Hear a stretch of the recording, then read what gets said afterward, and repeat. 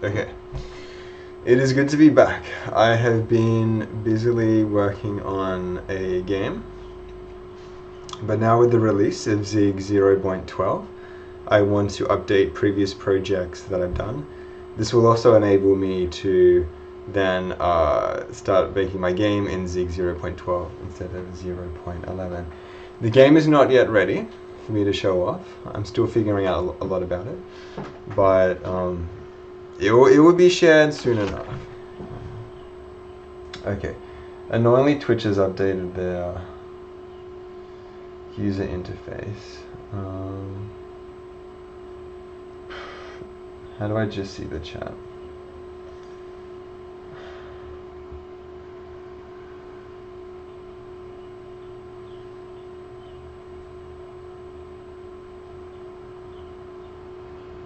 Whatever. Let's go on with actually loading this. So let's begin by downloading the latest Zig compiler.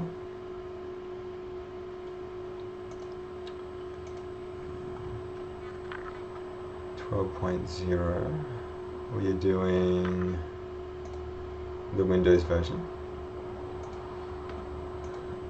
That was incredibly quick. Okay, let's remind ourselves, where are we extracting this to again? I think we're just doing it in our home folder.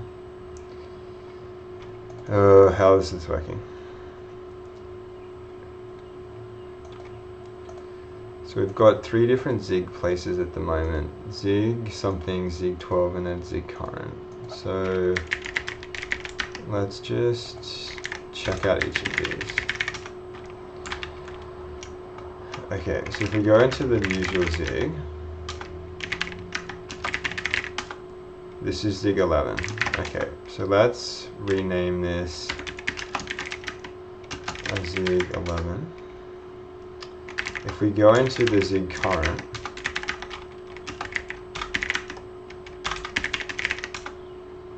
this is that dev version, okay. And then, what was the other one? It was like Zig,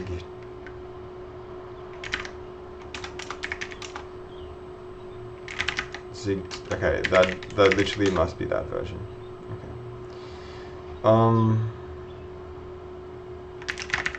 So let's just make another one called standard Zig now, and we'll extract the file to there.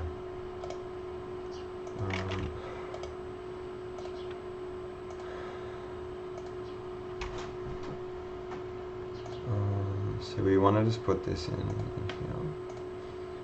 and what is up with this new Twitch interface? I am not a fan of it at all.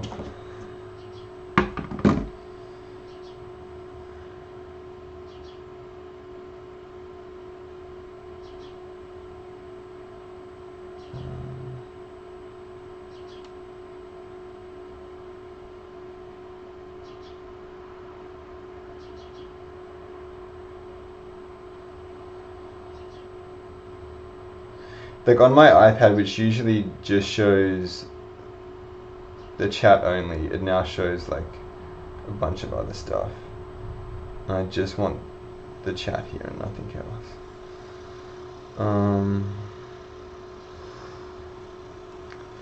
Whatever, let's just get back to it.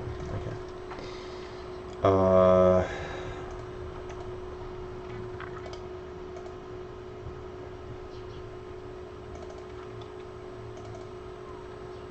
So this is our Zig 12. So let's just rename this as Zig. And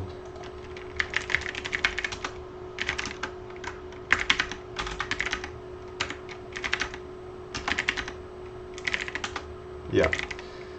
Okay. And more generally, if we just do Zig, it should still be in the path. Oh, yeah. Because our path hasn't changed. Great, okay. Let's get on to the actual updating of everything.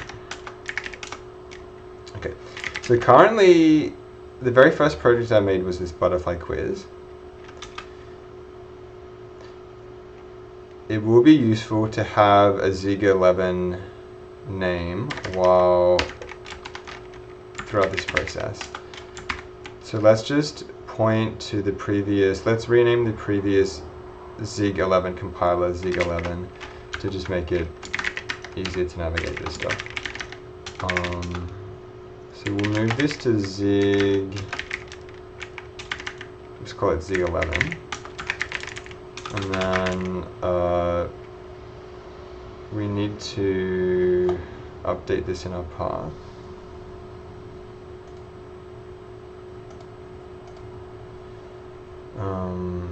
Yeah, so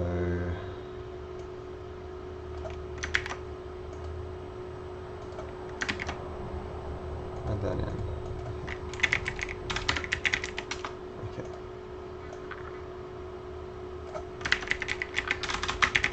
I forget the command that updates the relevant shell variable. It's easy just to relaunch it. Okay, so now if we do Zig11 build run, what did we have originally? So we had this app that helped me memorize these butterflies. If I can remember these again. So yeah, that was that one. This is the Pearl Crescent. I may need to redo, have more practice with this app. I've forgotten many of these. Okay. Anyway, if we now try and compile this with the current Zig compiler, it's likely going to fail. Or maybe not. Okay, it did fail. And this is using the latest, one of the latest changes. So in the Zig 12.0 language changes, the very first one is this unnecessary use of var, and we're already getting hit with this. Interestingly, the build system is working fine. I suppose we changed that a lot around in the Sudoku game, but we kind of left it alone here. So when we get onto readjusting the Sudoku app, whatever fixed version of that is, I might just reapply in this version. But for the moment, I guess the build system is failing.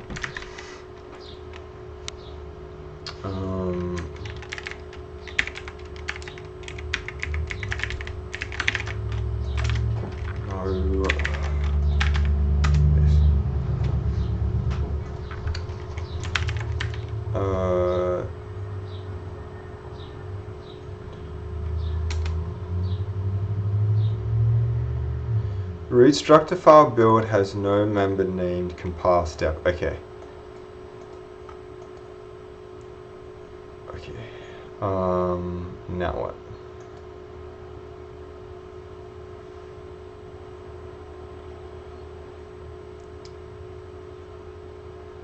So I think going back to when we made this, at that stage I didn't have much experience with the build system, so we kind of just copied stuff in until we got something to work.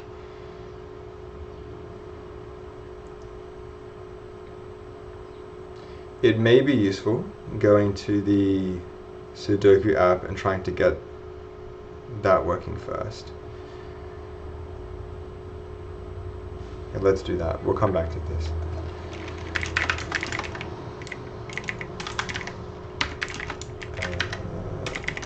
Oh, that's right. It was the 4x4. Okay. Also, I haven't yet used this compiler tag saying, hey, the Zig compiler needs to be this level. I want to add it in for the next project. Yeah, we're going to this. And yeah, similarly in the build script in here.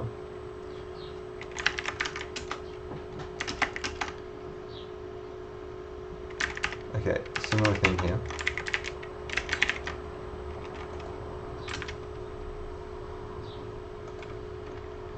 Okay, same exact error. No member named compile step.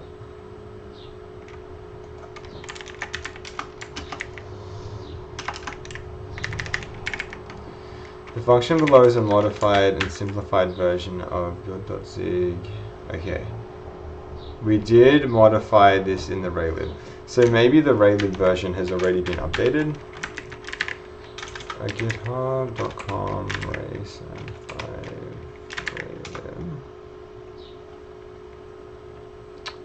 Raylib. Okay, yeah. Drop support for 11 and use more idiomatic build scripts. Okay.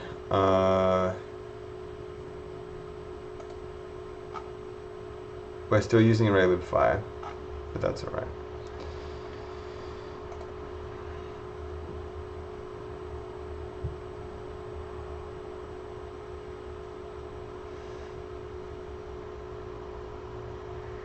This looks way too small to be a build script. So where's the actual build script?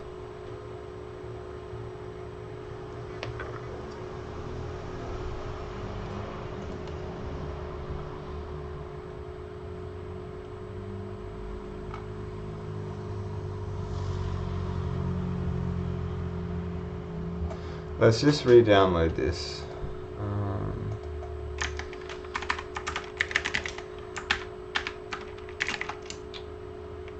Let's go to temp. And we'll do let's actually Raven.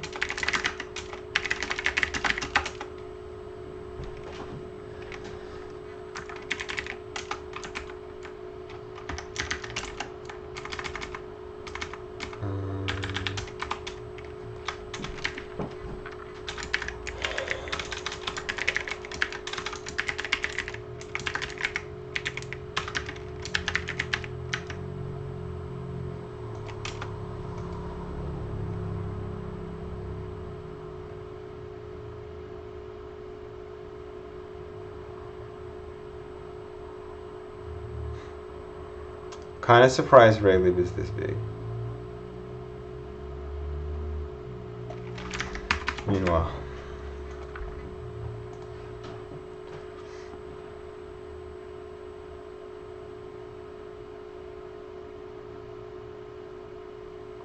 So try raylib.build. Okay, so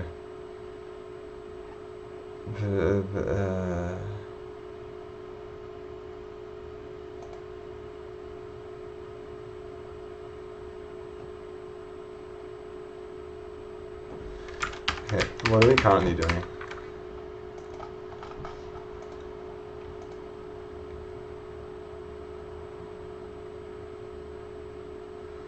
So yeah, with the usual build strips, we're just saying what, like, in terms of the target and the optimization level, get these from the command line, and if there's nothing, enter the command line, make the correct choice. Describe the executable we're going to make. Actually kind of make it. Do all of these steps here.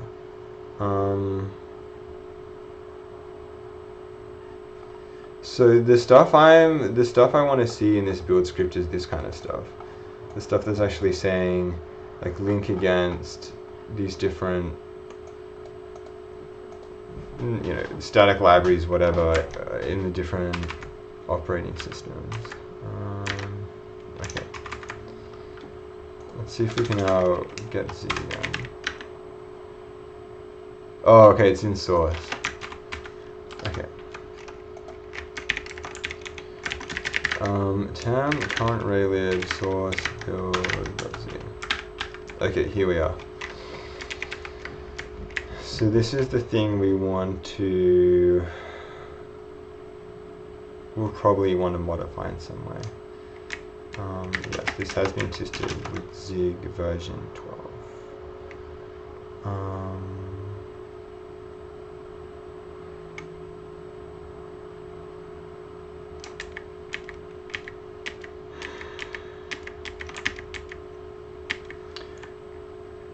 When we did this Sudoku app, this file was kind of messy and untidy in some ways, and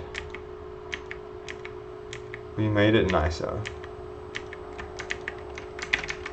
So I don't want to just copy this entire thing, right? Like this was, where's our version? Like in our version we were like, these are the relative path of all of the files we actually need. These are relative files that we don't need, and then kind of just like add them, etc.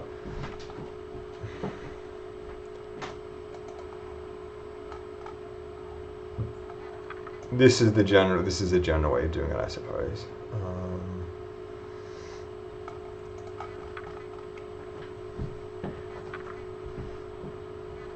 But we shouldn't have to modify this too much in order to get it to work here. So, okay, so again, what's failing? So the failing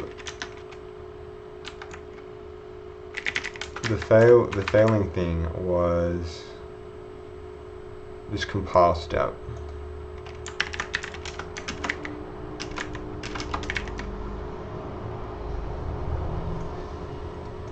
What is it currently? So now it's like standard build.step.compile. Okay.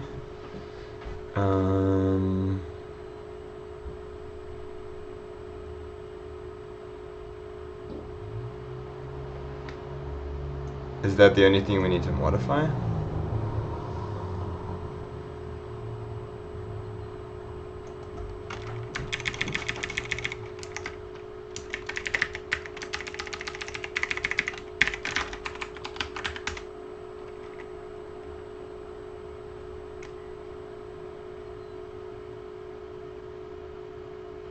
Expected type target query found build.resolve target.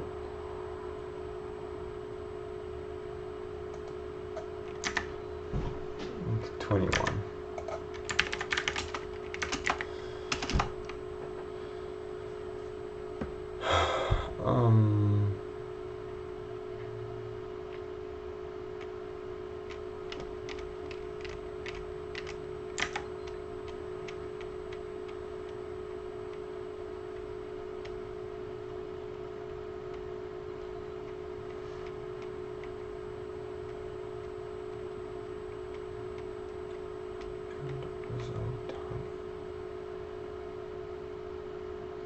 We may have to read through the source code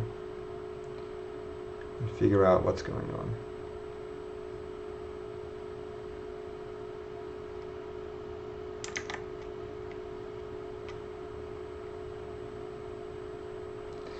Because yeah, these kind of types I don't remember. I don't think I ever knew what they were to begin with.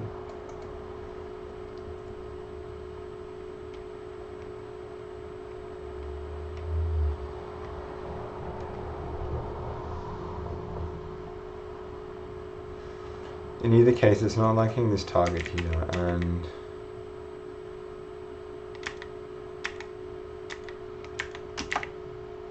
this kind of looks like a pretty fundamental thing. Okay, does the documentation have any changes on how the build system has changed? I remember seeing something about the build system, but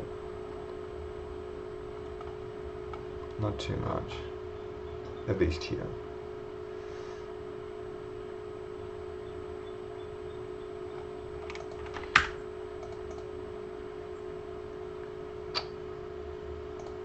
Maybe the build system itself has been updated a bit.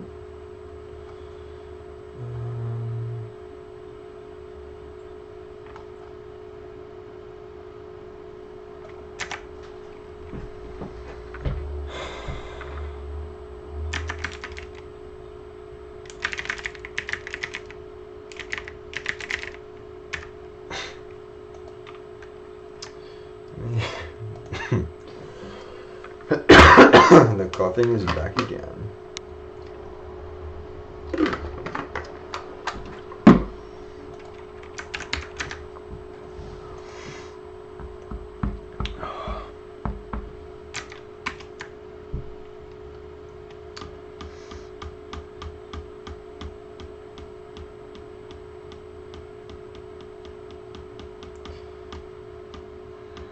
Okay, so what's actually happening in this? I don't get it. Just worrying because I modified a lot of this myself and I've already forgotten. So we're saying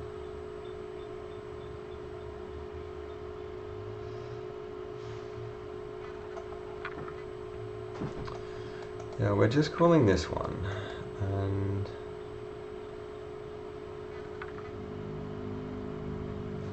okay, so I guess it is this like build.resolve target instead of standard zig.cross target. There's no real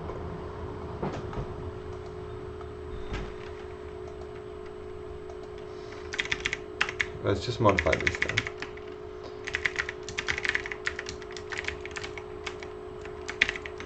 And let's actually look up what this is. Zig lib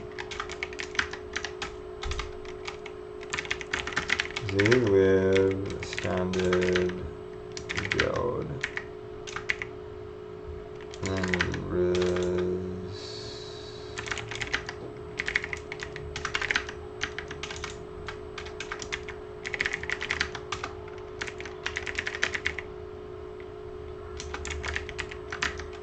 where is this resolve target used?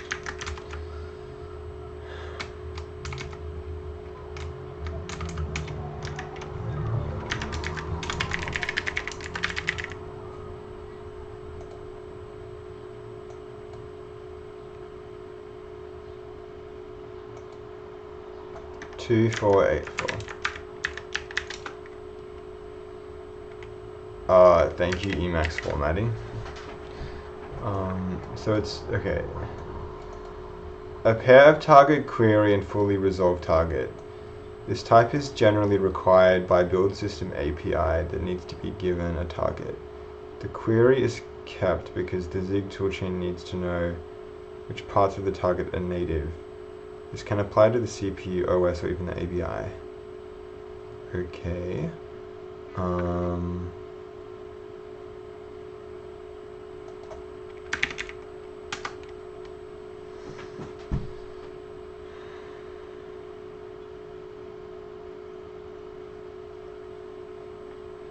But otherwise it's still following something. This pointed to a build, this thing, the optimized option, which hasn't changed.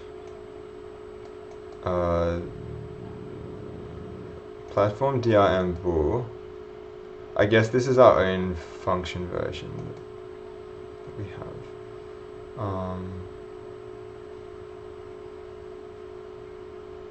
Since maybe we don't care about the options. Okay. Maybe that's actually enough. No. Root structure file has no member named C source file. 4.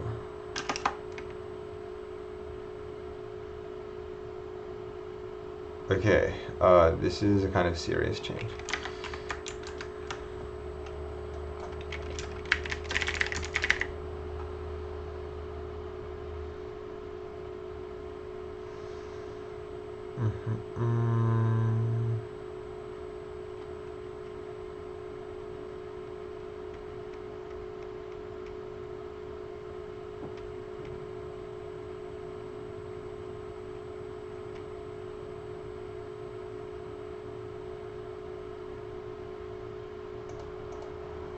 So now it's like in build module.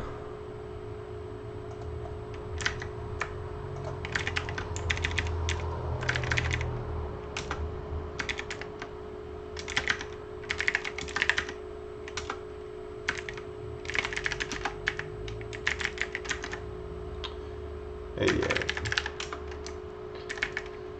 Okay.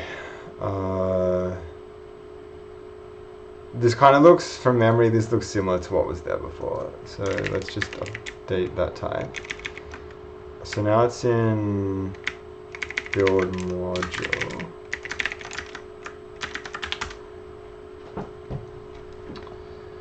Uh, 91, no field named get OS tag in build resolve target.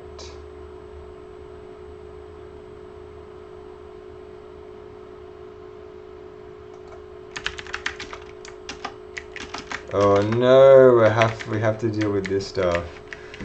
Oh,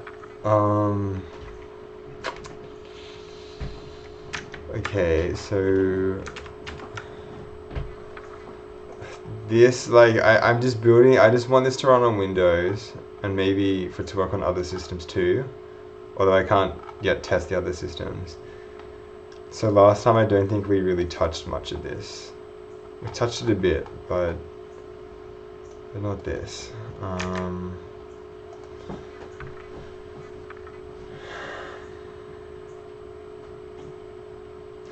I would imagine there's still something called get OS tag. So let's check that.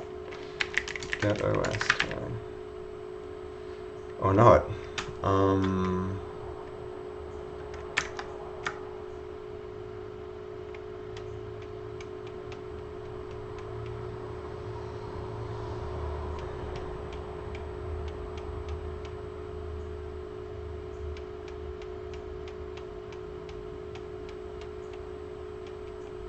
So what do we actually, where are we doing this?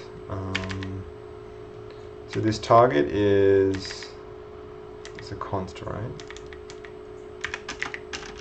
So maybe it's been moved from standard target options.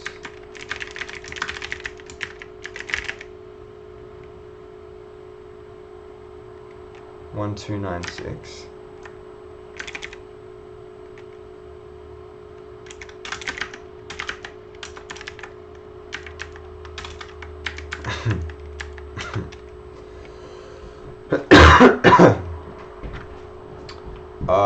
What?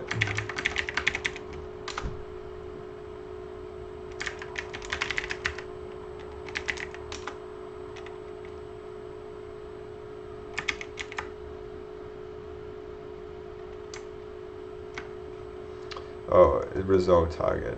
I was silly.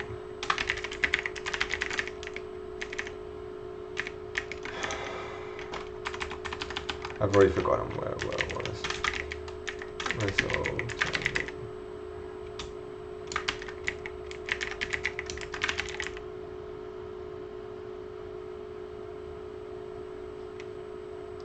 That's right, 2, 4, 8.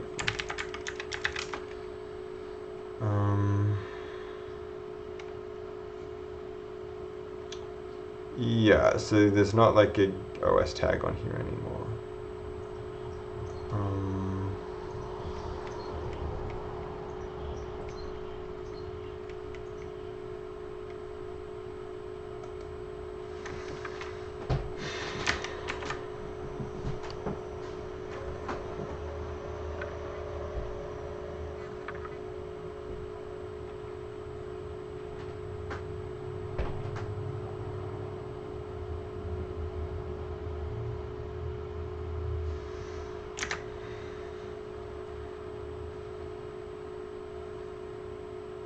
Let's just check out the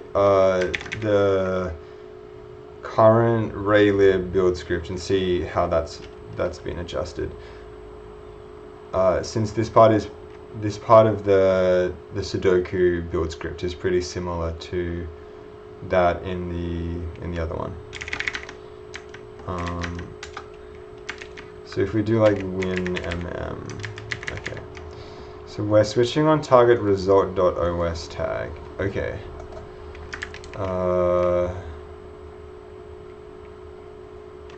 Let's just check that out.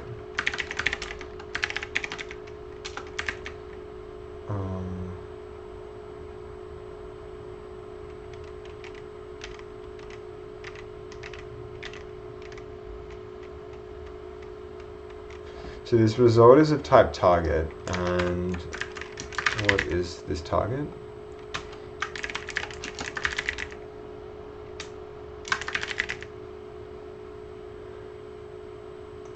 Standard.target, okay. So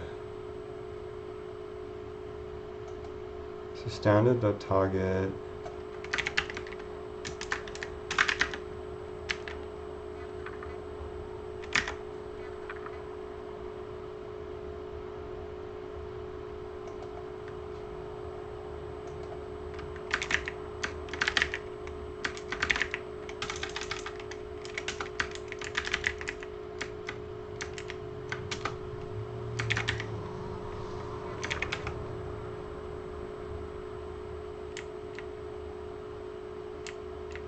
.os.tag, okay. And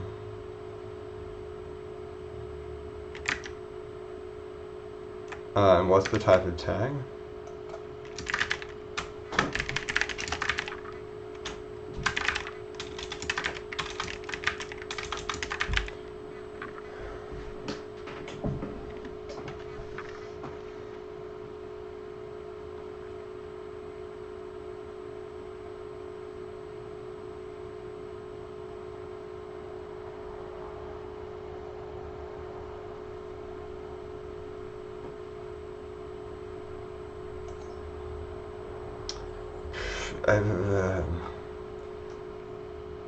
Oh, okay. No. Oh, it's literally here. Oops. Whoa, there's just so many different. Like the Z project is ambitious. But when it works, it will be so great. Like, just to say like the target is PS5 and just like have it build. This will be so good. Okay. Okay. That clears that up.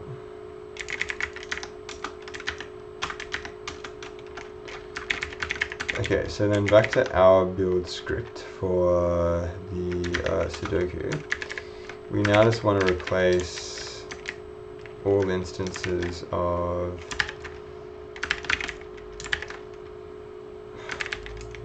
target dot like get this thing.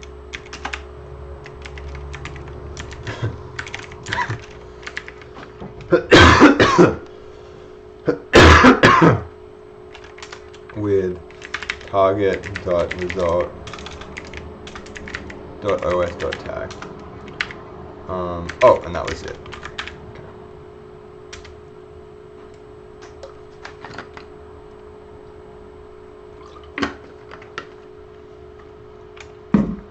Hey, things are building.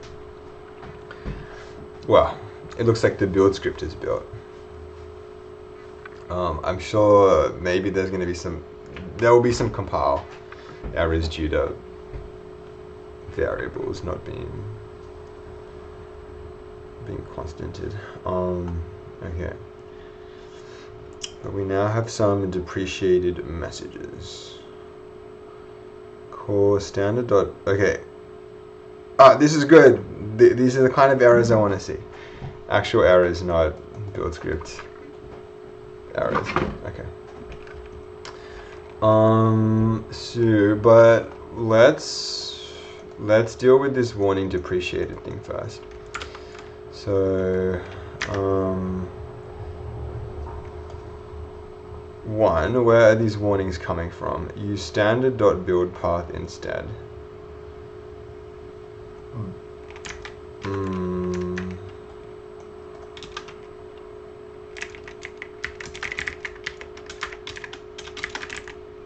Can I see this as an error message? Okay, 2174.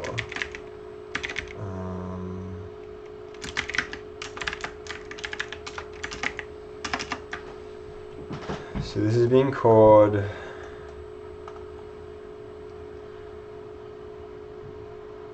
in what? Oh, in lazy path. Okay. So let's update all of this.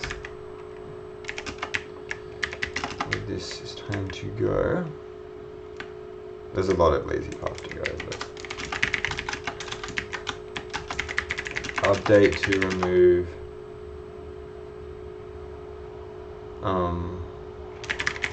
compiler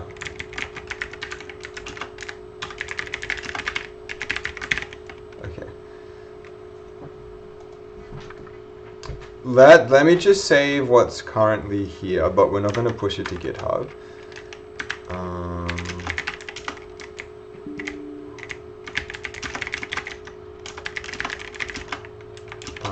Began updating build.zig to work with zig 0.12.0. Okay. So, yeah, so what are we meant to replace this with instead? So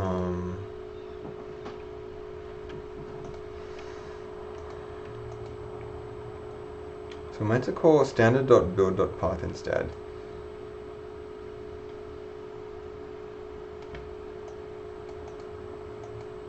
In fact, is everything here depreciated? No. Yeah, it is. It looks like it is. Use the path function instead. So, in standard build.path. So, well, we are in the build script. So, is it like fn path?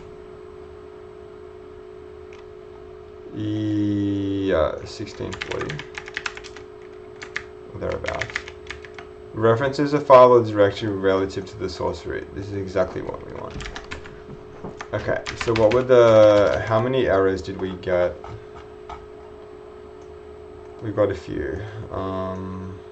8, by the looks of it. So we want to be using standard.build.path. What is this? Tell it the build script. Whoa. Okay. I don't know what that type is, but whatever. Something the subpath.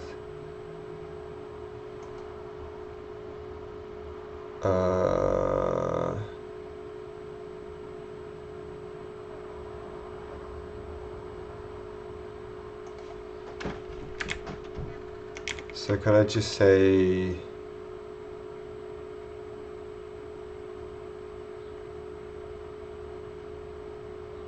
standard.build.path? Will this compile?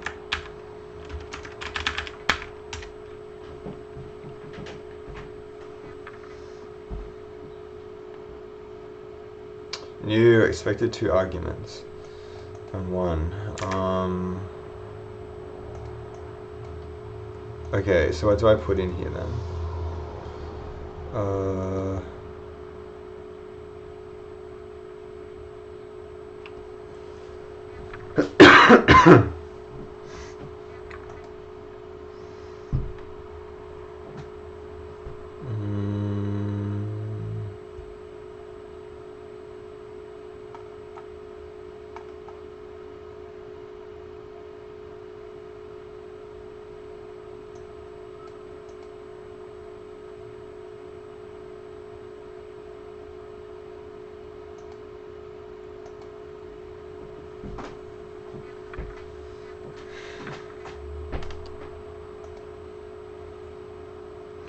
Like, this isn't this method, and so I guess we do actually have to say it, but then it's like I may have to just redo these like ziglings again, since there was I did it all the first time, but I've forgotten a lot of it, and now that I know how much more the language works, it may be good to just remind myself of or relearn the stuff I've forgotten. But anyway, I'm not sure what I'm meant to be passing in here.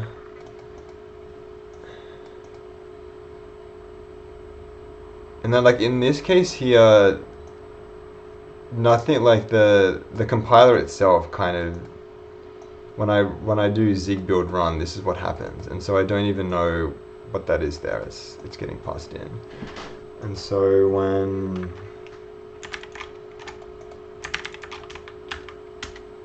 we're doing that, what do I put in here? Unclear.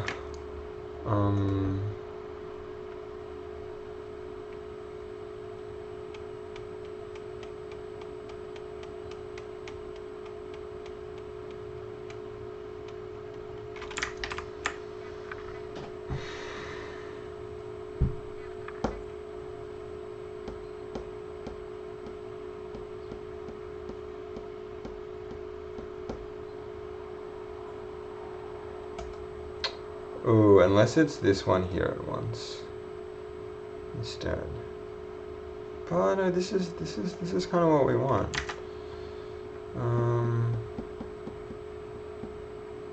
Well, what is this 1830 version?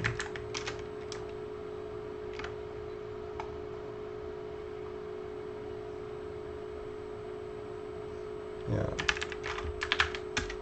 What do we want?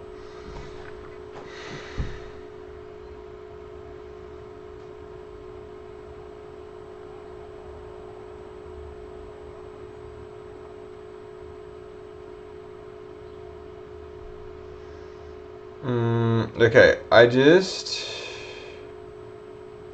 okay, maybe we again go back to the current raylib version and see what if they call this .build.path.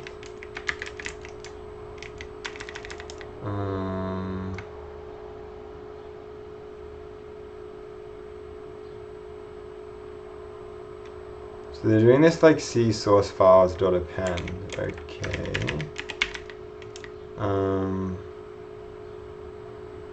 No, we're not like creating some like we're not doing an allocator in a build script. This is going too far. We're gonna just figure out the simple version.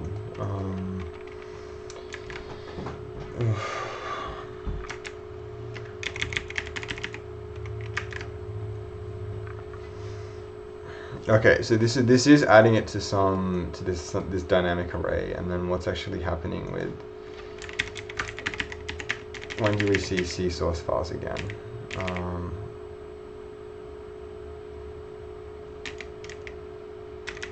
Okay, down here.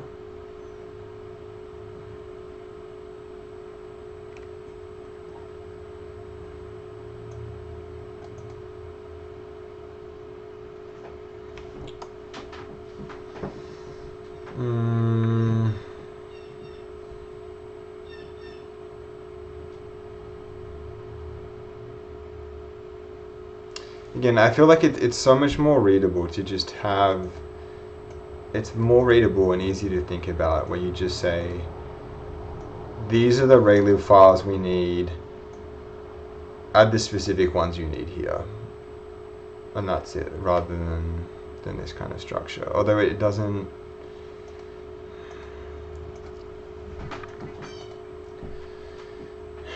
we'll push through this. We'll figure out this extra argument to add.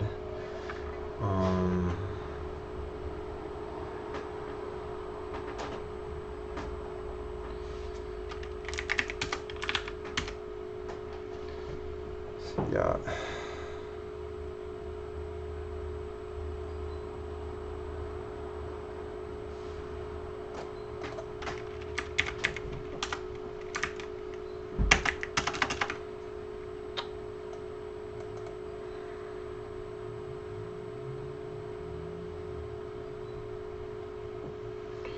Maybe I can just search GitHub for someone else who has used this. This would be easy, I think. So, where's like the advanced search?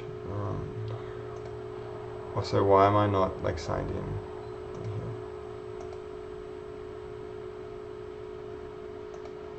Have I been logged out?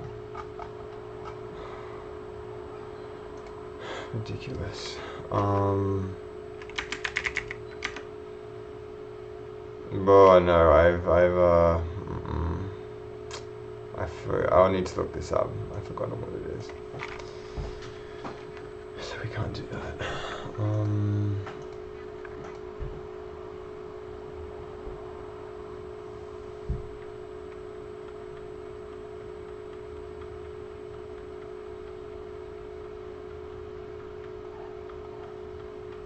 But this is the thing, like all of these contain this. See, it says like self. It's like.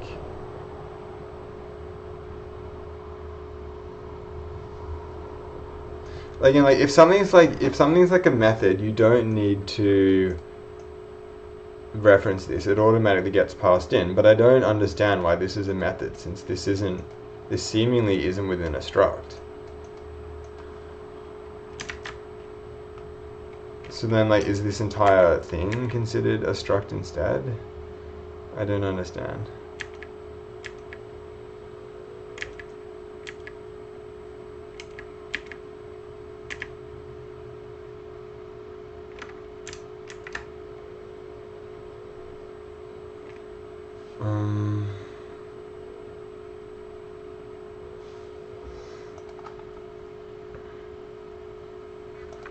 So do I literally just say like B in here instead? That may be all I need to do.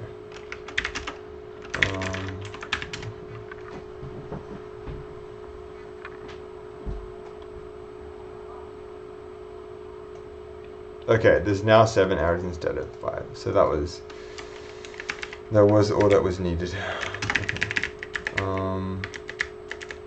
Okay, so we're replacing lazy path relative with standard. Okay, so replace this with standard.build.path b.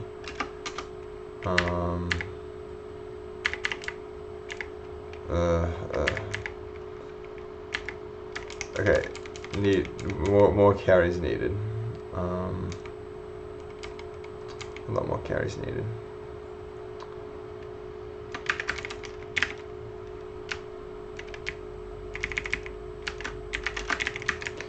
So we actually want to be replacing. We want to get rid of the first parentheses. Okay, so replace that with, now what do we want? Standard.build.path space.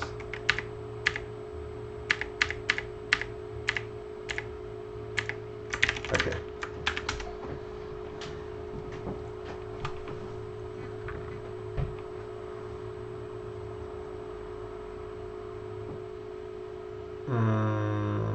Okay, and now we're out. Now there's no more build error warnings. Okay, so let's save this.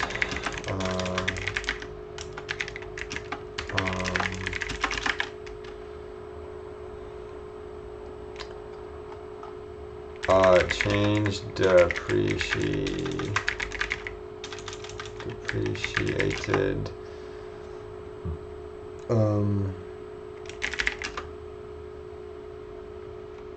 Source file specification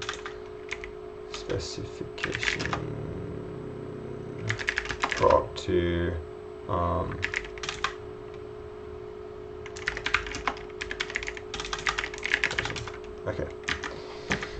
okay, so now I can actually get on with the errors. So get rid of this and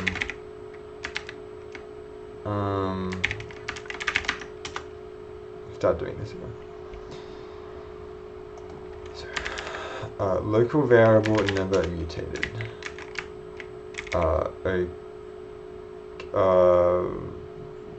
But this could be mutated if it's solved. Oh, but I guess we don't update it again. Okay.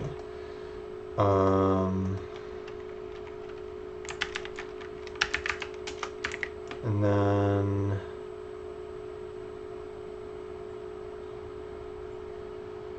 We finally now have the absolute value function, not just for floats. It works for everything.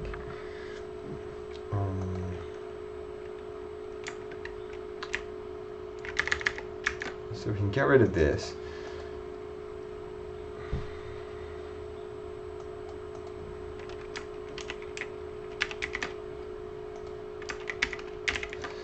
This conversion thing here, in the rotating cube thing we did, there was a way of casting this, so we can actually get rid of that as well.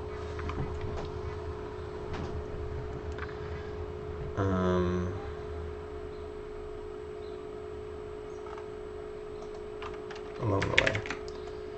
Okay, another... Let's just see how many times we call abs in our project.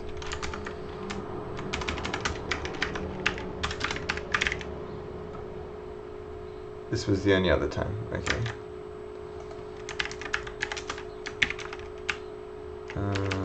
Another like set hover status.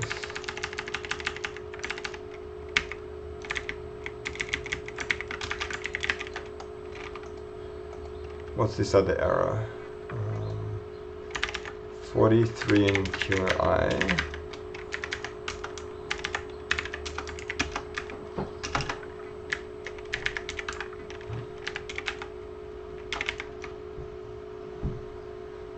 Structure file mem has no member named read int slice.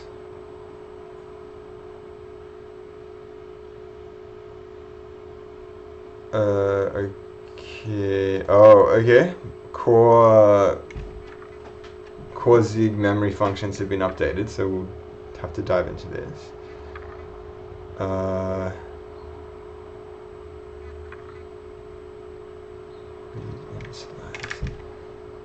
I guess, how has this been updated then? Okay, and what even is going on in this code? So this is the thing where we just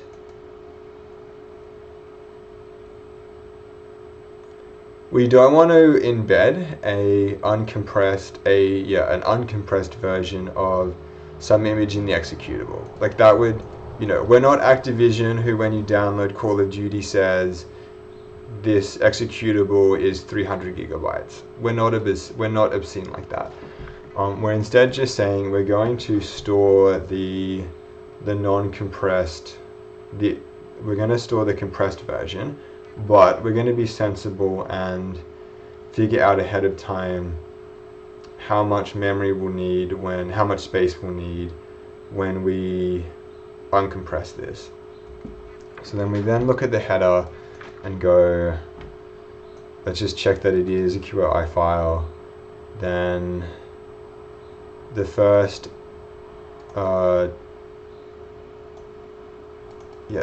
like 8 bytes after the magic bytes will tell us the heights of these images. And so we're just reading like ASCII, and so we're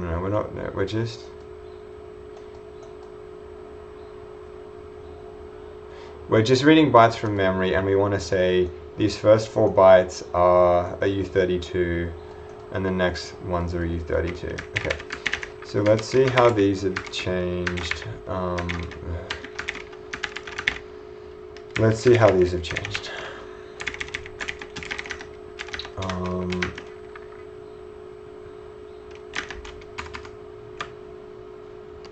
Maybe in here, oh yeah, how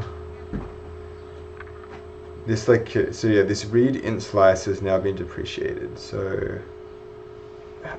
or maybe it's just been moved around. I don't think it would have actually disappeared.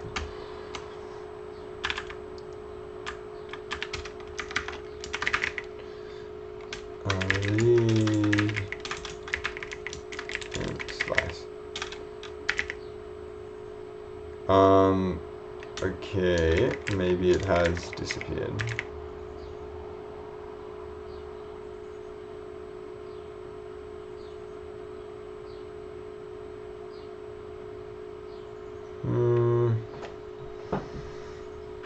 Or is it just called packed in slice now?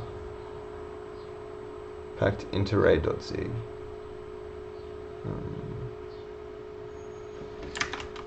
There is this like new documentation stuff, this like autodoc thing, but what's like the web version of this?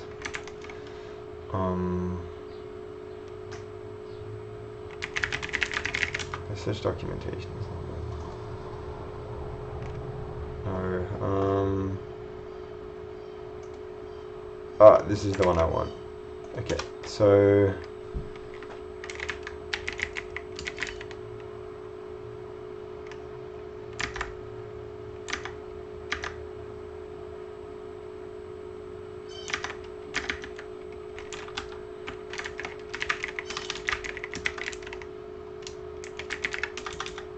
yeah, this like read and slice not working anymore. So maybe, is it just this now?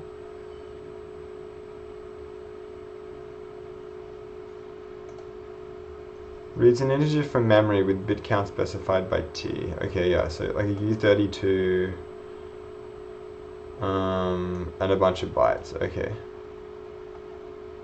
And as an example, oh, we need to specify the endianness now, which I guess we won't. Oh no, we were doing it in here. It's just slightly different now. It's now dot big. Okay.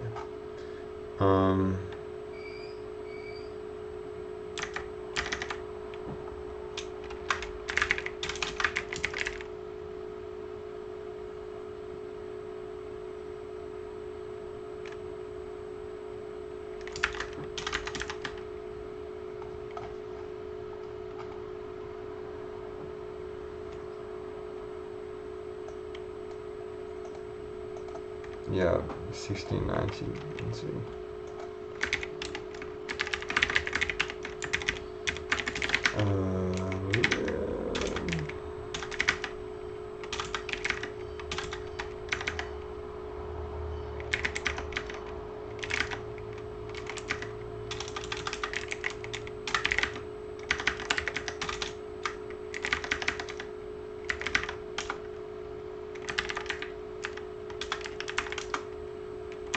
What was it? 1693.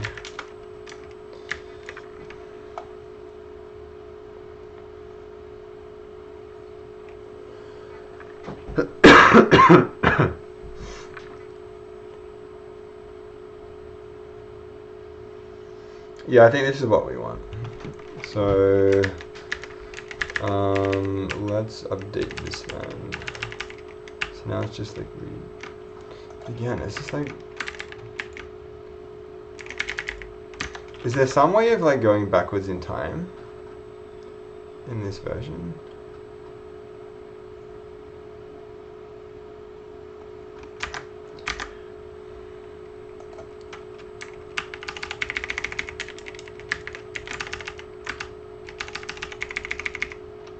And then this should just be this, right?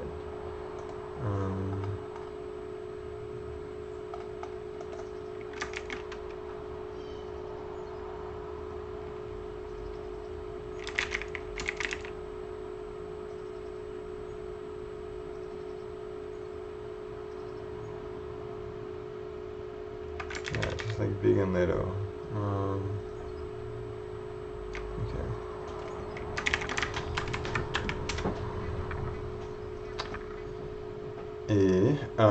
Math has no member named abscast. Yes, since we're just using abs now, thankfully. 784.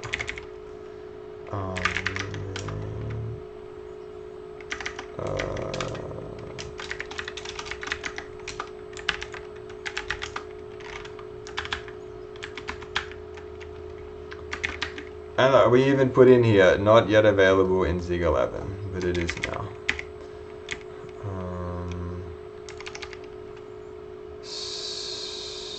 So,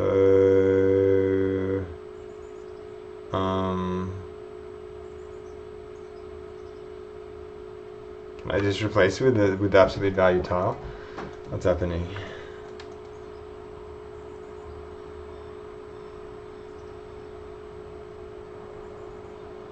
Oh yeah, these tiles are like negative. It's like range from -4 to 4, and so we're just casting them. We shouldn't do a -1 if this is a U size though. Okay, if it's 0 though, we are returning it. Okay, so this is now just absolute value of tile. We will probably still have to int cast this though.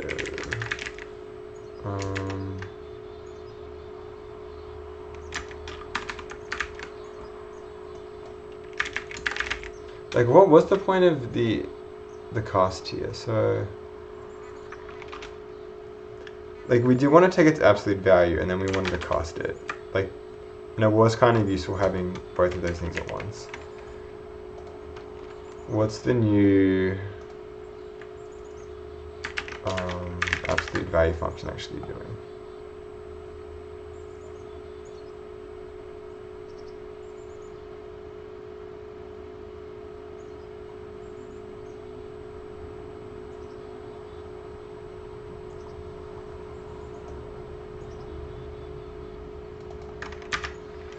So yeah, so we will do this.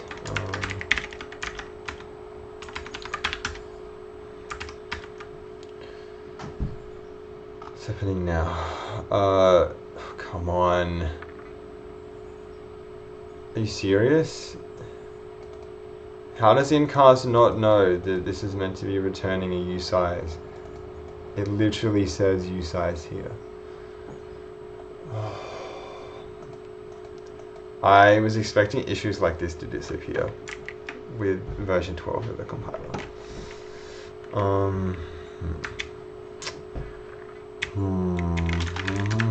This is a lot more complicated than it was before.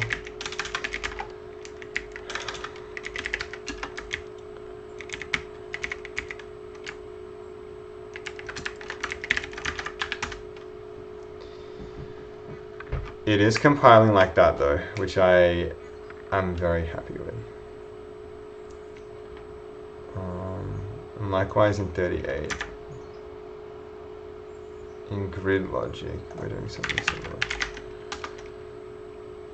Let's just copy this.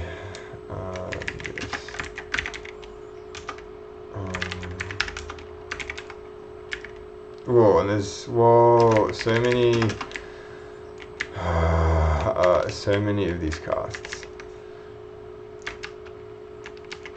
Okay, we will do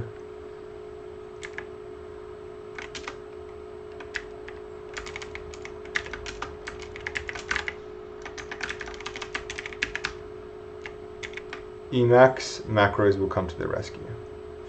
So we want to say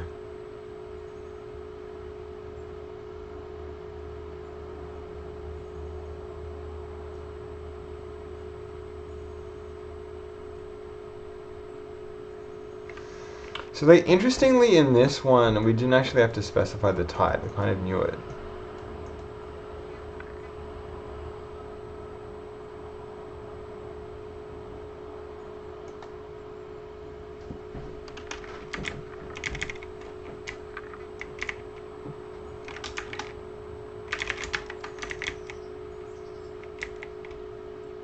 Like, what kind of compile message will we get in this case? Oh, it wants it from all of these.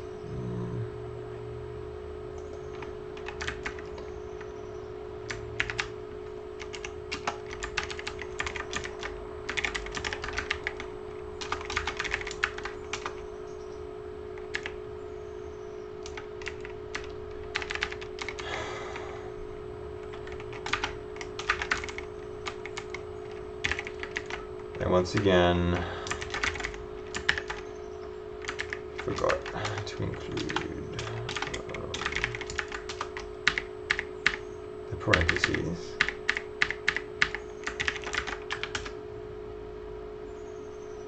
Okay, and wow, it's working again, and I didn't need to cast this. Oh, I guess because, yeah, it doesn't really matter what it is what the type of it is, since we're just doing a Boolean compare with these.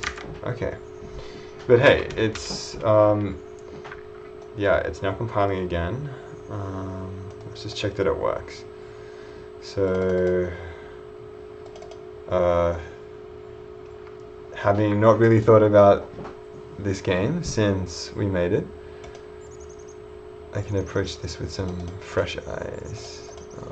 Yeah, that's working. We can reset it. Let's do like let's do the hardest one again.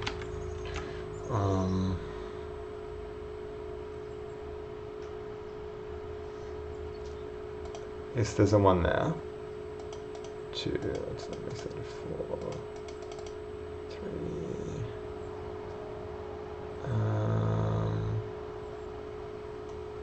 4, 1.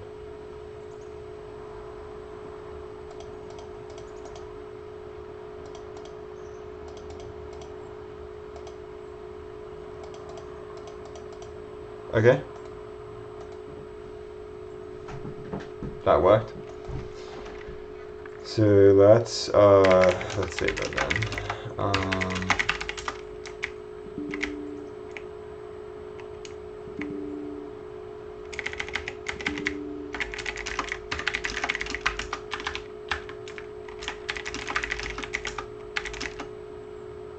I guess we did kind of change a lot of small changes.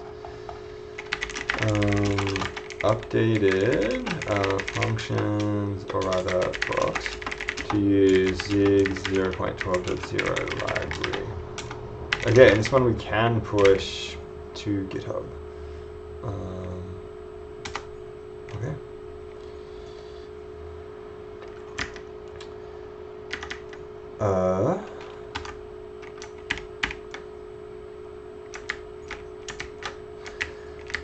So I think there's some other changes we want to do. So now we want to like change all of this to say, I shouldn't have yet pushed it to GitHub.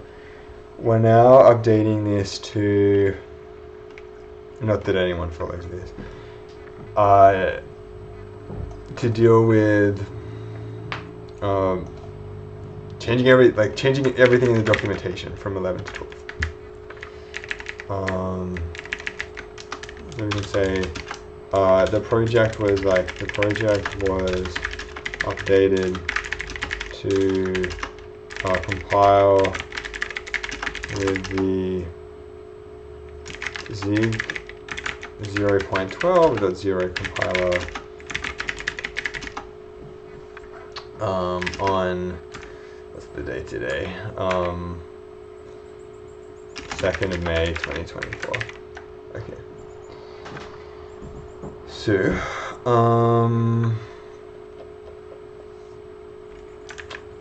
but we really should say the project was originally built with the zig 11 compiler. Was originally built with the zig 0.11 compiler and was updated to compile with. Saying like updated to compile with the zig compiler, like that would be something that's in the Umesis chapter in this book, i.e. would be considered bad writing.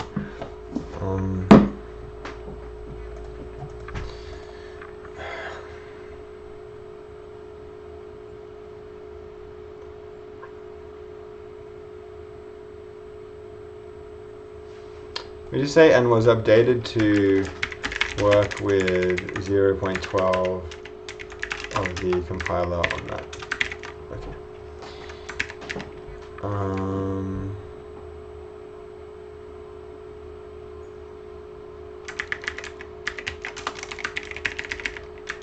We can say the project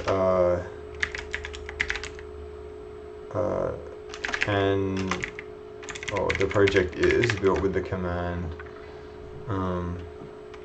This is more important information, so this should be above when it was made, etc.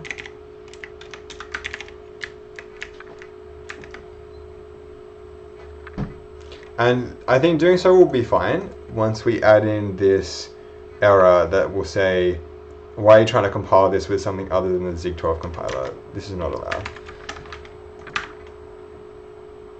How do we add that in? It's like,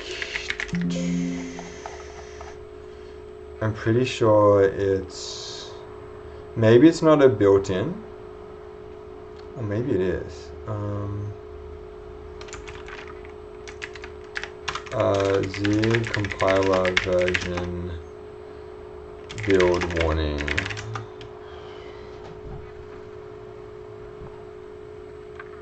Is Zig better than C++? Like, if you have to ask that question, you don't know what Zig is.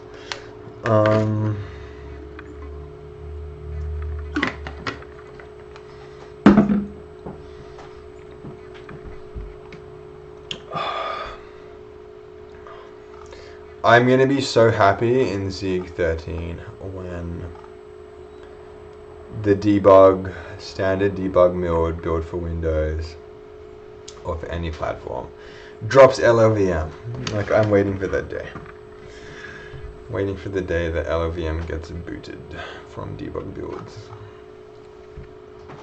And then the long-term goal, I think, of having an alternative optimization that is not LLVM.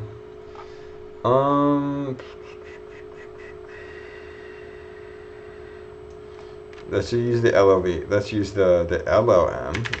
How do I issue a compile error in Zig for an older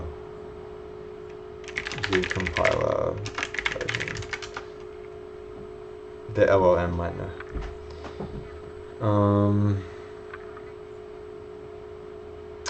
It doesn't.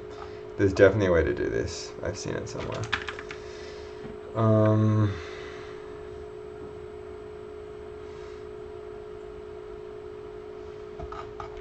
How do you like compile version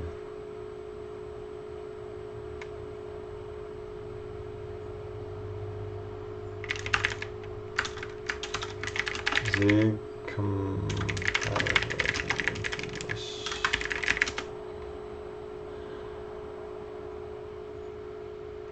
Yeah, this is what we want here. Is it possible to access the Zig compiler version inside the Zig code? This is slightly old.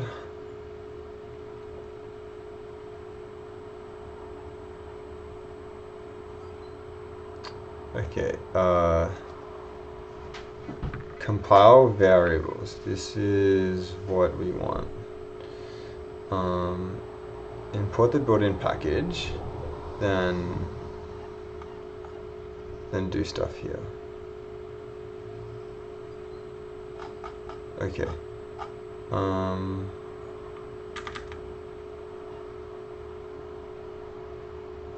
let's just check that out.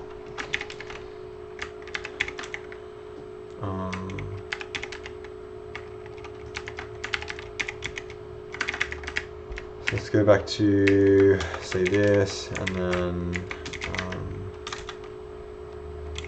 built in.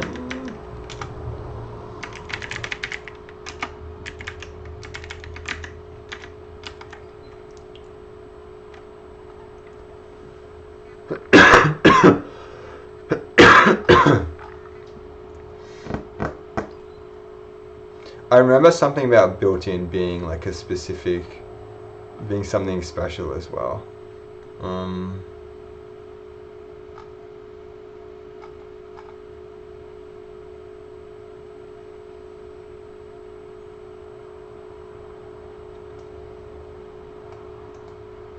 Semantic version. Is that what we want?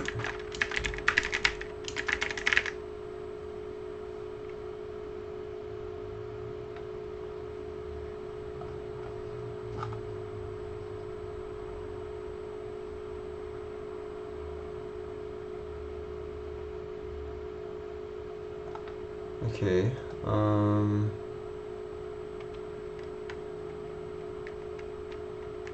Actually, if we go back to, what was it?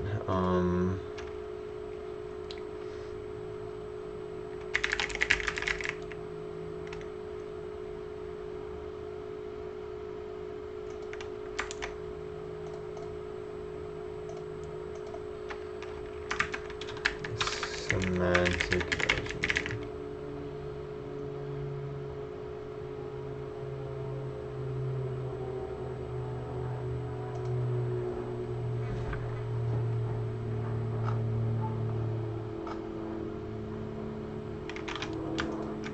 Okay, this is actually bigger than Zig. I didn't realize that.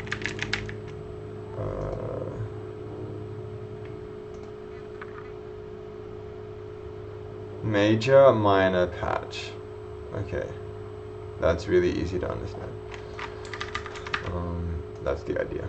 Okay, so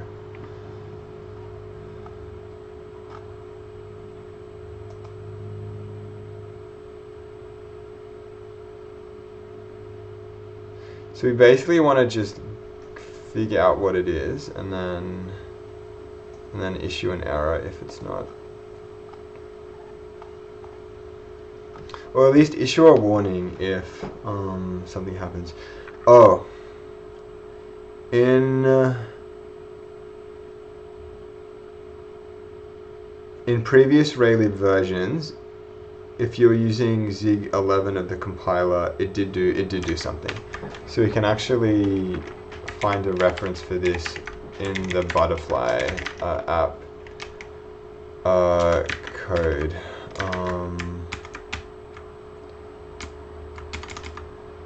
Somewhere in here. So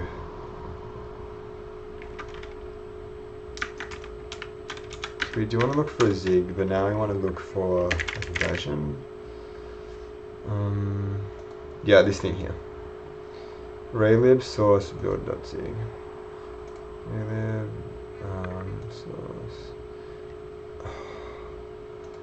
Emacs. I'm not playing tennis when I'm clicking on things. Ridiculous. Okay. So where was this, like 223? Oh yeah, this thing here. So built in, we know the comp time, of course.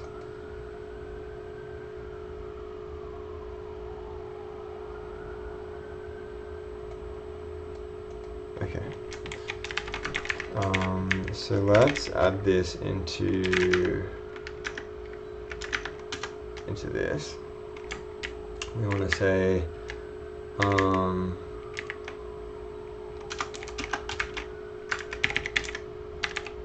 we don't need to say in here there'll be a compile error if it fails.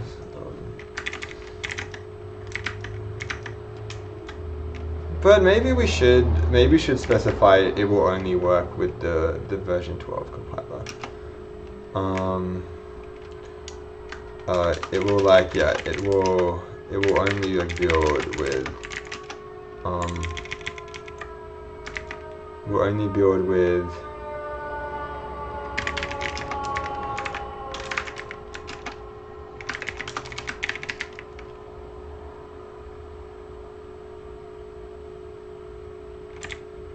so currently the minimum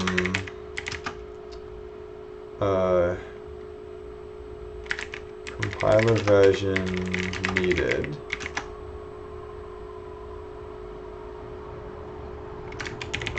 something like the project requires the compiler version to be at least 12 in order to compile.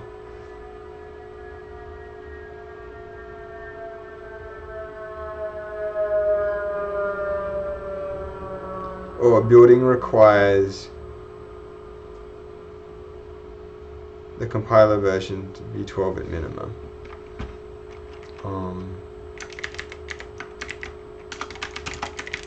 Building requires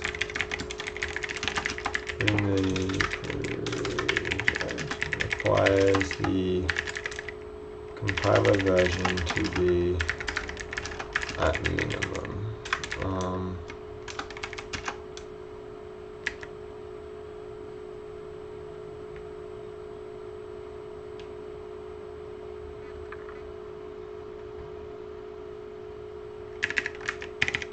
Okay.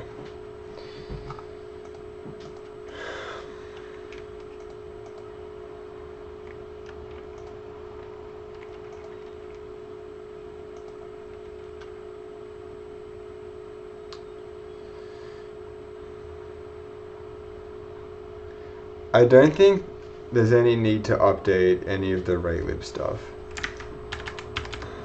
Like the this is something else I'm thinking about. Like raylib.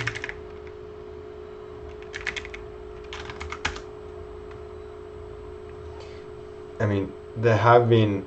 This isn't the only thing that is.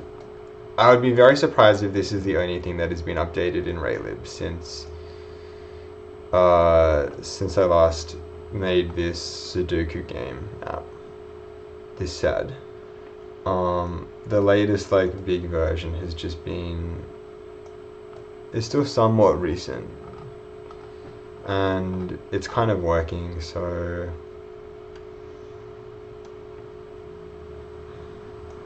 And I guess if the raylib releases are like 7 months or thereabouts, the project can wait before we update it again. And even then, like it's one of the core, I think, ideas behind Zig is that we want software made in this to be like maintainable. And so given that all of the files that it needed to build this app are just like C code and are contained in here, like do I really feel any need, or should there be any need to update them to keep it with the latest stuff here? I'm not so sure. Okay.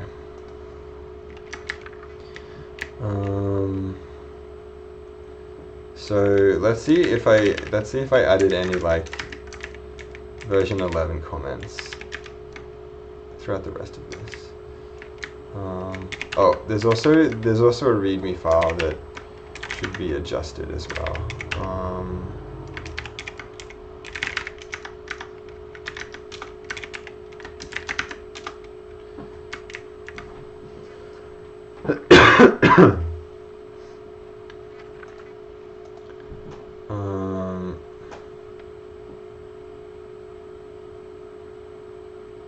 So yeah, this needs to change. This project was built with the 11 compiler.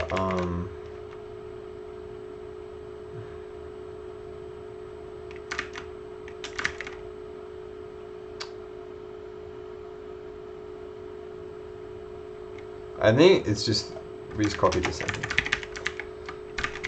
Building the project requires the compiler version.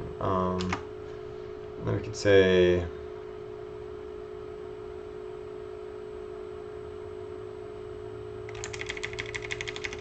doing it,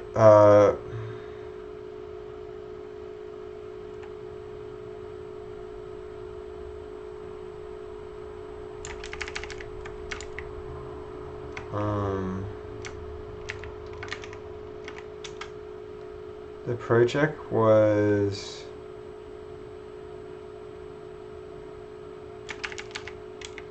has been tested with the Zig 0.12 compiler Windows 11. Yeah, has been tested on other operating systems.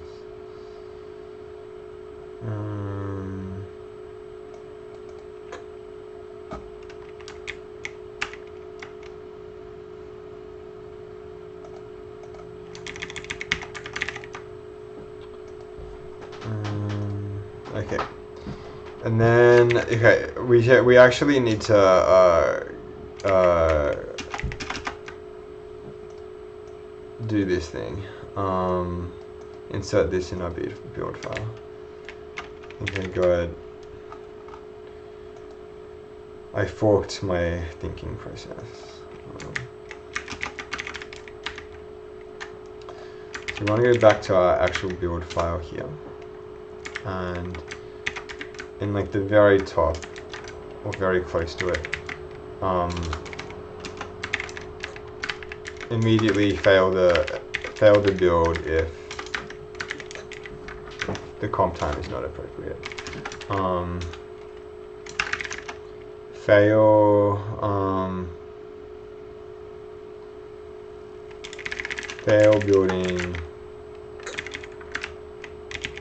the build if Zig compiler older than is used to try and build the project. So we want to say if the comp time is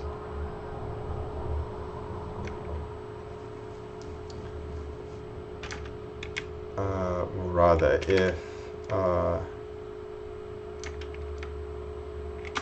if not this, right? If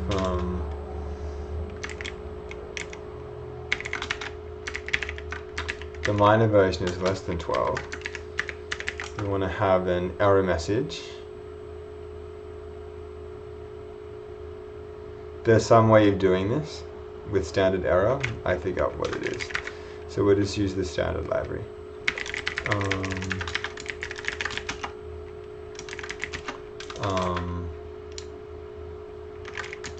Zig compiler version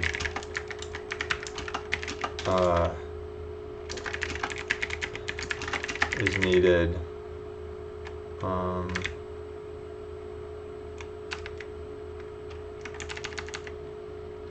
This isn't describing the problem. The Zig compiler is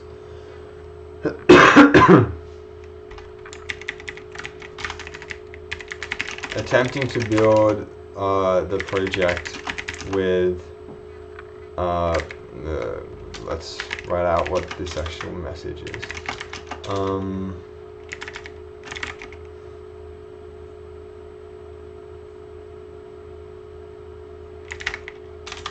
Old compiler message.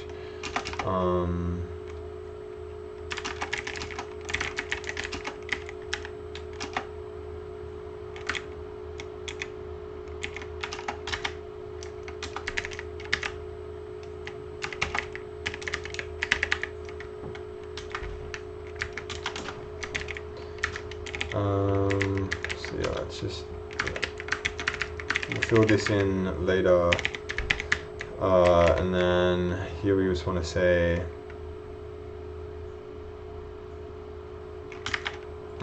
error s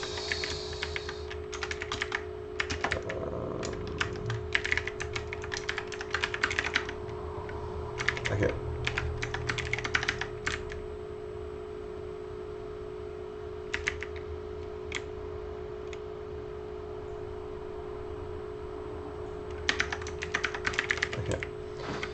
Now let's say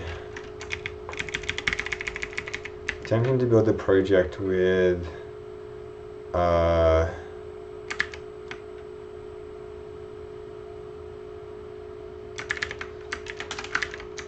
let's actually do something a bit more. Let's just say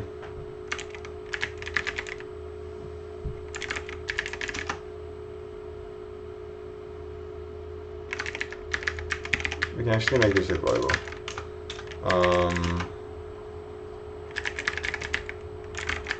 Current compiler minor version.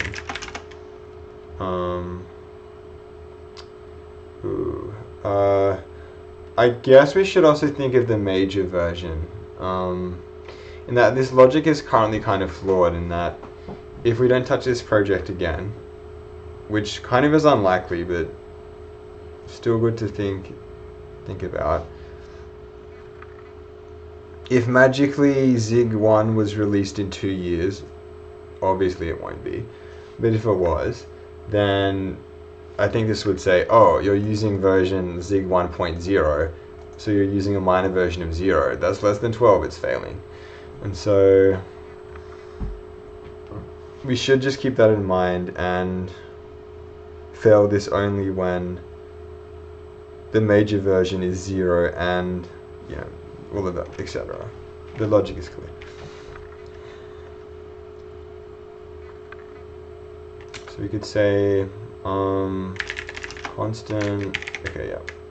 So current compiler major version is built-in.zig version, presumably major, and then we want to replace the major with the minor, but let's just check that. Standard zig library standard. Where do we find this in the source code? I don't know. Yeah, let's do current.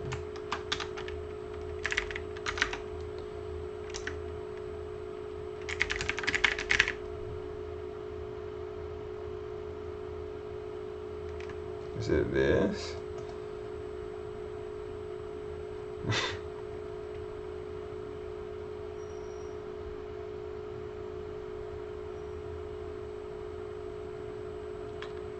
Okay, build step 358.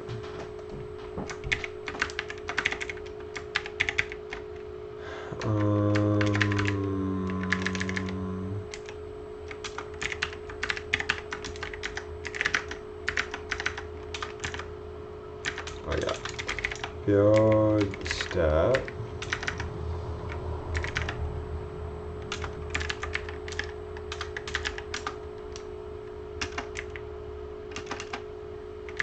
Oh, it's like header tag.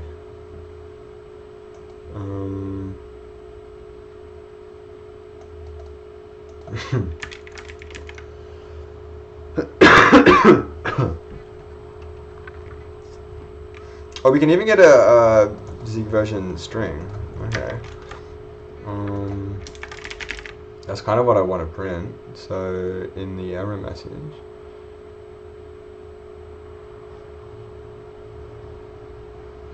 There has to be a list of all of these like built-in stuff. It didn't seem to be here.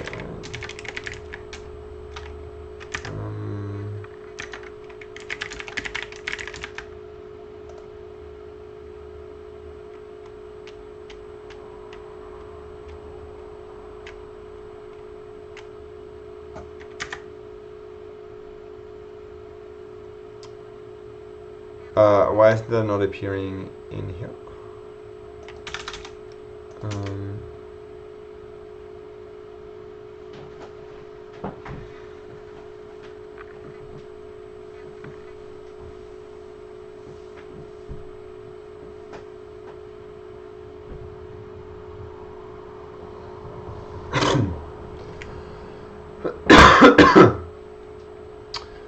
Okay, maybe it's just in the general build names.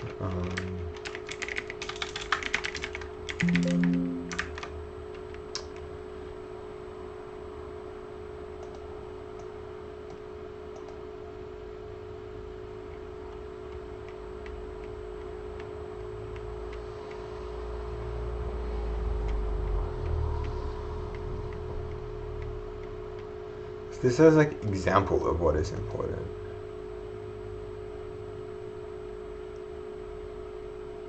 What actually is imported with it?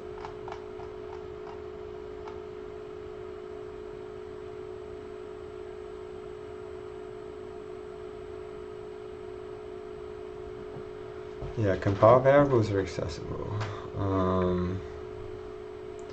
Where's the list of these compile variables? This is what I want to know. I'm not seeing it. What are the compile variables?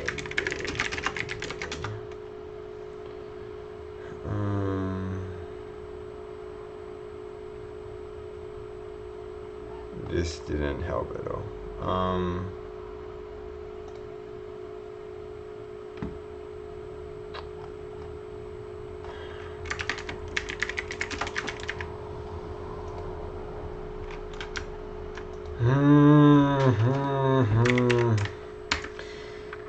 annoying, but technically we know how to solve the problem. So we can just say current compiler version string is equal to a built-in .zig version string.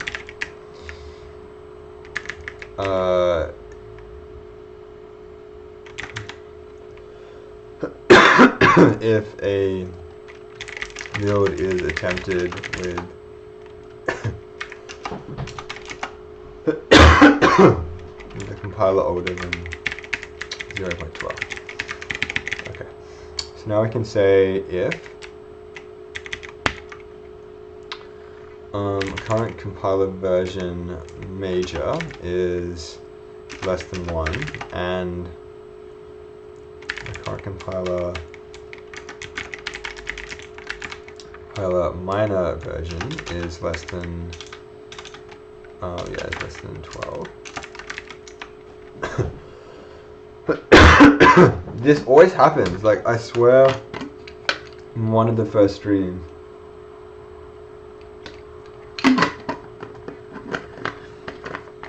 Just coughing a lot. Like it's always when there's a cat in the house. It's like always. Old compiler error message. So now we want to say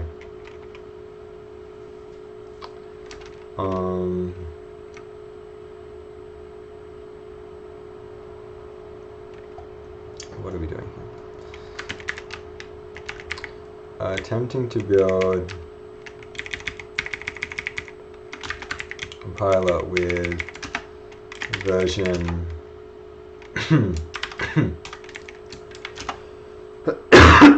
string, comma, version 0.12.0 is needed at minimum.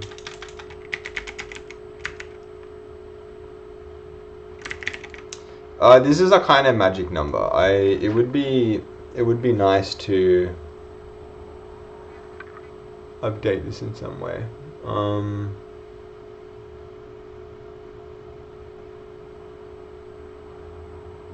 Why don't we set some variables with this?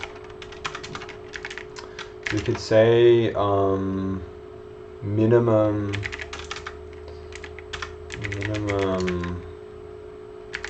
compiler version major. We want this to be at minimum 0. And likewise,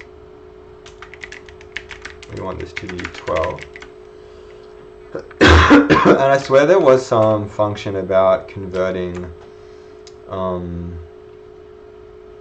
like zig version into like some zig version string, but we can just do our own. It's fine. So if the current compiler version is major version is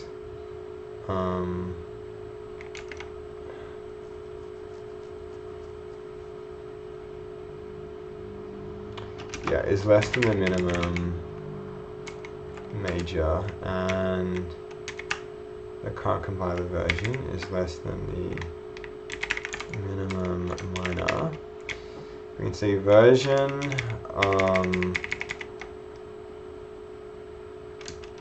number dot number dot 0 is needed at minimum. Okay, now we can just print here the old compiler message, or rather like old compiler error message. And here we want to say you're trying to compile this with the current compiler version string. And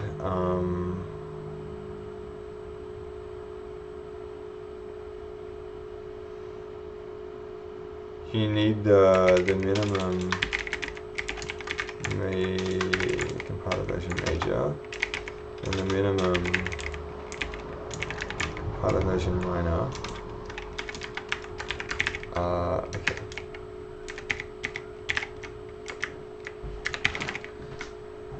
And I think that's kind of all we need.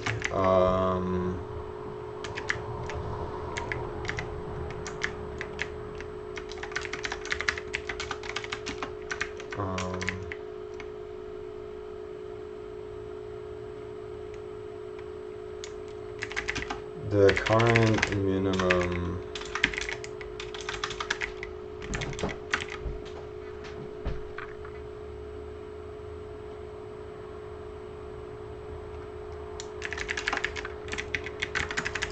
you could say the compiler needs to be version 0.12 at minimum.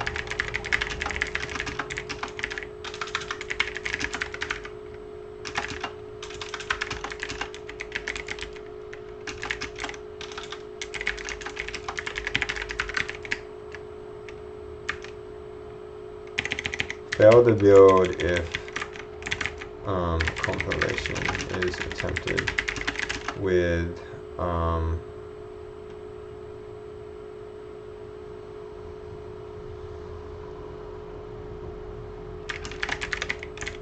a compiler that is below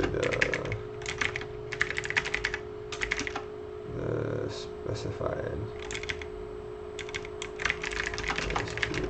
We'll just say that's too old. Okay. Is this all that we need?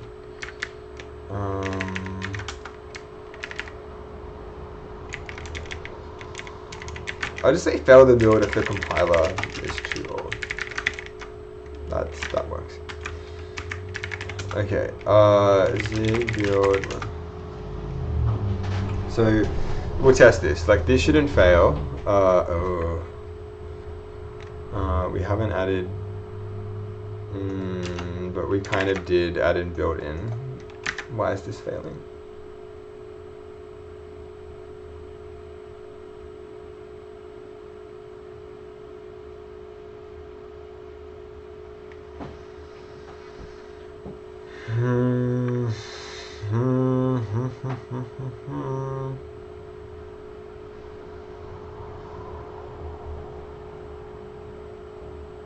I'm really confused.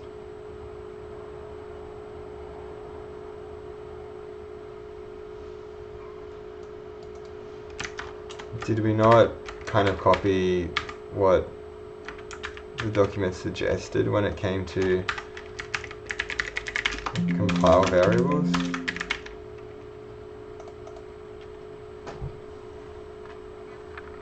Oh, it's in standard now, so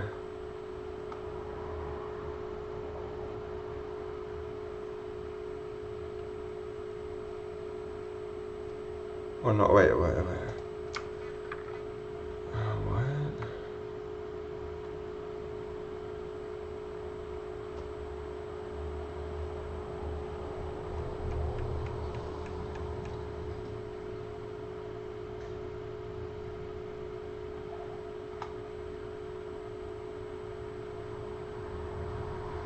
See, it says like standard.built-in here. So then why do we even need to import built-in? Does this appear anywhere else in the file? Yeah, but if all of this is standard, can we not just get rid of that?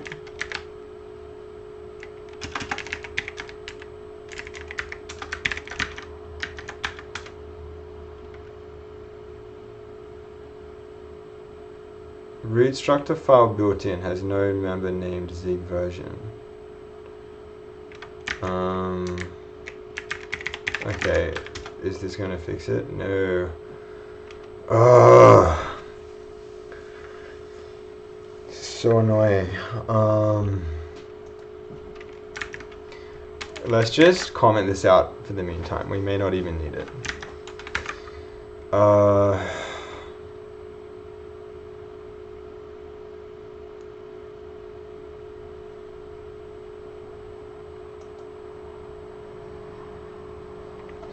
How do I get the compiler version?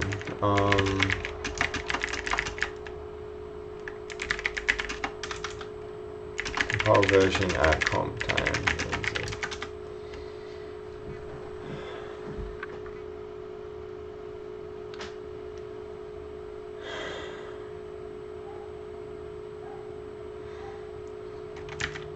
The LOM is not helping here.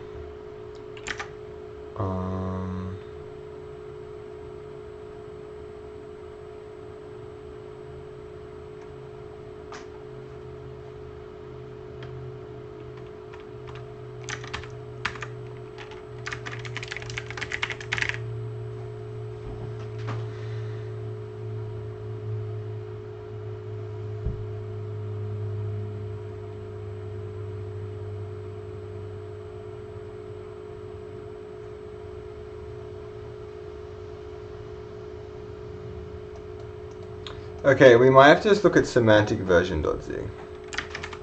That feels like that sounds like something quite important to check out.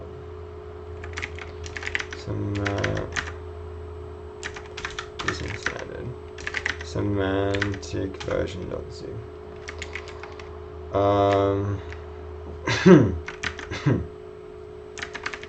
Zig version.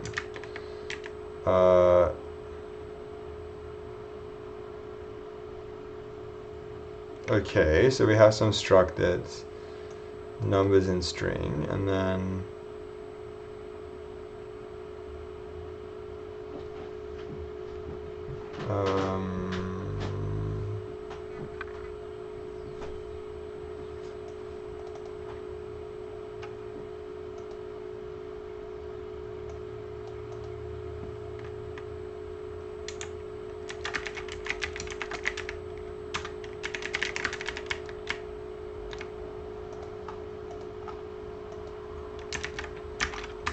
okay, so what's failing here? So we're saying it apparently has no idea what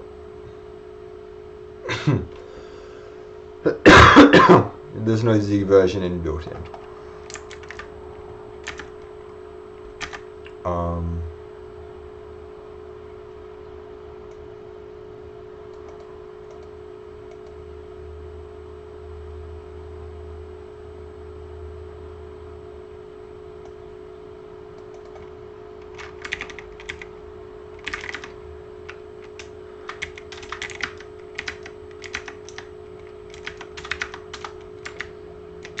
So yeah, but when we had built in here and we said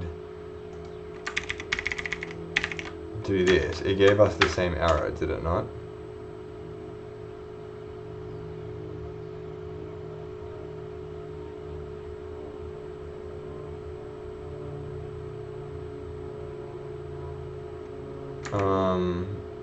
Is something wrong?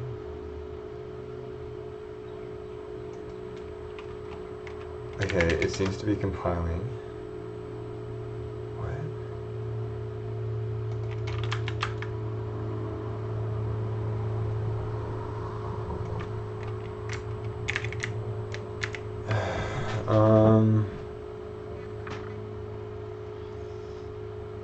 Wait, this makes almost no sense.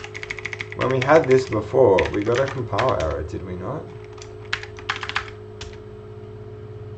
Yeah.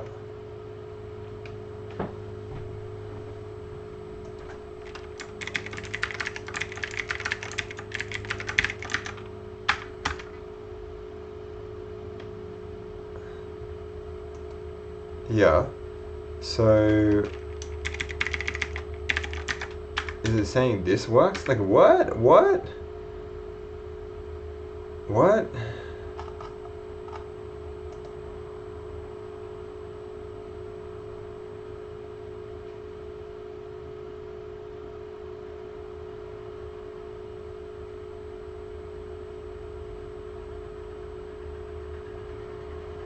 Yeah, okay, really confused what's happening.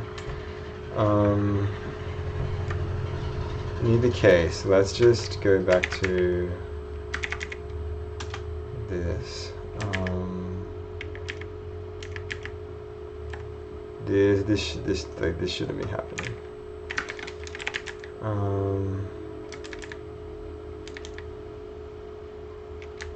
Oh, this looks, we kind of want something like this. I think. I don't think we need to, I don't think we want to write our own version.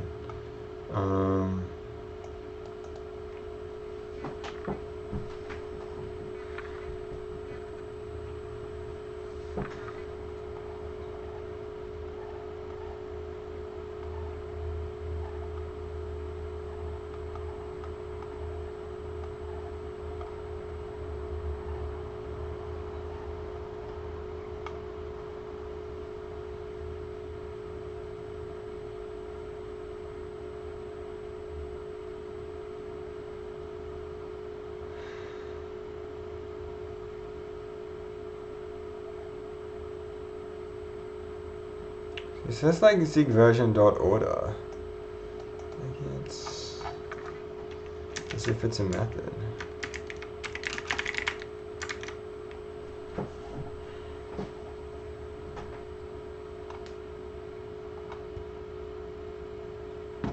Okay, so it's saying this entire thing is version. Wow.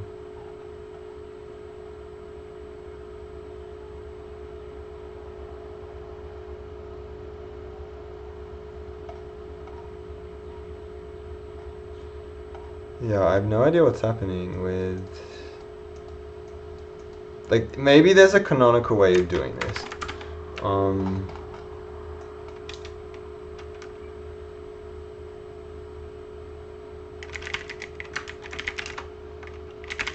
Introduce a build.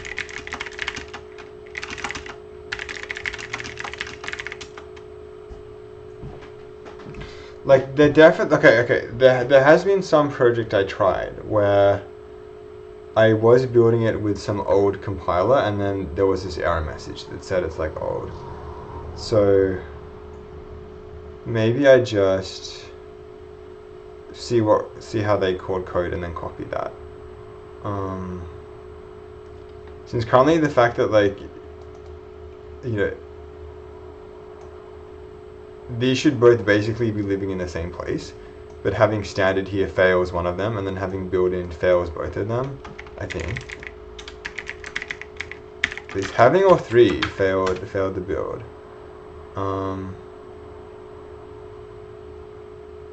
Oh, I guess that will just work. What?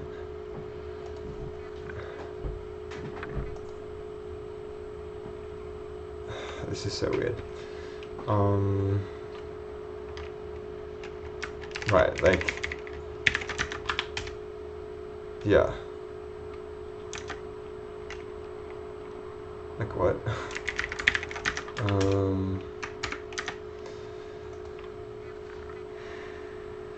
Okay, so what was this other project that didn't kind of work? It was some Vulkan thing, I think, that I was testing out.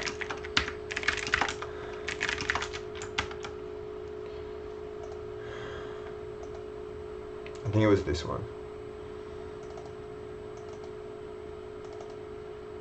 Okay. So this Vulkan Mac thing is working, but if we try compiling this with Zig 11, I think it will fail. Push D. So if we try saying Zig 11 build run, hopefully this fails and comes up with an error message. Okay, yeah, here it is. Unsupported Zig version required. So how exactly is this project doing that?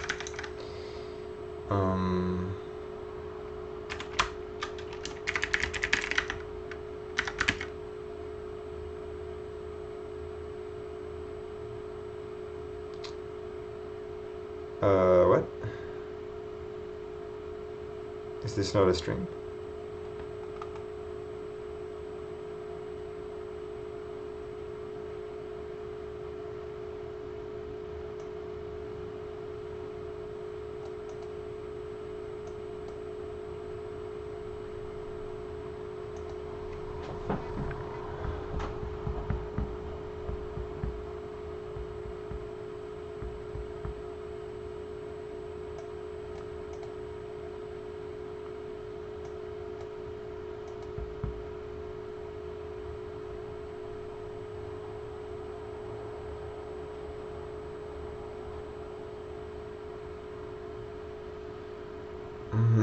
So in either case, it's okay. Let's just check this out.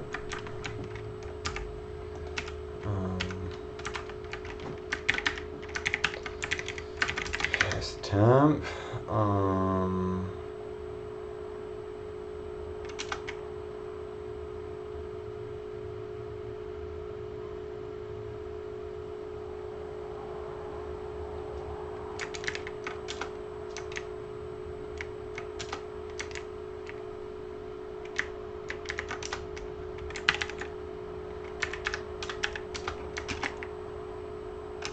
That's not it.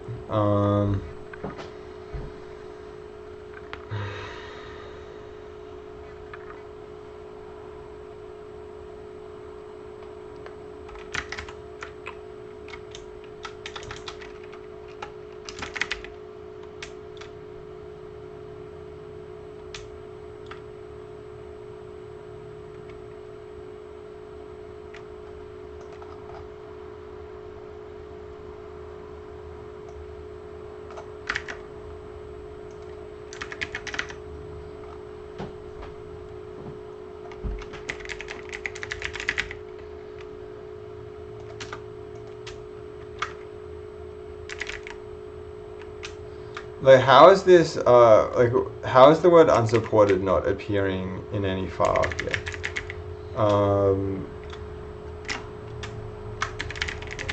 Can I even search this then? Like engine.org? Why is this not appearing here? Oh, is this because it like, it like fetched it from the internet and then stored it in some like cached version, and then instead of storing it locally. But yeah, I think this is what's happening.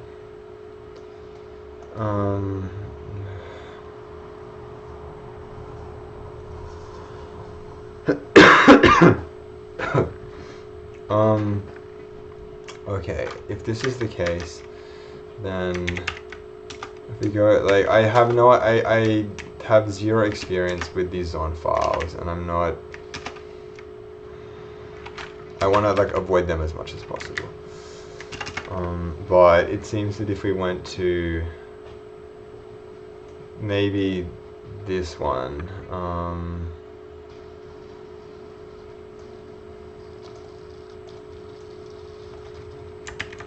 this will give us a sense of where this code is.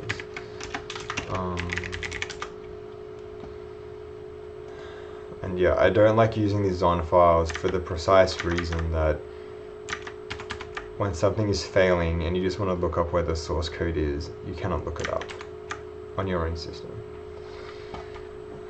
Anyway,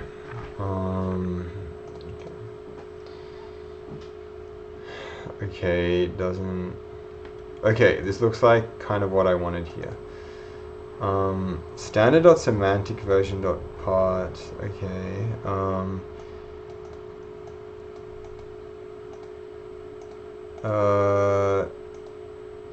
Okay, yeah, this is exactly what I want. So back to build dot here.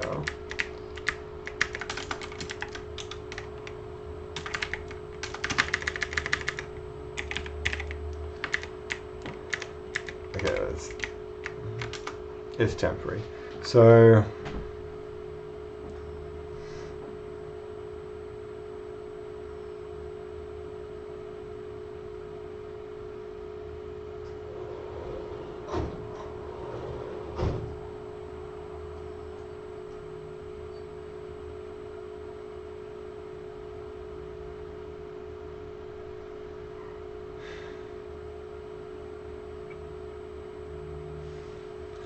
this is at least like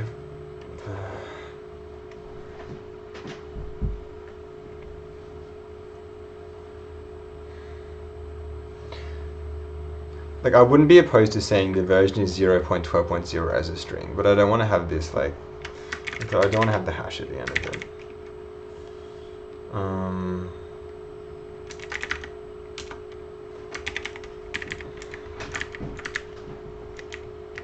I guess you can kind of do that, I suppose. Oh no, this is invalid. All of these should be rejected. What are the valid strings?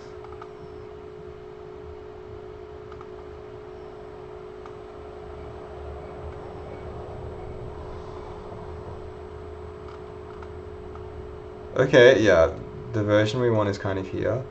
So I guess we could actually pass that.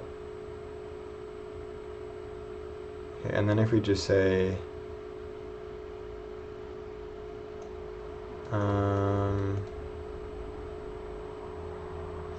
but now this is the thing, I don't want to say rejected if it's anything other than the 0.12 compiler. I just want to say rejected if the version is below that. So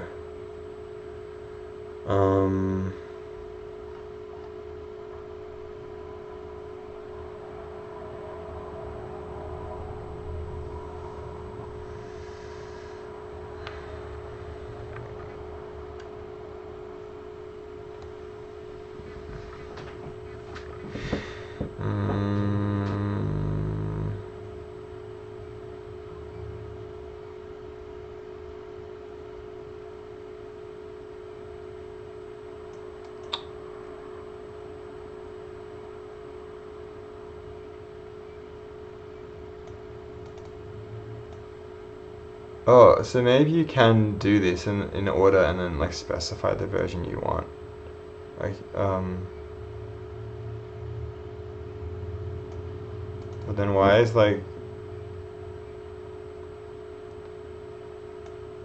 is order accepting like a single argument instead of several?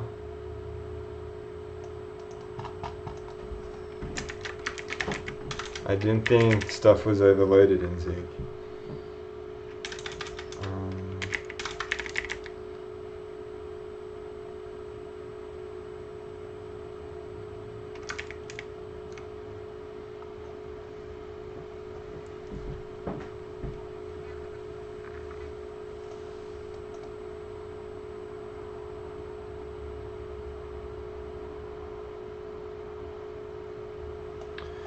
Okay, I think we could actually just call this and then... Oh, I see.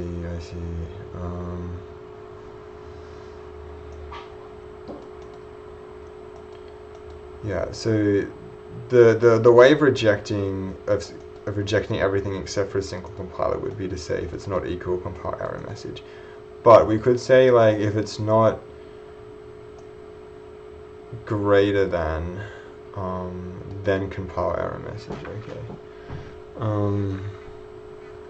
Or rather, if it's less than, compile error message. Okay. Let's give this a go. So,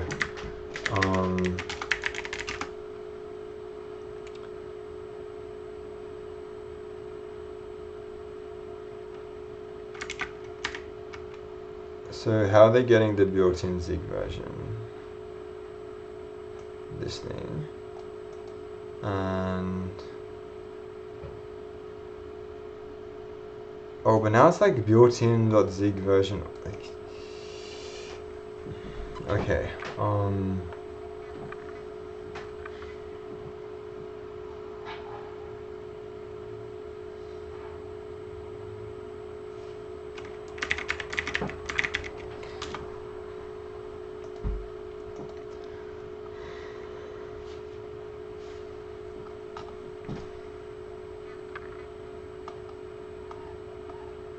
Like, I think I get what's happening. It's like you're not like extracting it separately. You're just like the compiler will know what the version is, so you just pass it the other thing. But it's like I don't see, like you have to print out what it is anyway, so you may as well just use that. Okay, so we'll say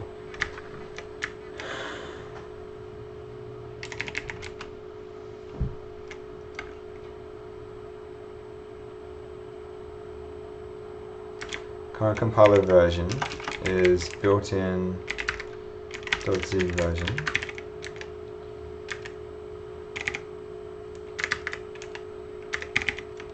that we want to say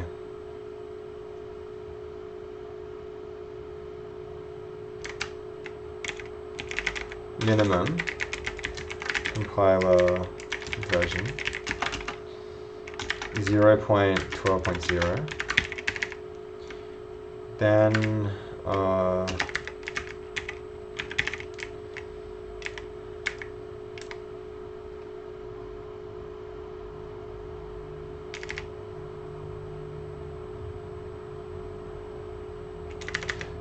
before I clear out any of this, let's see if this even works to begin with. So you basically want to say, yeah, if built-in dot zig version order, and then I mean it looks like order accepts 2 arguments, so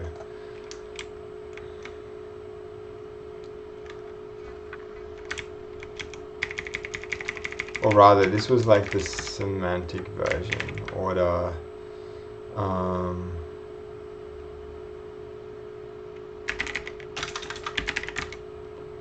Minimum compiler version, current compiler version.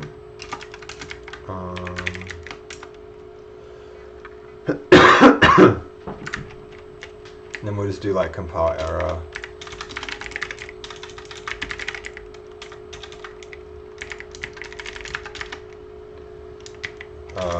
To not new enough. Whatever. Okay.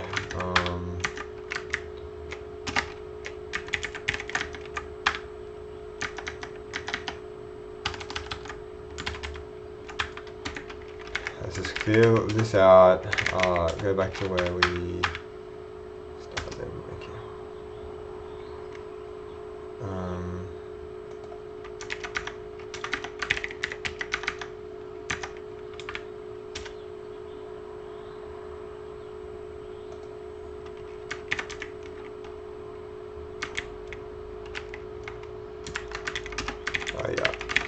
Yeah, we need to specify like the side. So we can say if this is,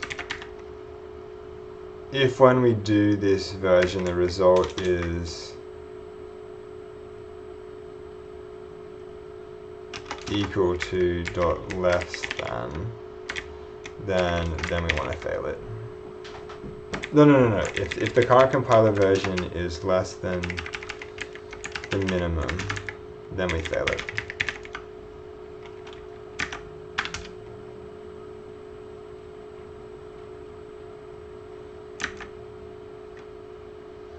This built-in business is infuriating me. It's again, it's not obvious from.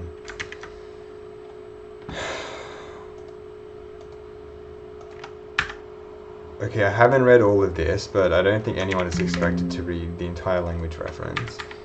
Not obvious to me how the built-in stuff works. Again, I'm like, at least in Odin, when you have like compile variables, this is the entire list of all of them, nothing else, and everything is here. And so you just read the list and you know what happens. I don't see the corresponding list here.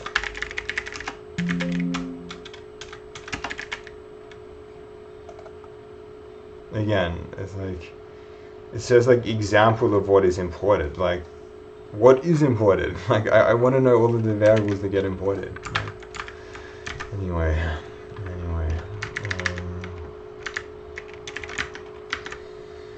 Odin doesn't have comp time, so Zig still wins. But it's still.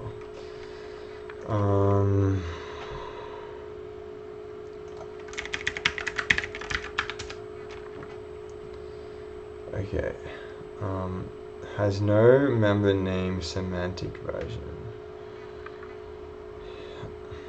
Interesting, since before I closed it, it kind of seemed that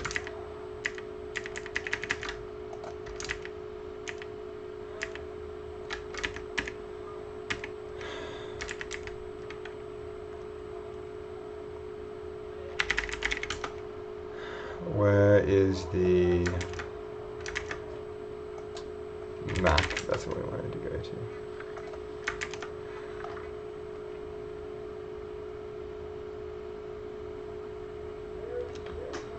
Standard.semantic version.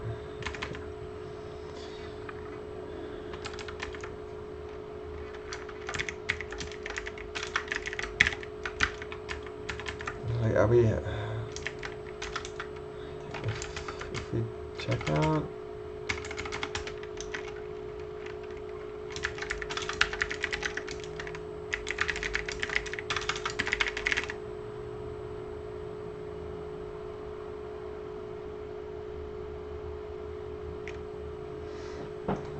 I mean, well, it's.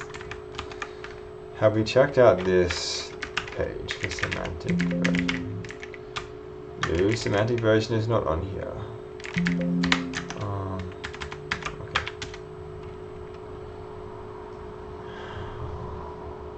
Okay. Okay. This at least looks to be kind of correct. Expected type semantic version found thing instead. Okay,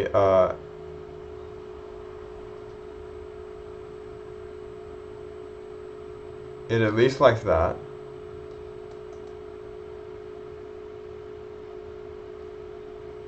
How do I get something of type semantic version?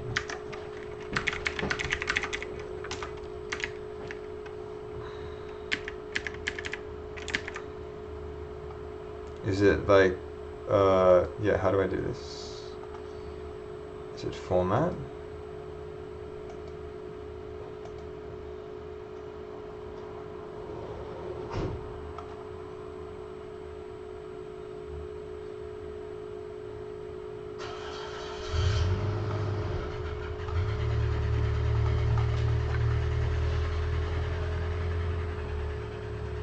Try path valid. So I guess I need to pass it.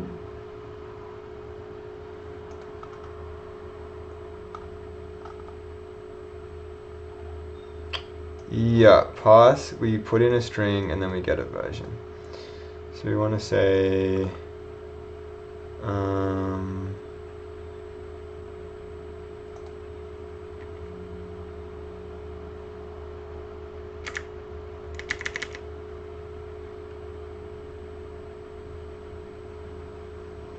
I guess it should be here. Built-in dot pass. That work?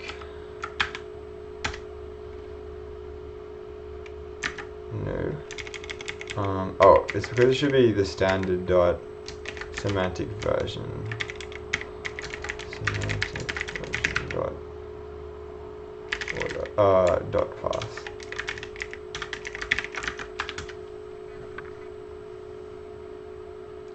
Expected type blah found this.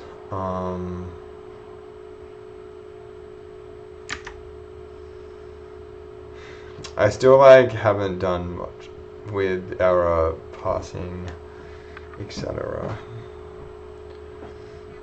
Zieglings does lots of this though.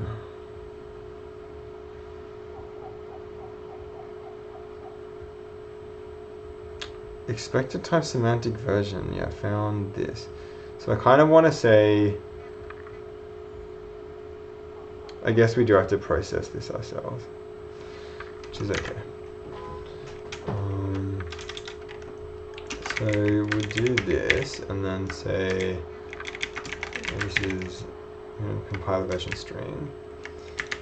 Over here we'll say, we do need to do all of this at comp time. Compiler version equals standard dot semantic version pass this string, and then if it has any errors, catch it and say something's weird if it happens. No, but like, isn't catch a runtime thing?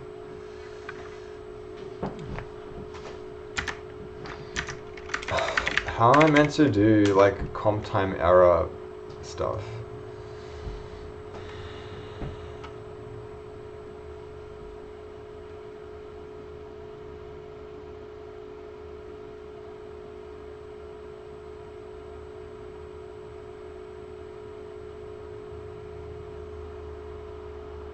Like, surely I can't try to do this at comp time.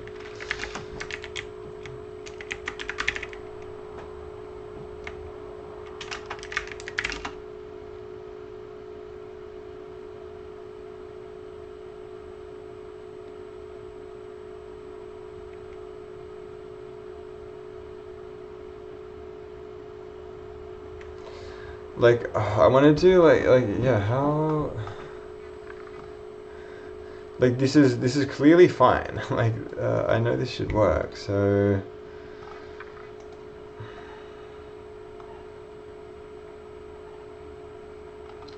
maybe I can do the or else. Send a letter.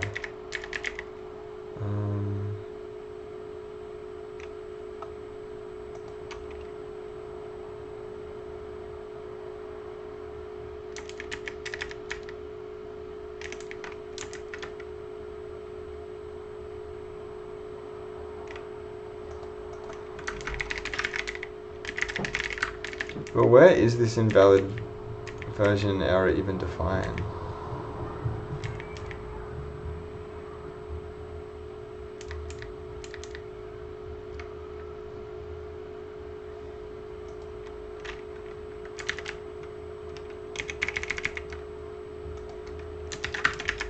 I never work with errors, so I have no idea how to. Nor do I want to work with them.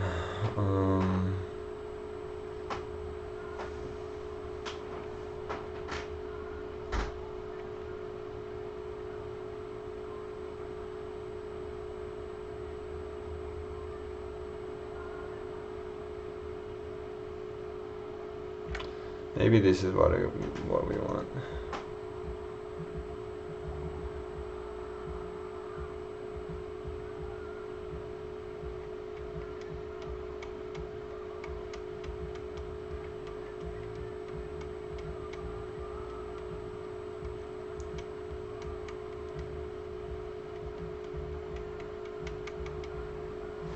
I could want to pass it and say, okay, wait, this is the knowledge gap I need to fill.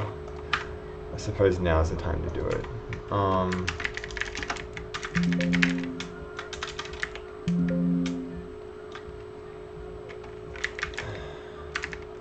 How do I convert a type with possible error in Z to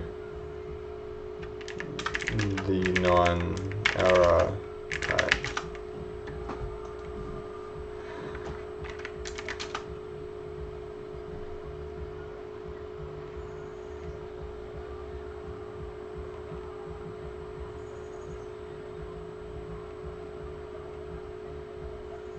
The error propagation operator.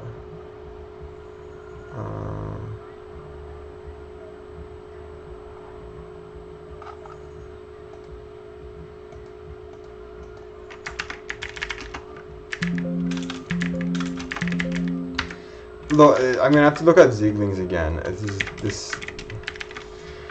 When I did it in Zieglings, I was like, I need to know this stuff exists, but I don't need to use it, and now I need to use it. Where is Zieglings?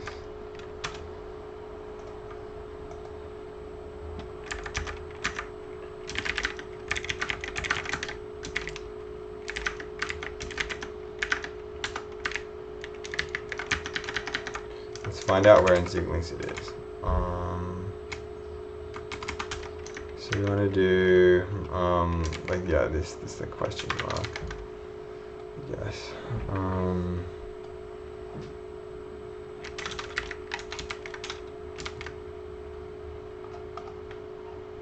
Can I do like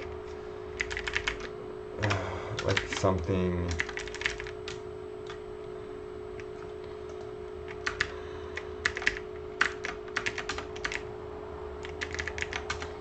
Errors. Okay, here we are. Yeah, an error is just some value, which is sensible. Odin has Odin rules with an iron fist, but like Odin is like there are no errors allowed, period. But it's anyway.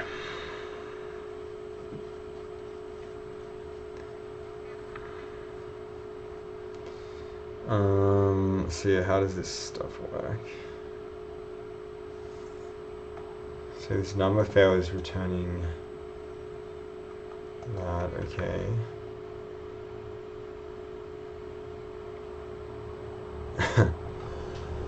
Okay.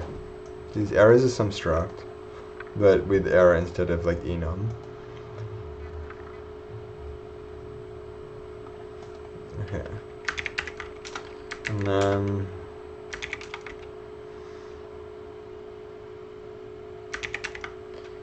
what's like the version when you start combining the types?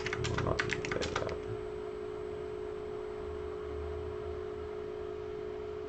Okay, this is the stuff here. So yeah, we want to like just drop. We want to drop the error. So we want to say.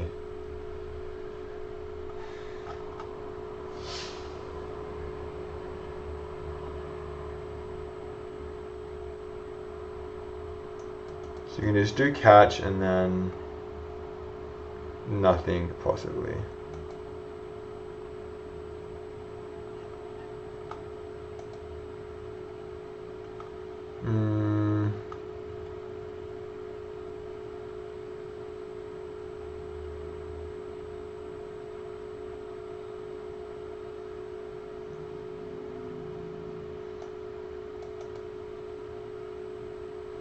Well, it's really if there's an error, we just want to.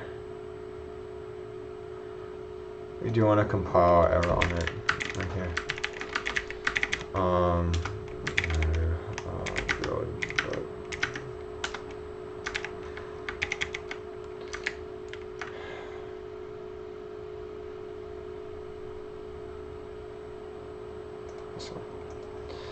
So we want to say.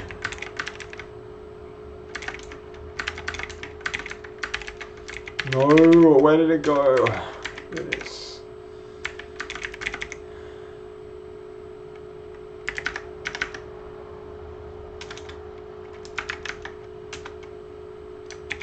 So we want to say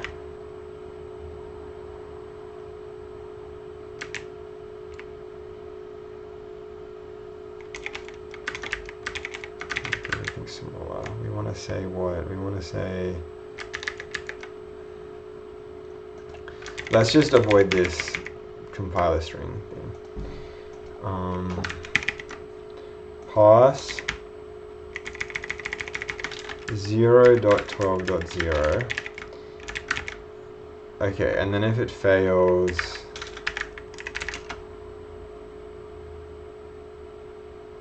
we want to switch on this.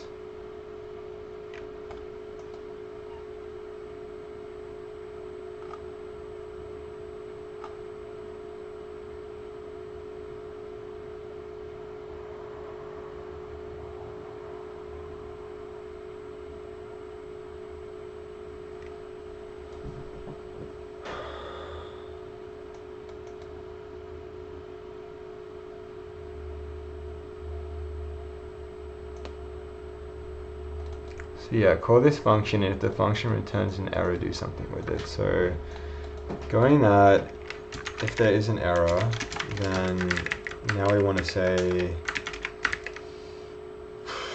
now comp time error this.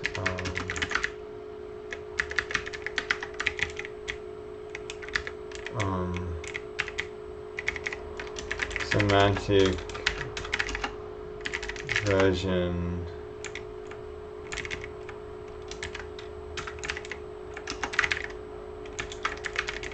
passing fail. Okay, does this at least compile now? Unused capture. True. Can I? But see, I can't say catch 0. Like, it will say 0 is not the right type. So, what am I meant to do?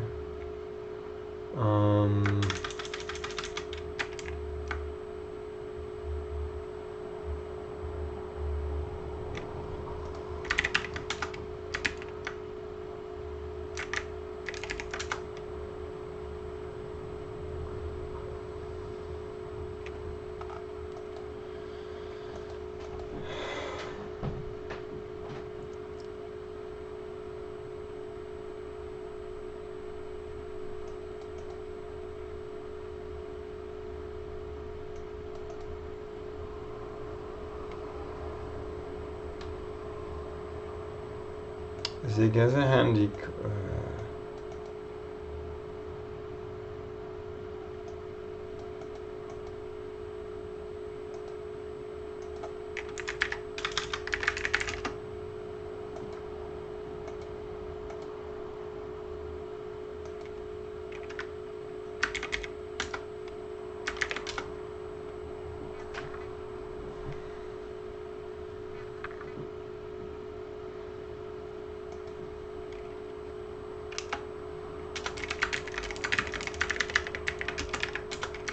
But this won't work, but it will give me something different and therefore feel like progress.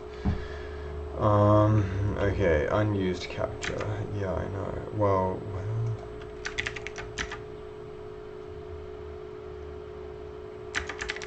what does it mean?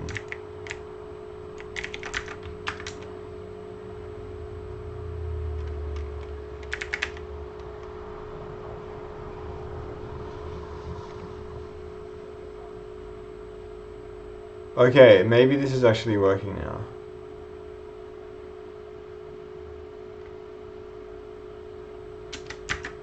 Okay. Okay, so if I just try and build this with the usual zig. No, okay. This is fine.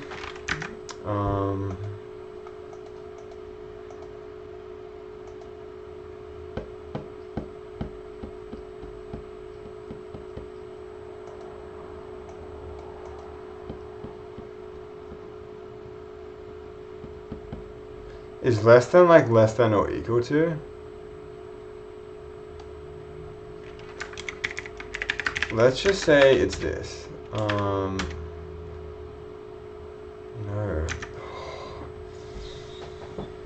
Why? This should be so much simpler. This should be so much simpler than it is. This is really annoying. It should just be, there should just be a standard function that says this is like the minute, like reject to compile it if it like you just say this is the minimum version, fail to compile it if the compiler is not there. There should be a single function that does that. This is so annoying.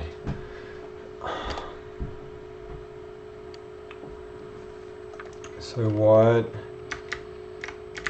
At least this is not, at least that's working now.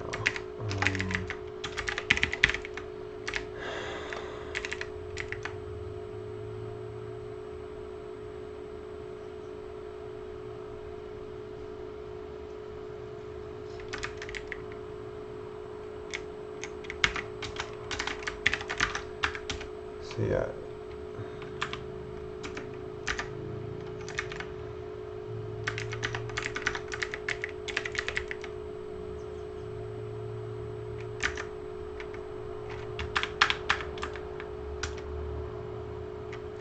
This is failing every time. Why is this failing every time?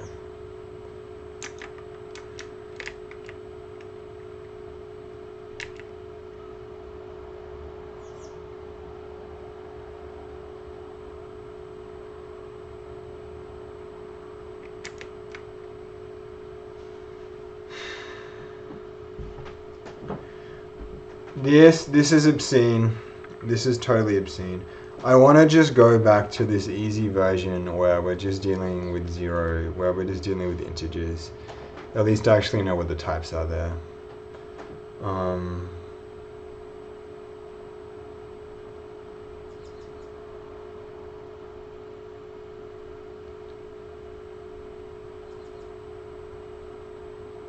There was some version that had like compiler minor and compiler major.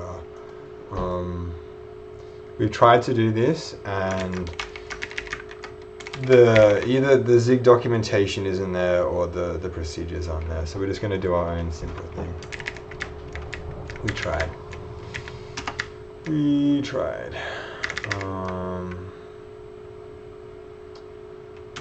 Okay. So, what was it? It was something like built-in.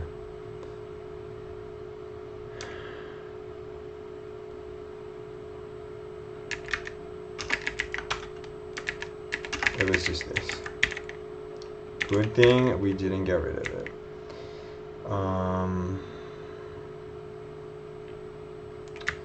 We need like constant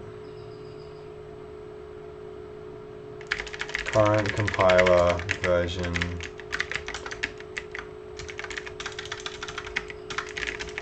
major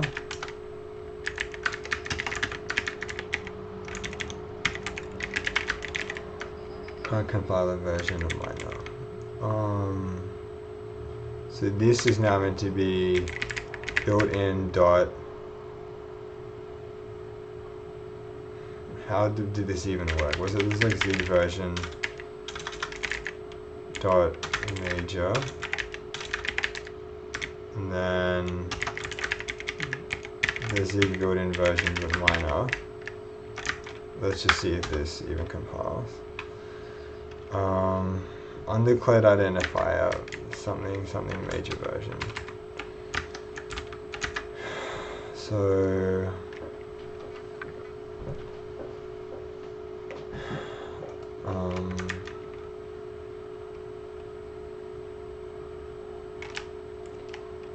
the current compiler version major is less than the minimum compiler version major. Like, how does it not know what one of these are? If the current compiler, let's just get rid of like version and just have major. It's clear what these mean. The current compiler major is less than the minimum compiler major, and the current compiler minor is less than the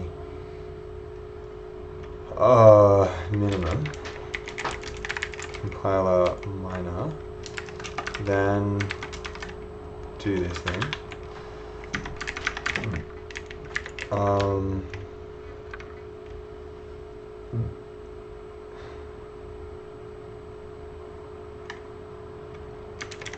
And then we'll put in a question mark here, since we maybe there's like another dot that comes afterwards, but who knows what it is? You can't find out what it is easily.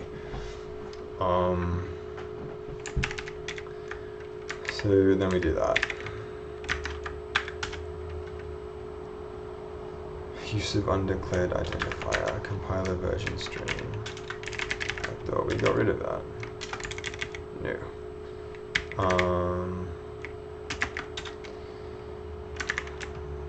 With version d.d. question mark. Version. So here we're saying current compiler major. Current. Let's put this as a list.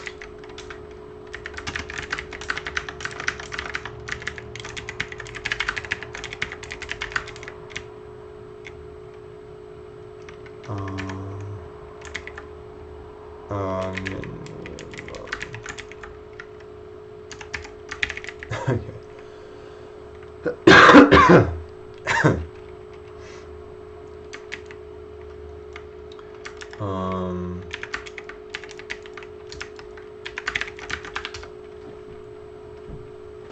Prospective statements on pub.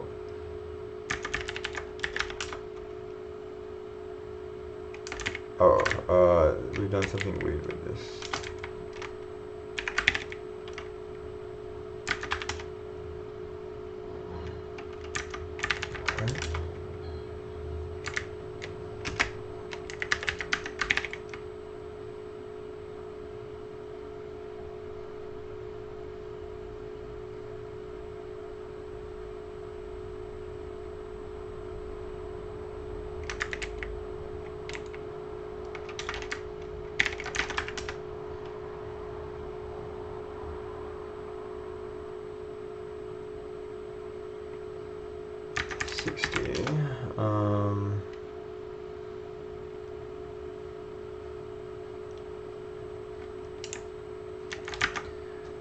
No, so something really weird is happening. None of this should be. It should be. Oh, okay. Because we're using the Zig11 compiler, so that kind of is correct in its failing. So yeah, when it's just standard clean build with the Zig11 compiler, that's fine. When we're doing the new version here, this is fine.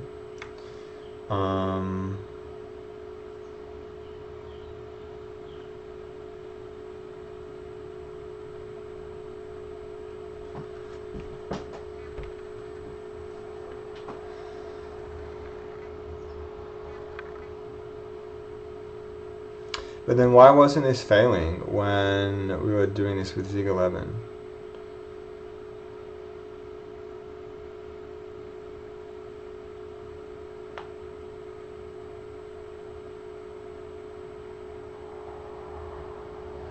I guess with 11 it was failing. It was failing for some other reason.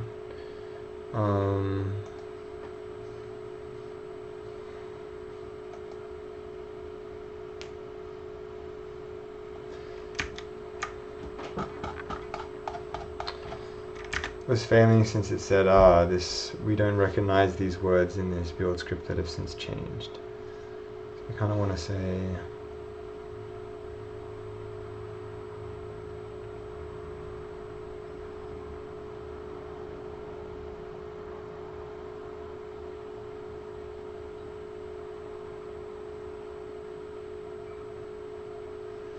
Yeah, like we want this stuff to run even before we try the build script, I think.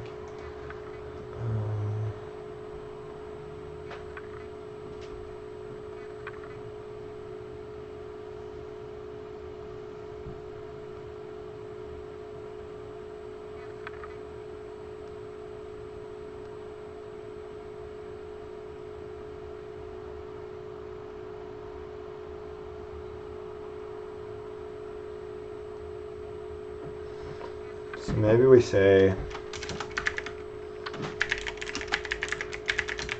compiler new enough is just equal to this.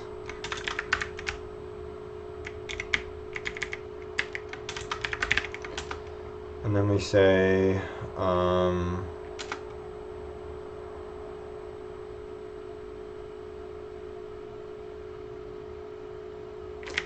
we can't really do if at I guess we can. If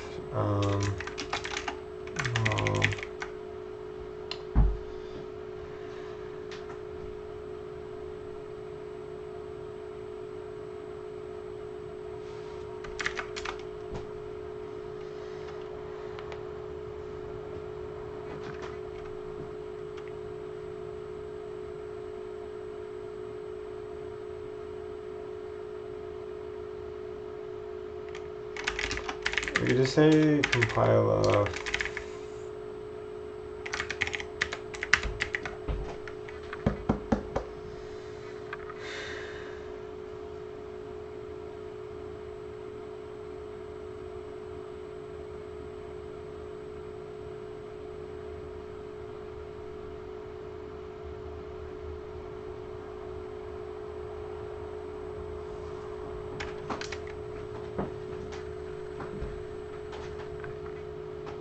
I guess we can just simply run something at comp time like this. We could just say comp time.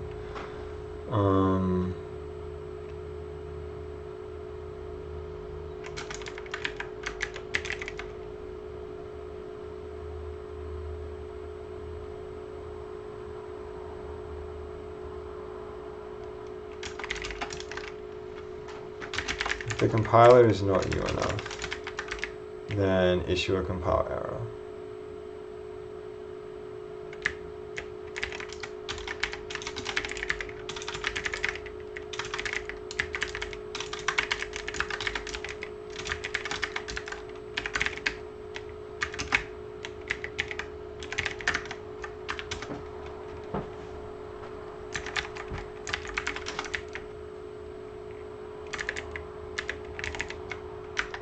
Wait,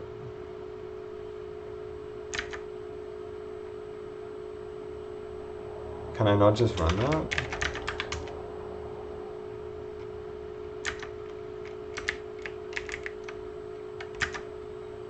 Okay, so this is like failing.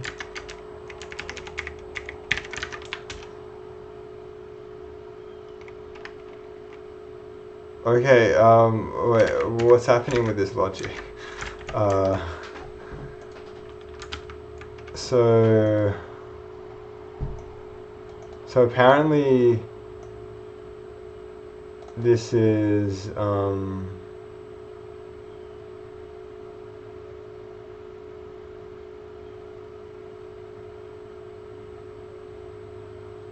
apparently this is getting evaluated to be false at comp time. Why?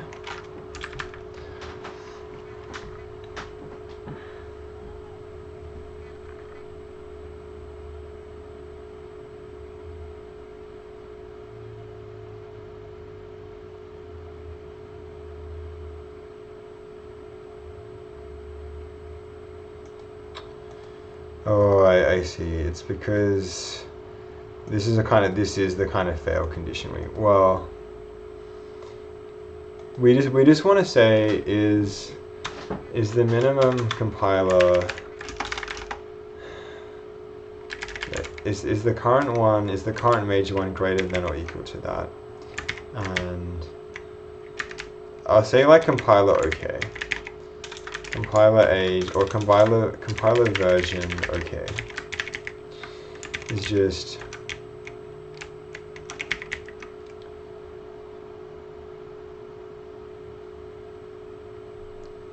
is the current major one greater than it, and wow, it's kind of it's not an and anymore. It's like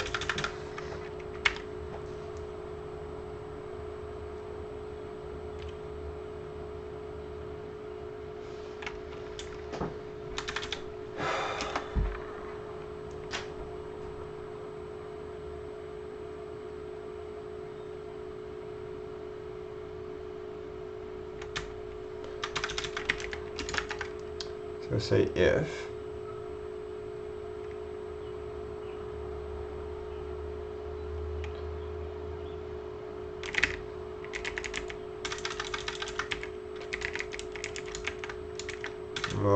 but see, now we're just rewriting this like function in this like standard library thing, but it's not standard library since it's not in it. This is really annoying. This like semantic version thing.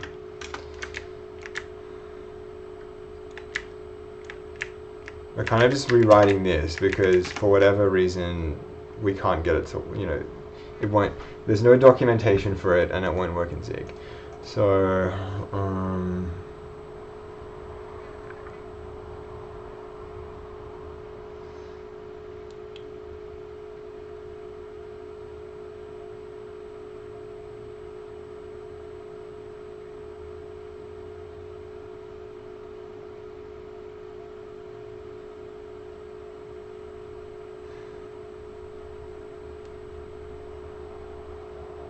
I guess we actually, it's simple enough that we could even copy it.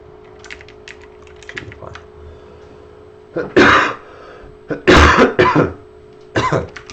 We'll just do this.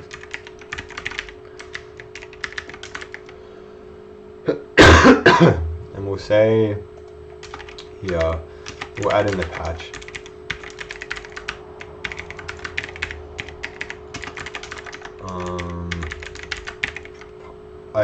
Presumably this will work. And then we want to say compiler version age, and we want to say we just want to go through this list, right?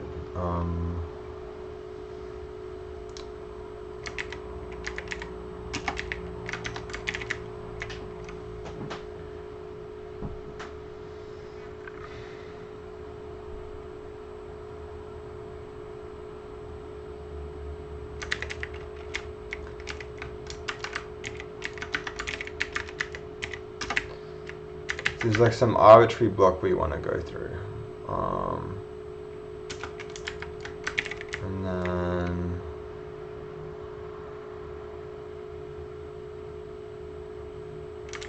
again, it's not a function, so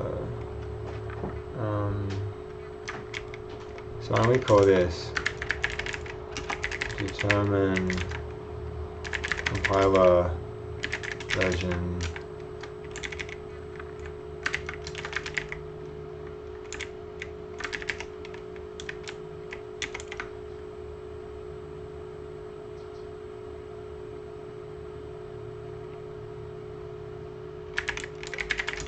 compiler relative difference.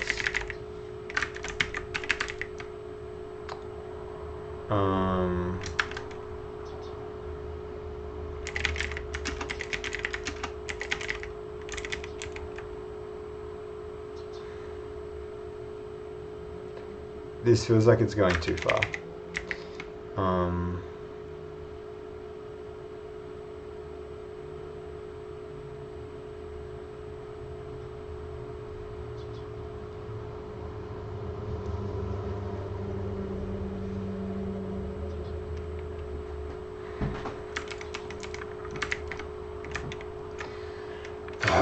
So I just want this code to run at comp time, and this thing will equal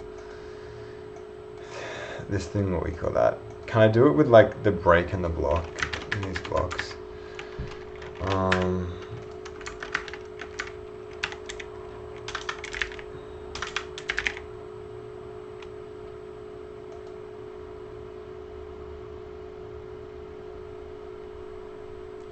Yeah, when labeled, break can be used to return from a block. So,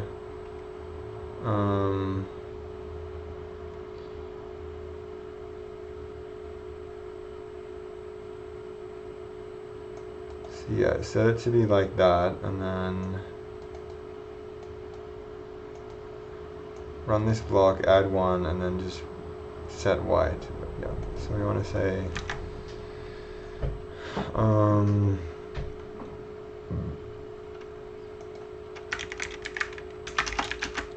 this block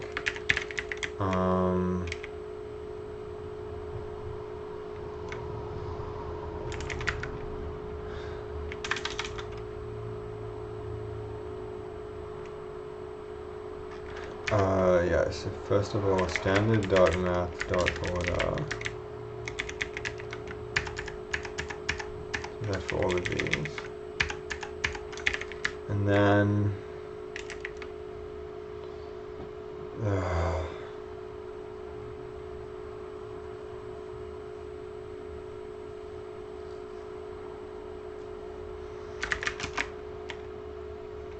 there's easier ways of doing this.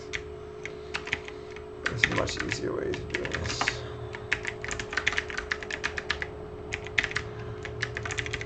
Let's call it order compiler. This is now a usize.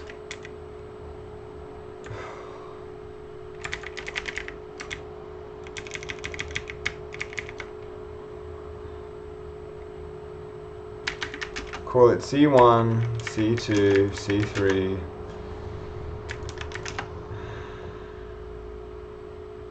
C4, call it, we'll do it like A1,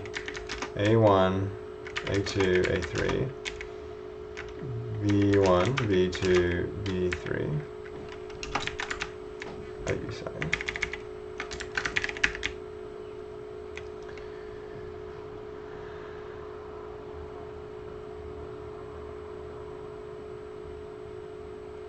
Now we just say if A1 is less than B1,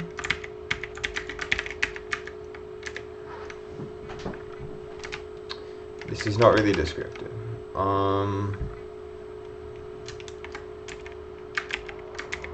A major, A minor,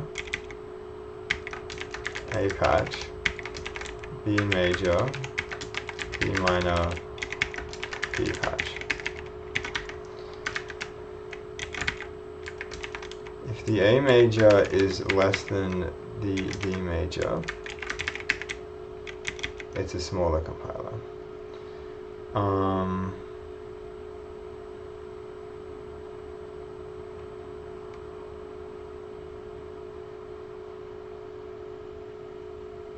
Like, I kind of don't care about if it's greater than, I just want to know if it's less than or equal. That's kind of it. But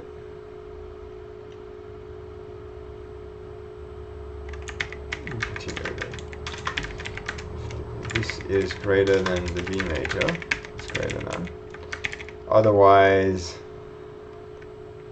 check out the next level. So now if the A minor is less than the B minor, do that. Or maybe this minor is actually greater than the B minor, in which case return that. Similarly for the A patch. And the B patch.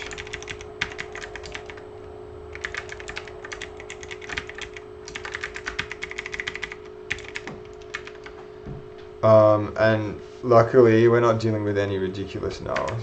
So then if this is the final case, we then just return that the two must be the same.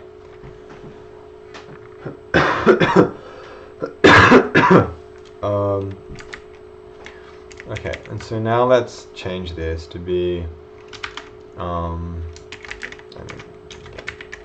who cares? Vector 3 of the U size. That's equal to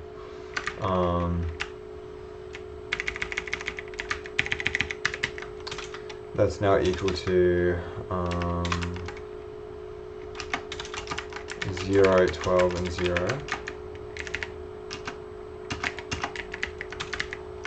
The current compiler is now this one. We do kind of need these better be U sizes. Now we want to just say here now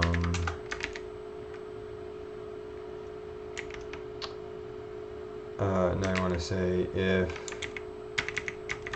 order compiler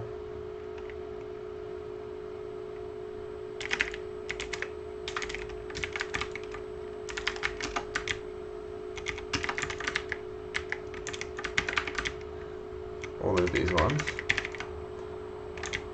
We can let's just see if this is working first.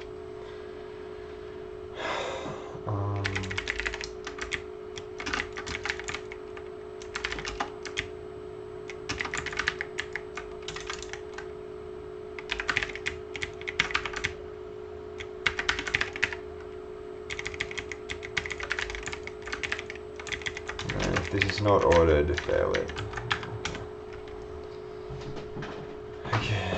Expected equals found this.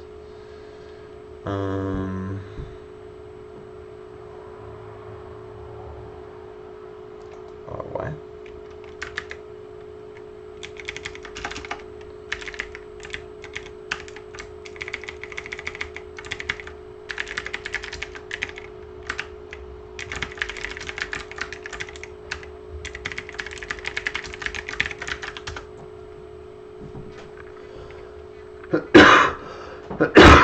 Missing parameter name or type.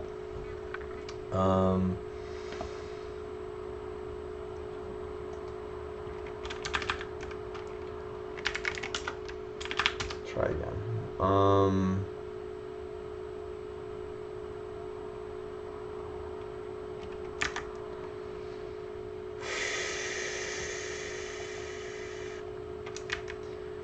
Again, this is something that you don't have to do in Odin.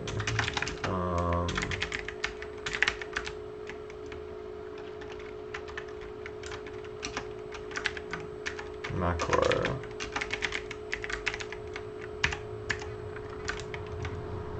Okay, macro again.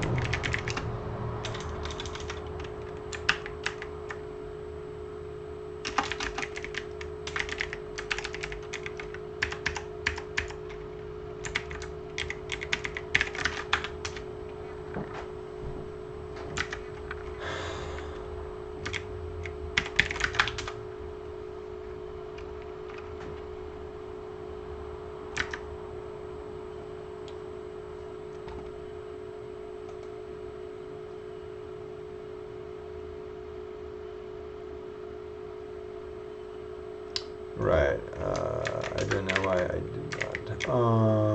So yeah, what we want to do is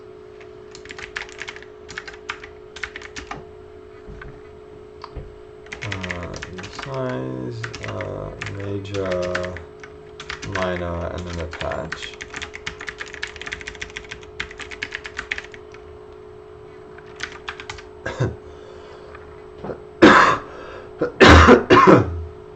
Expected type bool found math.order.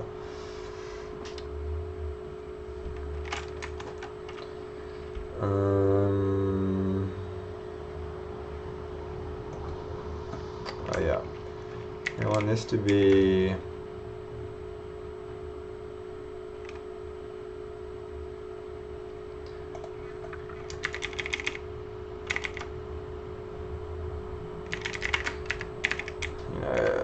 this is the compiler order, where the order is a noun, and this is the order is a verb. So now we say if the compiler order, let's say it's not equal, then fail it. Okay. So now if we try this with Zig 11, will we get an instant fail?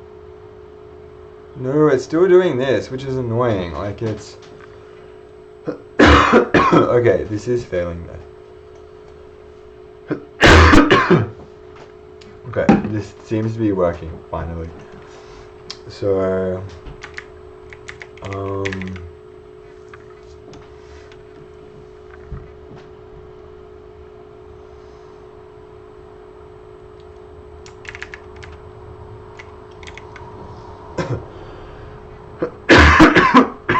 let's get rid of this.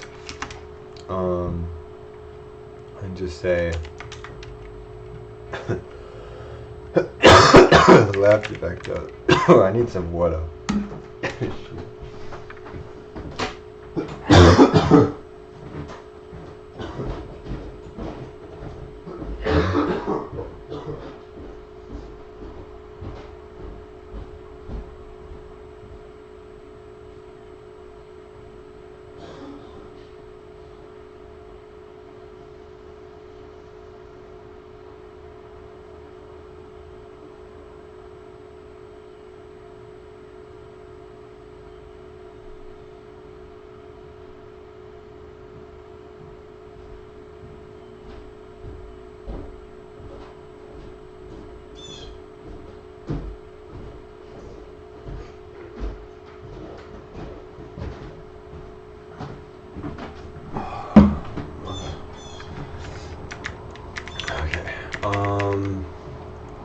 We should also add in like what this part is doing. So we should say it is unclear. There doesn't seem to be an easy way to to determine to force to prevent compilation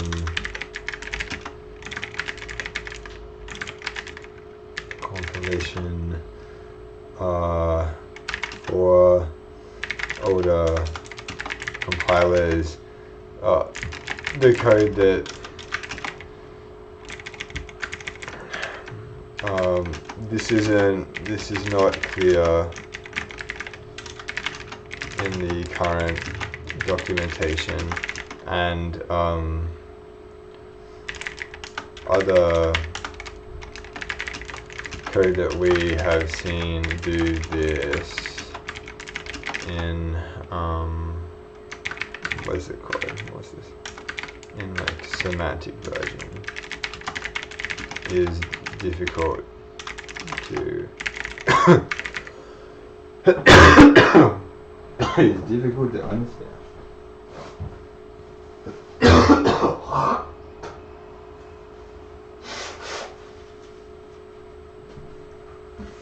This house will be the death of me.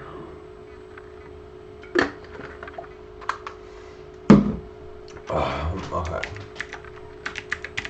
Is messy.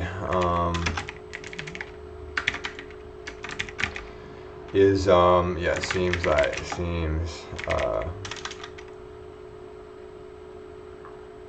seems way more messy than it should be. Okay. Okay, so now I say, yeah, the minimum compile we want is this, and now this is the current compiler.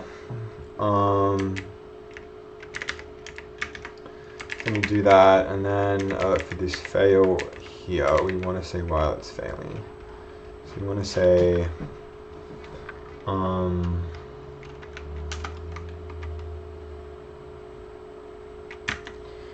what's like the compile error?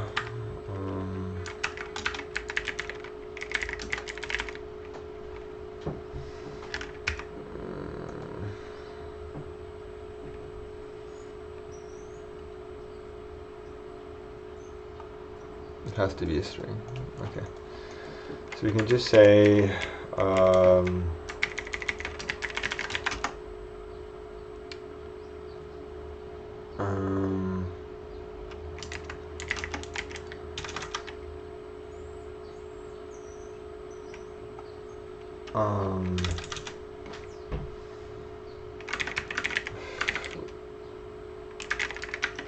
what did we write? What did we write in this one? Building the project requires to be at minimum compile. And we can say the current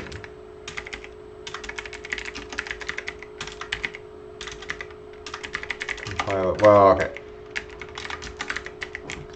This thing here we can this thing here we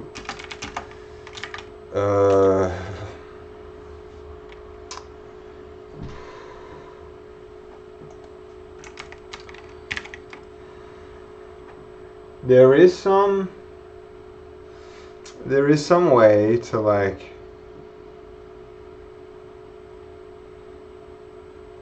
like print strings. There's a print effort, there's like a print string, a compile time print string thing, and we kind of want that to make this what I want. And look, the reason I'm spending so much time on this is that this template is going to be something I use in every single project going forwards, including my game. So I'm doing it right the first time here, so then I don't need to do it again. And so,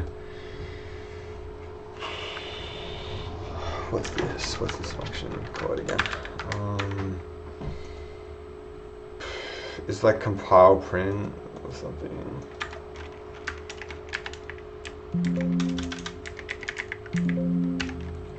Z compile time printing. How do we do it?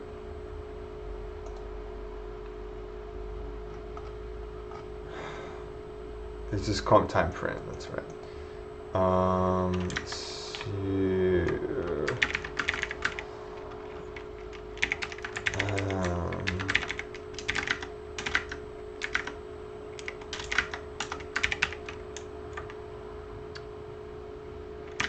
And where is it? That is comp time print.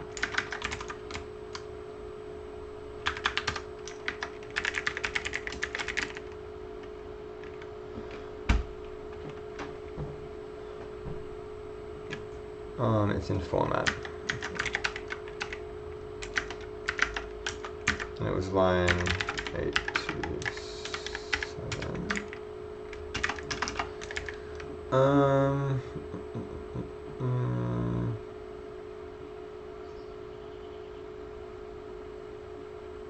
And I think it should just be the usual type of thing from memory. Except now the args are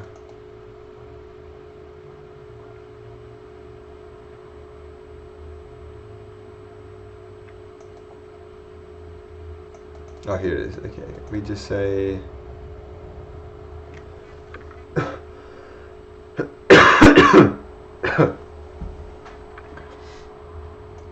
yeah, it's the same as usual. So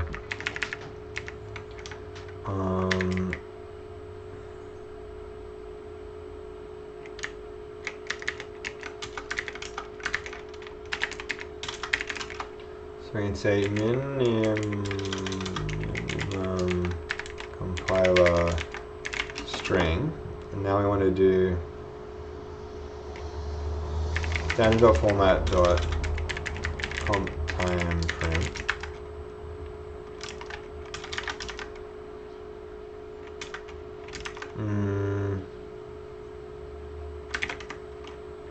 I think, yeah, we got the recipe from here. And then we just want this to be the minimum compiler, the first arg, d.d.d, end, and then the arguments is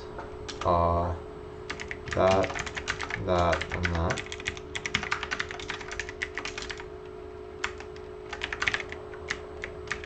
And then we just do the same, but with current.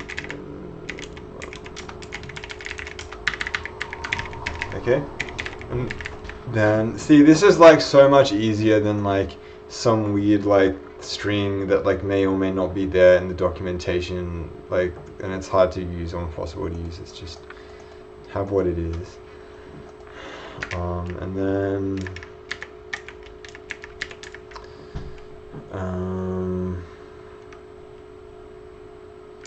but even like current compilers, just like these are, this is too verbose.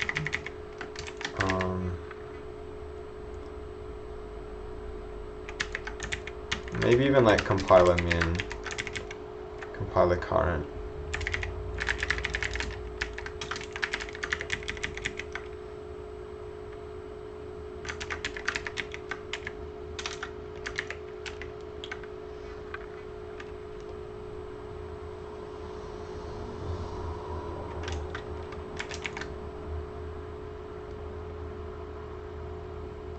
Like the version minimum and the version current.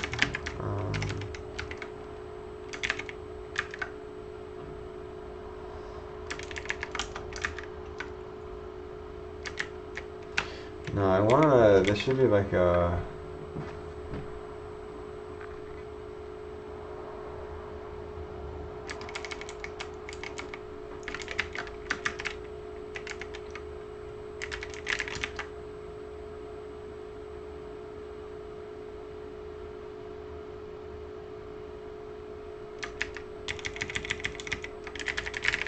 okay, less verbose, but I mean even more verbose, but it's clearer what's happening.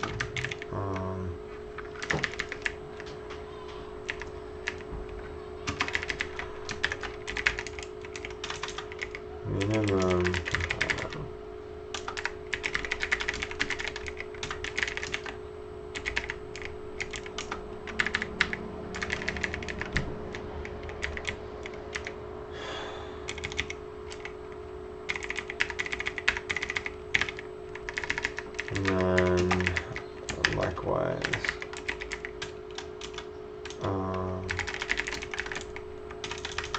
replace this with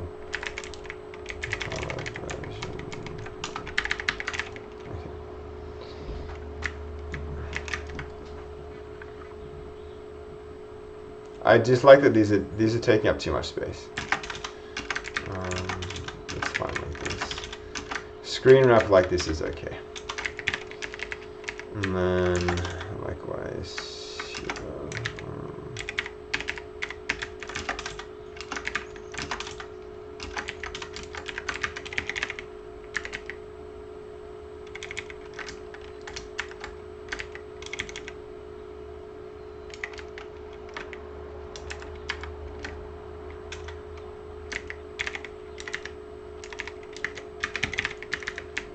Okay, and look, if we're doing that, then who cares about these ones? So just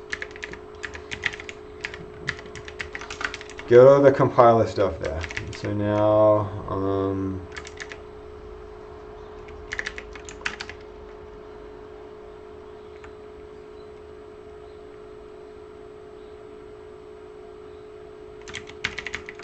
compiler version minimum string. Compiler version current string, and then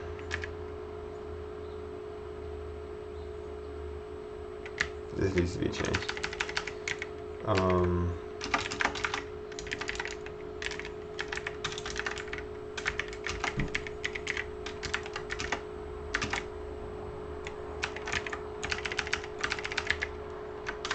Do the same thing here.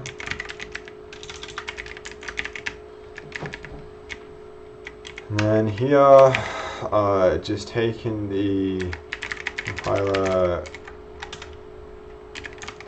version that's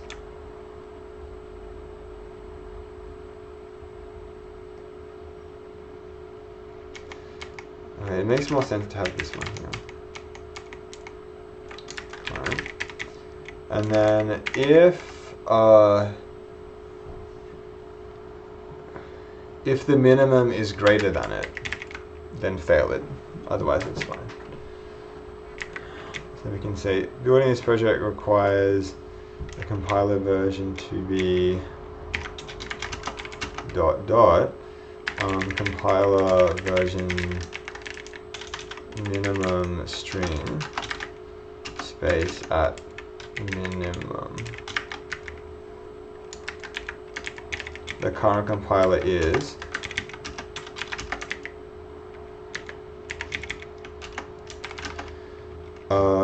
compiler version current string.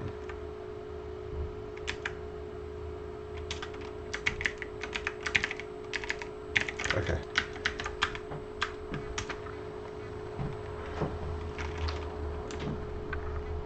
Okay, this is like, I wasn't expecting to have to do all of this, but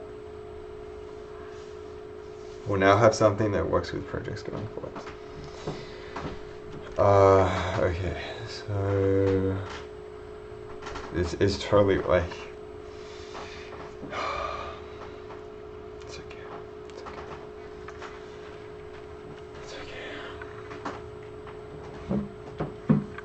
But I can't help myself. I think like it's easier in J. It must be sad.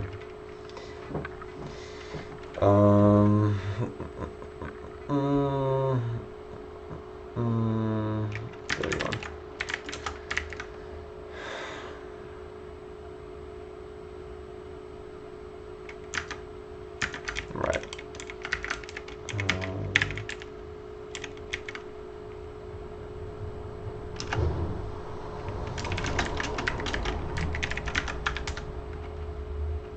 Okay.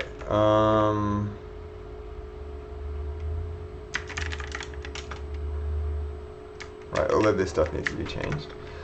So, error unreachable code. What does this mean?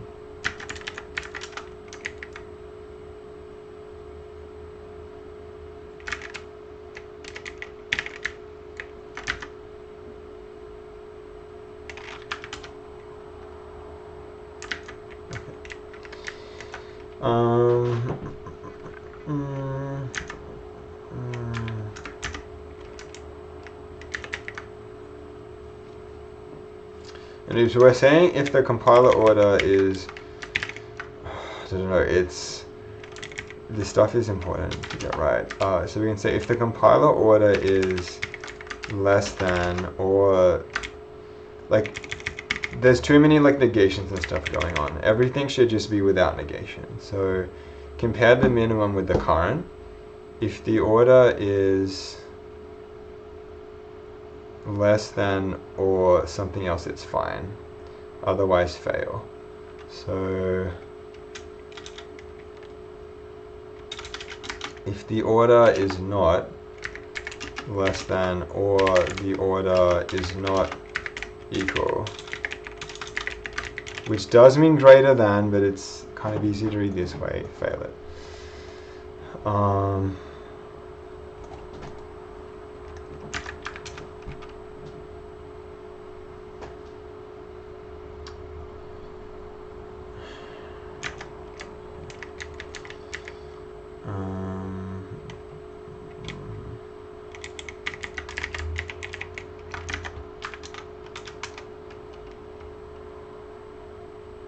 I still don't get why it's saying this, but actually now all of these small choices to make. Let's just say the compiler version minimum is greater than the current version, then it's a fail.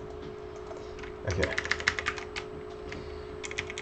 So now in here we just want to say this entire column should be left, all of these are left, and then we're doing 0, 0, 1, 1, 2, 2. So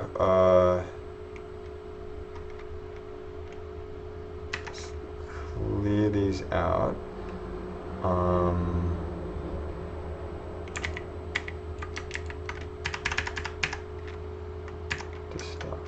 We can do better. We can do way better. Left something, right something. Replace. And now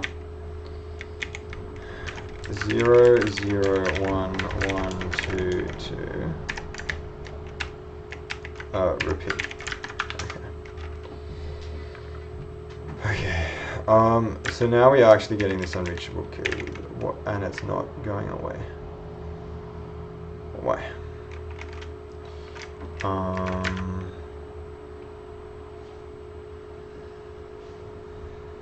Why does it say we can never reach this?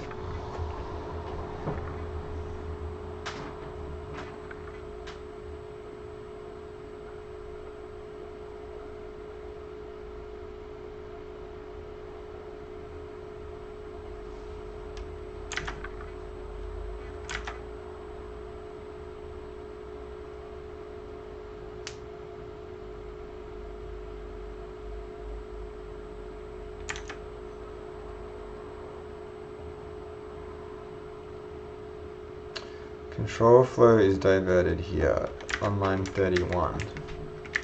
Okay, this is kind of like, you know, for all of my gripes with the compiler, saying it's unreachable and then actually telling me where it's diverted, like, it's pretty good. And maybe even the fact that it even detected this unreachable code and fails on it is pretty good. Okay.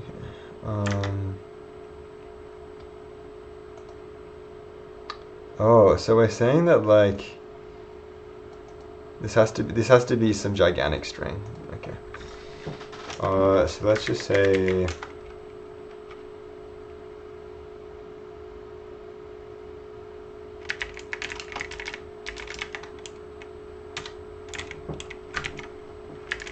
old compiler error message is equal to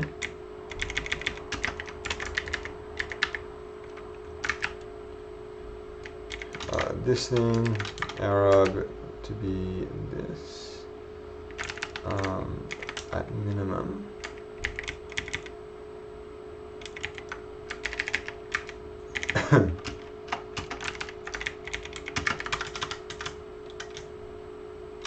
What am I doing?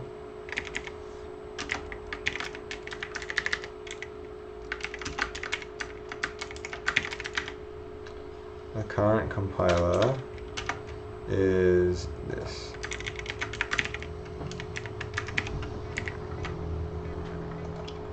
And here we are simply saying, oh, the compiler error message.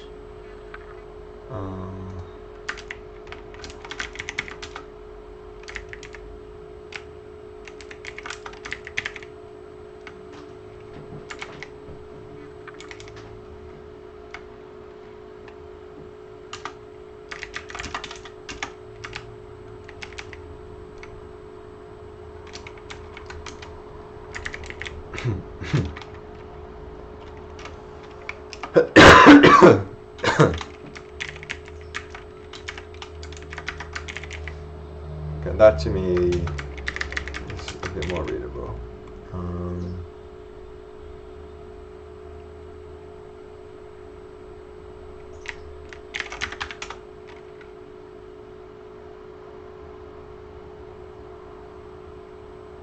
Okay. Now if we try this with Zig 11,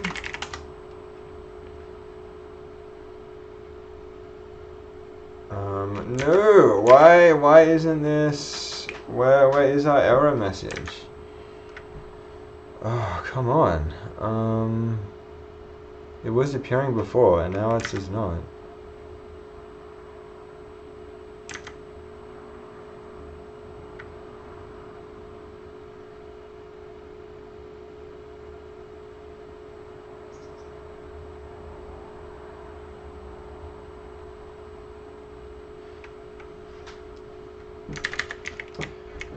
Okay, what if the logic here is somehow wrong? Again,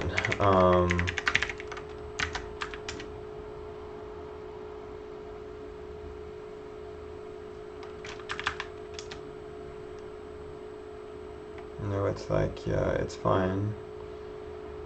It's fine. The Z cache is probably getting huge. How big is this? That is too big.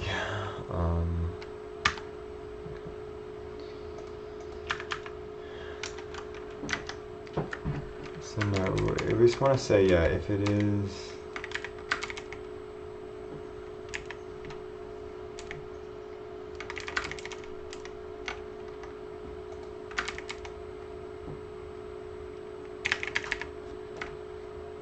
greater than I'd fail it.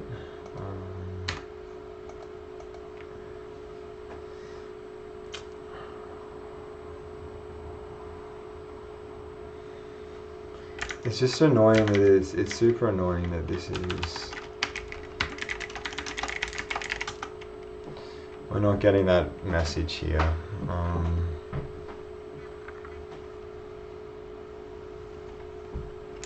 In line 85 instead of here.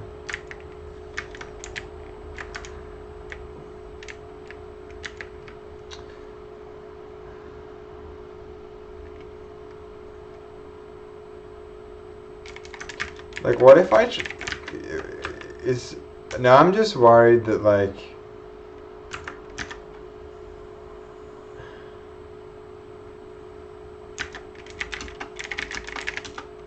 I guess I don't know the order with which messages are issued.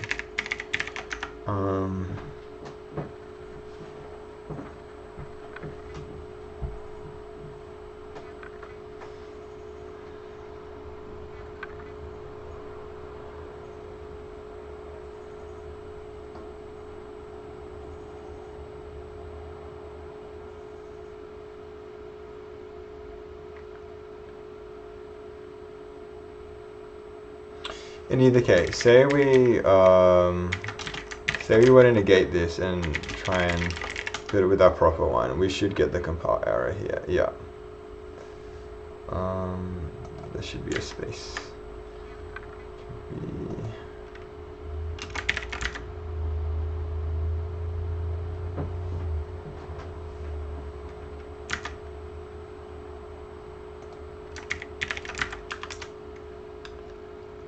Okay. So we will not worry about the version 11 failing, and and we will move on. Rather, we won't worry about the version 11 failing to print our error message.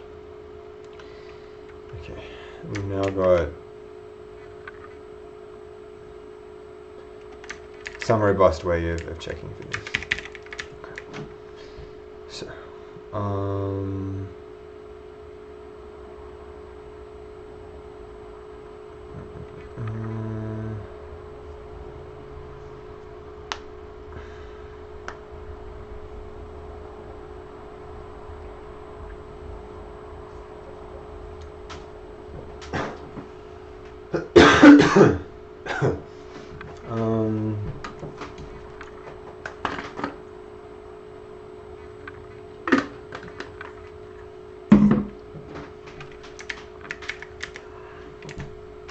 so I guess we can just get rid of this and say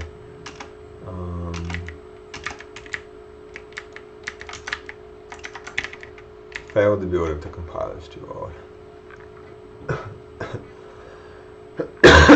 And there's no reason for this to be in some block anymore.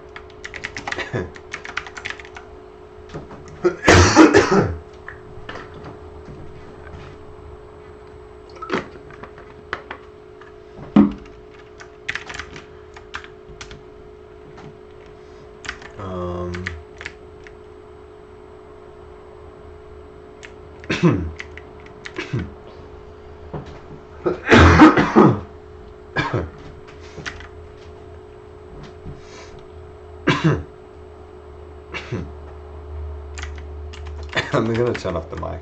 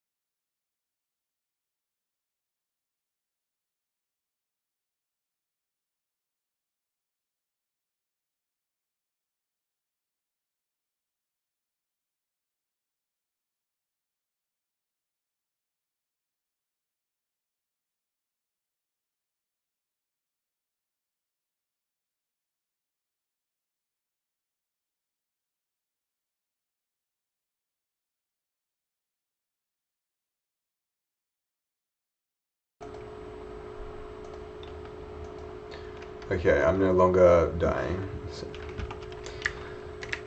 for the moment.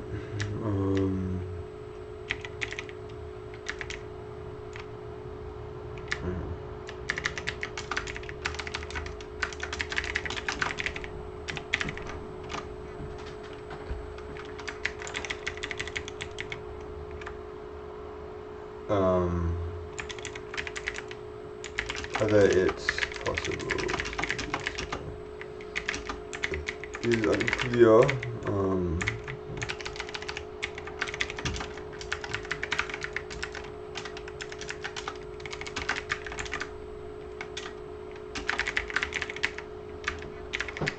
Okay, so we've done that,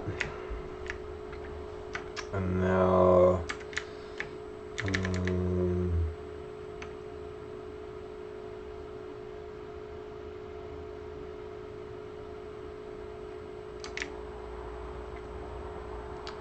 okay, yeah, but otherwise we have updated this.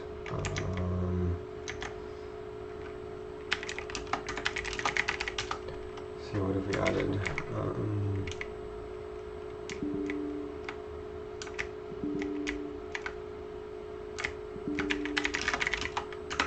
we should split up what we've added a bit.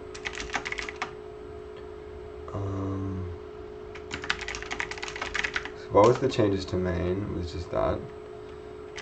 Okay, so let's just add in the build to begin with. You added in a check to fail.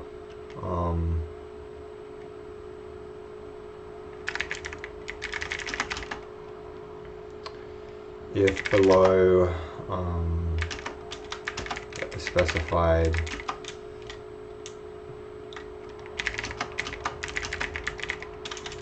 compiler is below a specified limit. Okay, and then we want to just add the rest of it, and the rest of it was just changing documentation.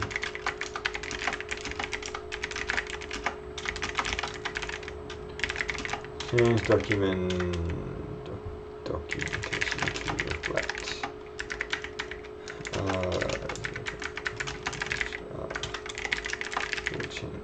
Well, yeah. Okay. I think this one we can now push on GitHub. So,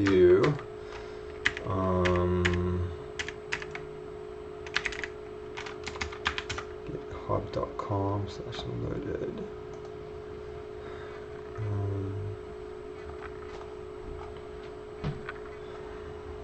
And it would be, like, it could be good here to have like a GIF or something, but again, whatever.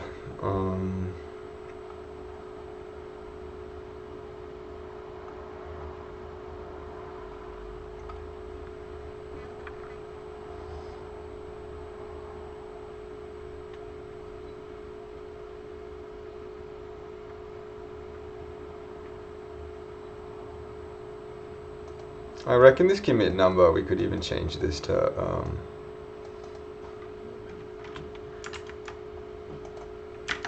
have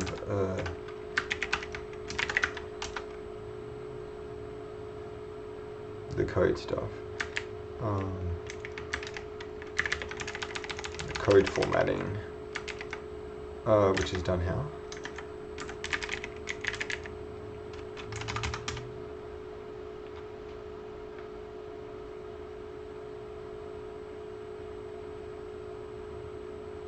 It should just be that.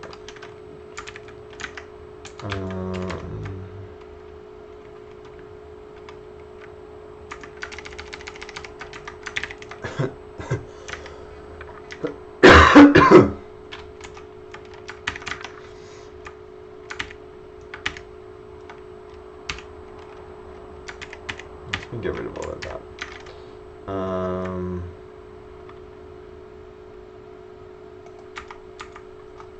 So yeah, that's fine, and then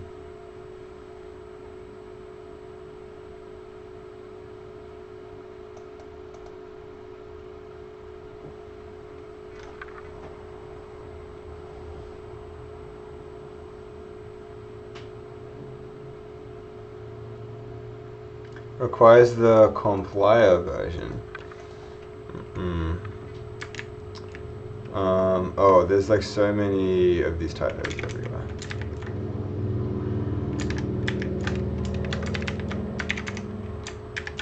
Replace compiler with compiler. Okay.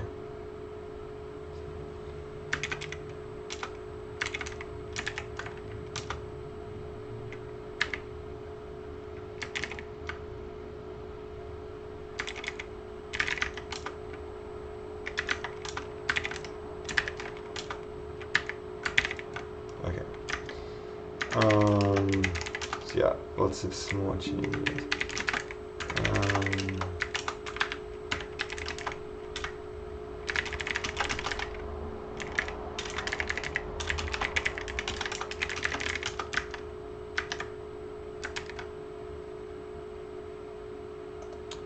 Now GitHub is updating things immediately, because there was a moment where they didn't. Okay, so I think we have now updated this Sudoku game project, and so now we can go into the butterfly quiz and get this working again.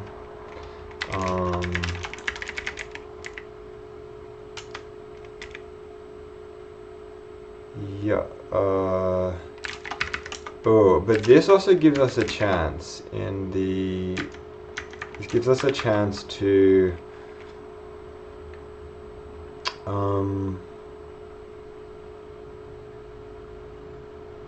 Replace the current butterfly project build system, which was like some temporary thing, with this current version we have that's more robust.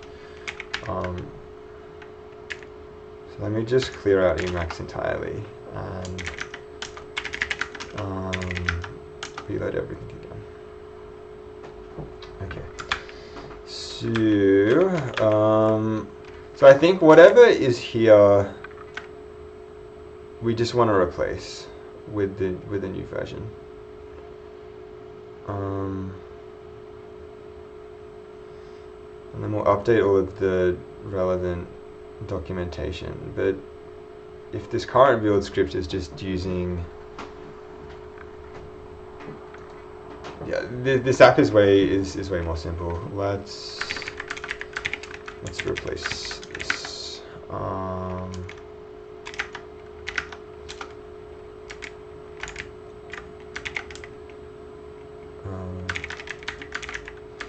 So yeah, we'll get rid of all of this.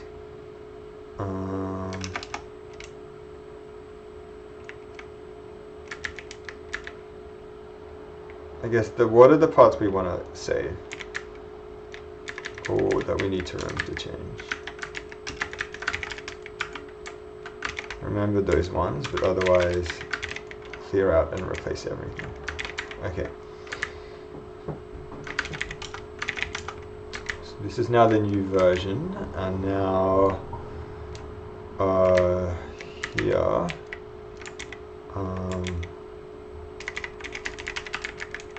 I'll call this butterfly quiz. And what was the other thing?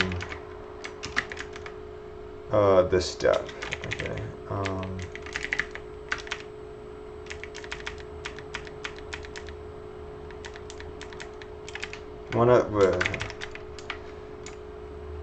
What's this like run step called? Like run the quiz. Do we have an equivalent of that here?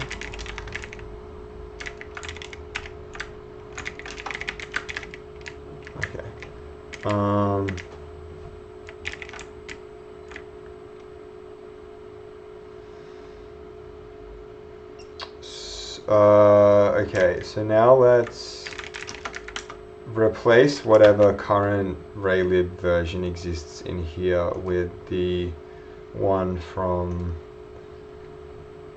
the Sudoku app. Okay, so raylib 5 we want to copy.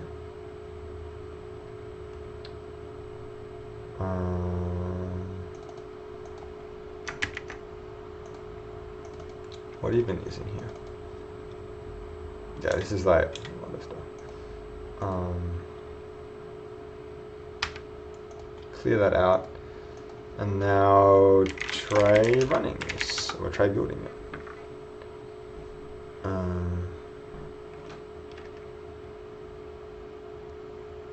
Oops, this isn't good.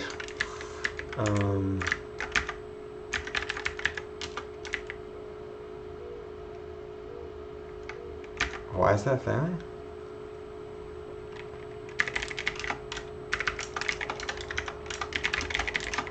Did we really commit something that didn't work? Damn it. Oh no.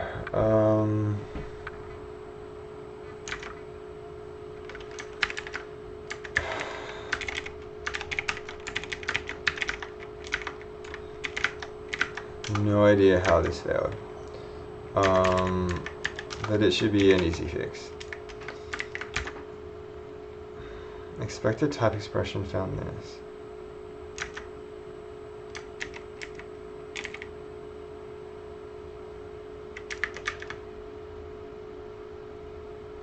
Is it just because we want to save comp time? No.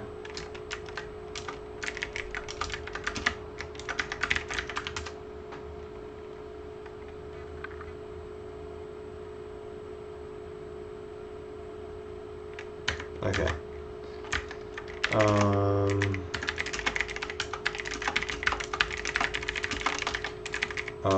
Yeah, maybe like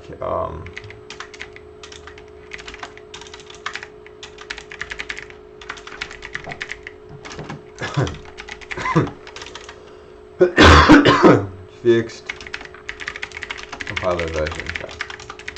Okay. Okay, so now with that version saved, we can quit out of it and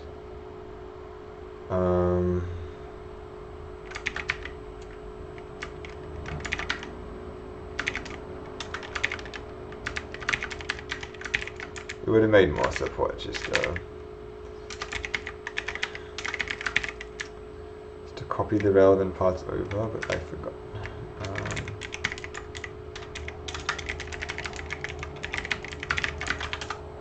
No.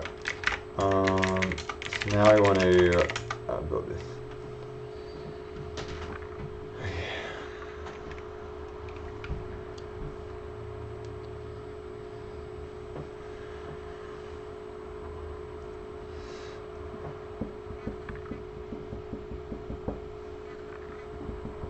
3:30 already. I should get lunch soonish. Okay, and it's just immediately building. It is working, which is good. That was unexpected. I thought there would be some error, but no. This said, we can probably still improve some stuff, but whoa, yeah, this is.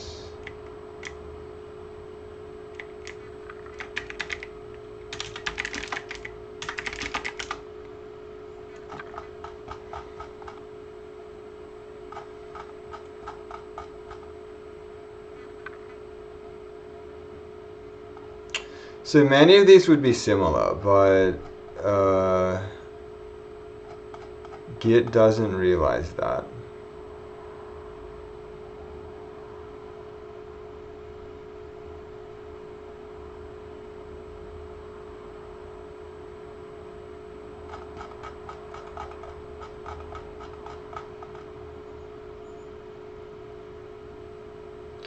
Okay, so why don't we, let's add in the build script again.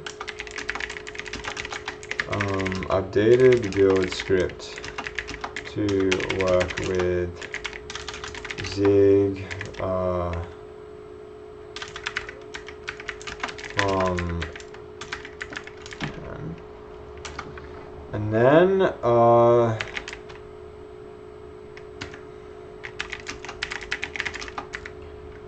what if I actually wound it back?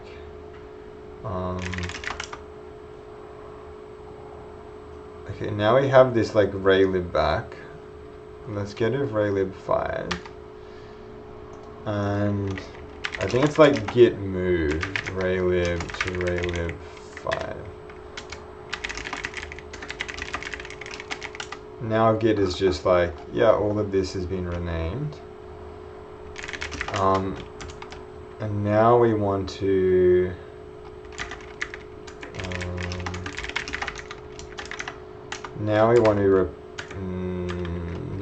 replace what's happening.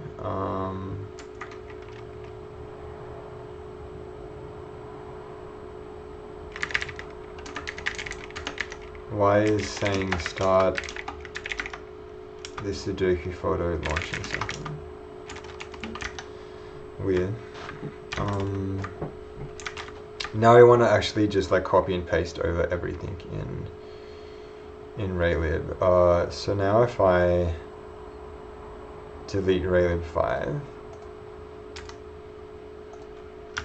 copy over this,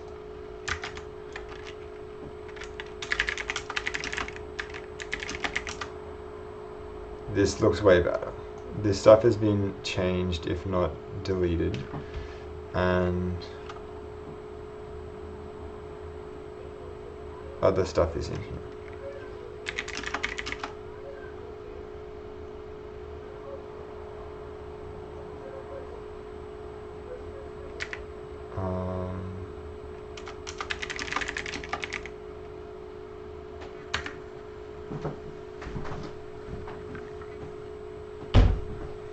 Okay, let's check that it builds with this, and I didn't do something silly. Oh, this one is so slow. Optimized version, please. Zig build run de-optimize.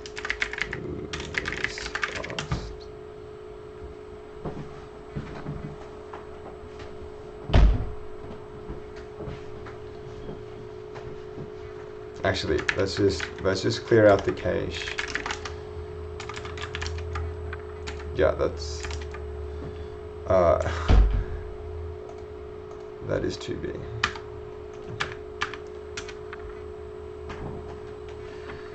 Clean optimized build, and then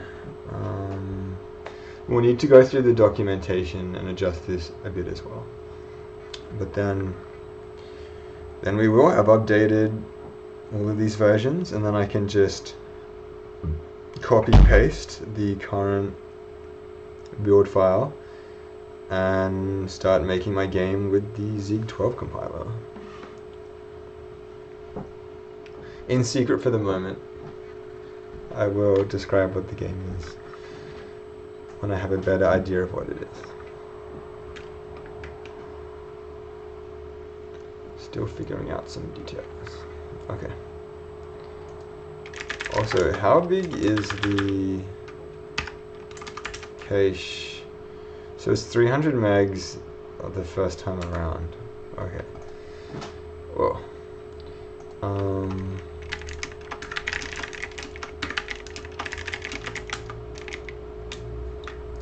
Yeah, huge renaming going on.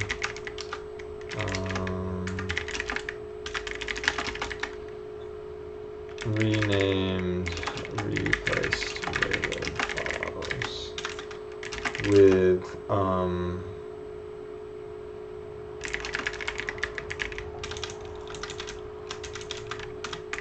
those appropriate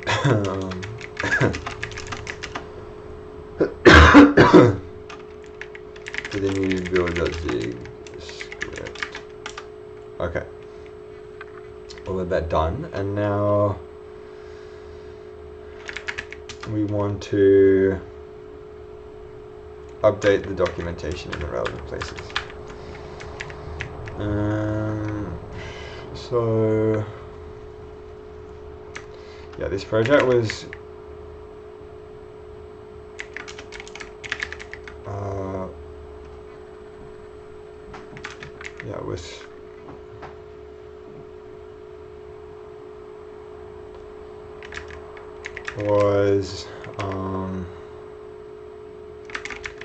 I kind of just want to copy what I did in this case.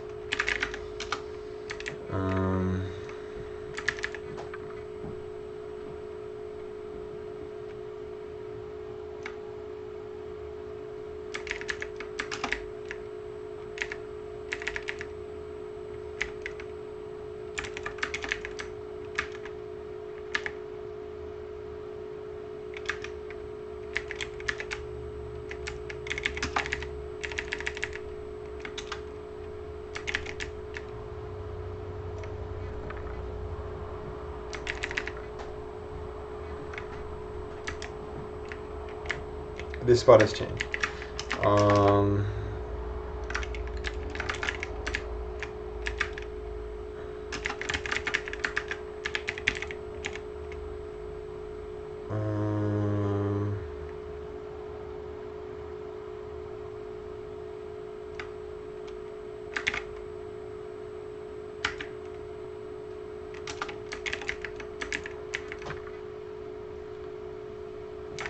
Includes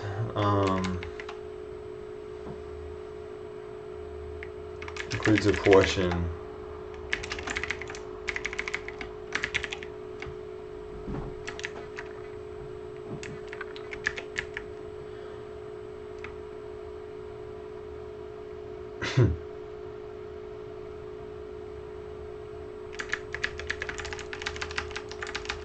I don't know why I have a GitHub, just GitHub handle.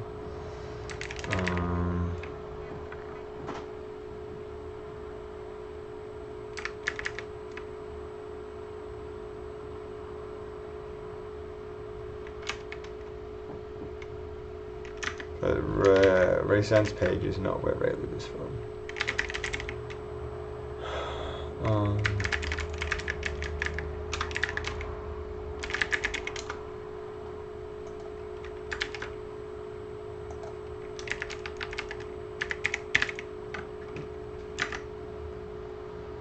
Okay.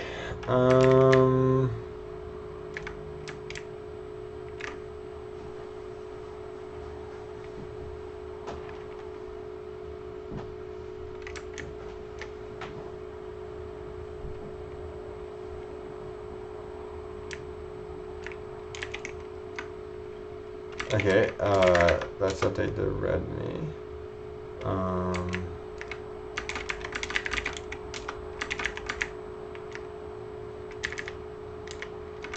And I think again we'll just we'll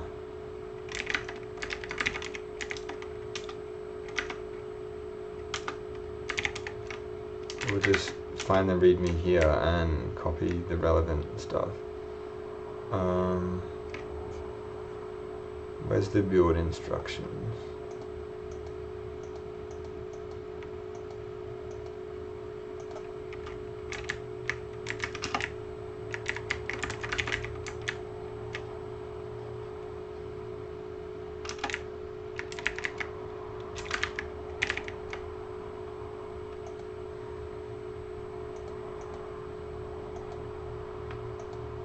Okay.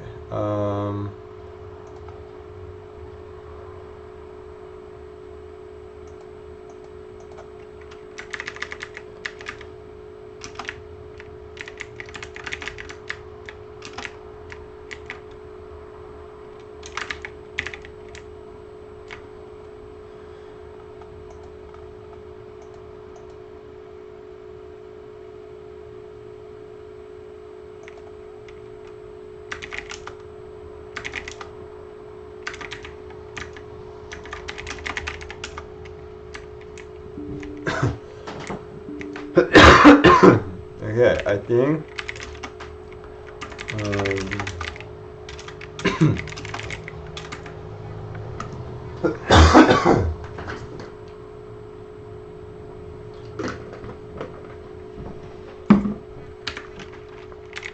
I think that's all that needs to be done. Updated documentation to reflect the Z0.11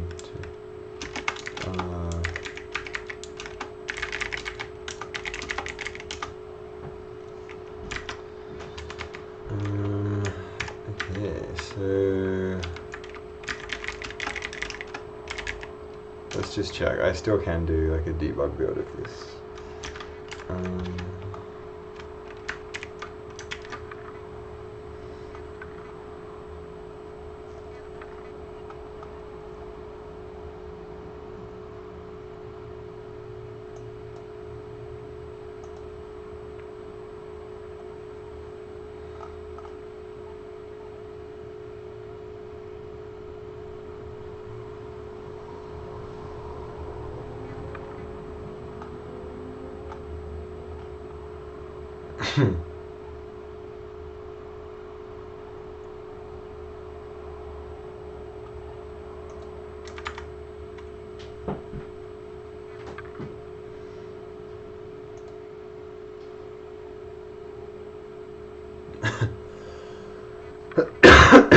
Okay.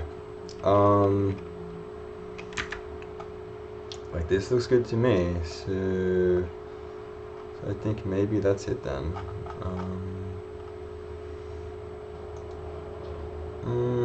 Okay. there is another like possible slight change we could do, which is just to like look through this again, and if there were some weird like type conversion things that were happening. Oh, stuff like this. This has to go.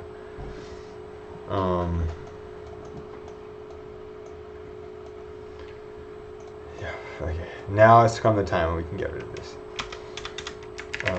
No need for our weird built-in absolute value function. Our non-hacker's delight.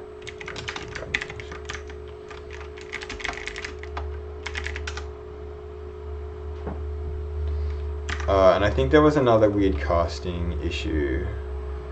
Like this stuff here.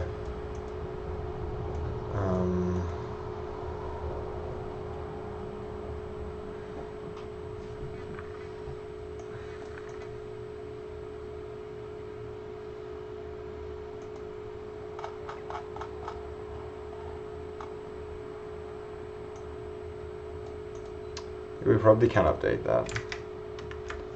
Let's just check the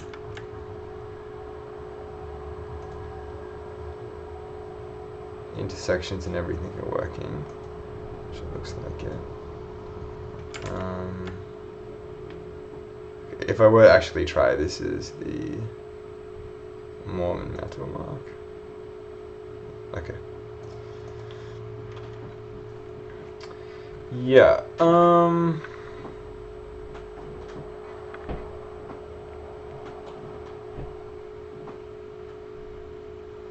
I could update these, maybe.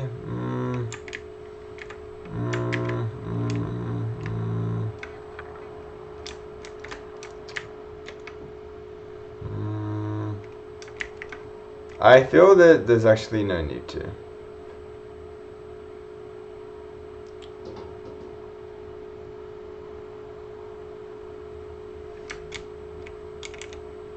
Or we could actually just let's just do the casting thing. We'll get rid of that function at the bottom and we'll just cast it instead, like we did in this rolling cube demo. So I suppose that one as well could be updated. We have to have, I need to take a break soon.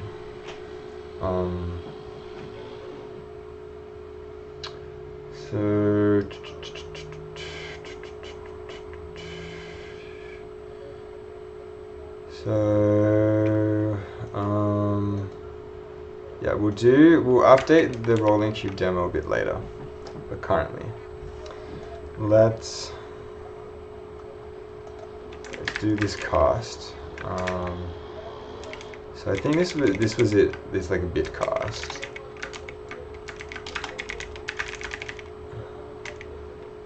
So yeah, in all of these we had. I still don't know what bitcast does. Let's check it out.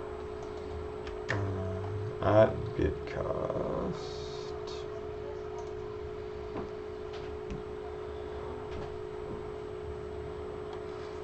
Yeah, I see. So it's just provided doesn't change the bits. It just says interpret the following bits as something in a different type.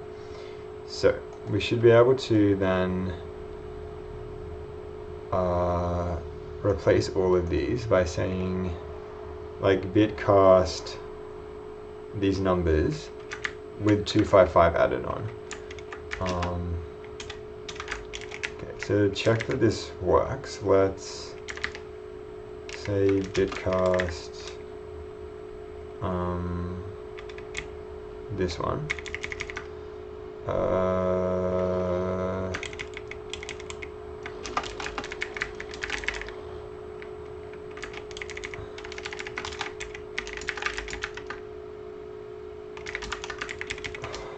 Writing this out, it feels a bit tedious, but maybe it's fine.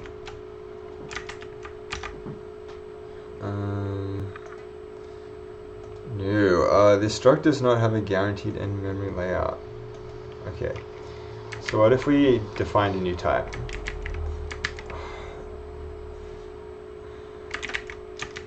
This is kind of changing our...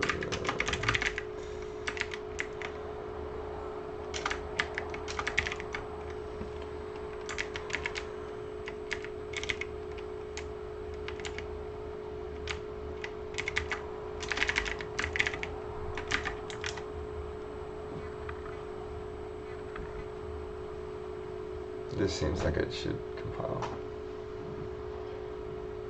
Good. It will be fine.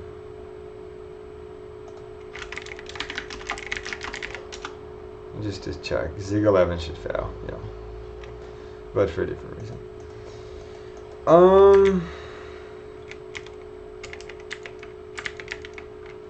Okay, more macro time. So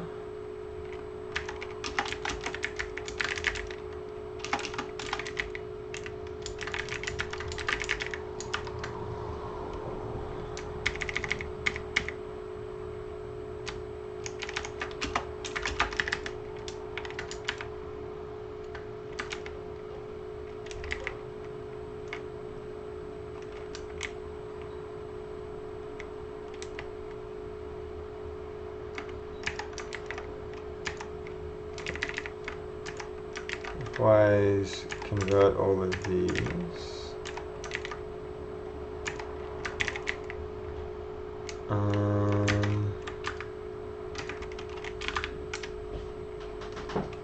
And then, yeah, it looks like it will be fine. And we can get rid of this, I think.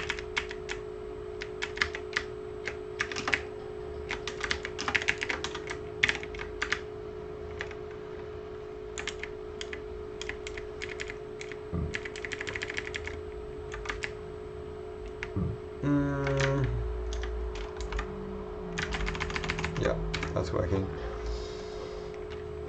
Any other glaring things to edit in this file?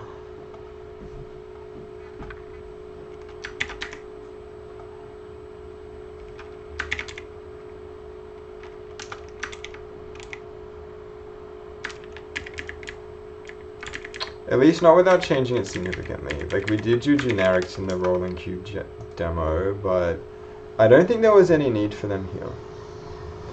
And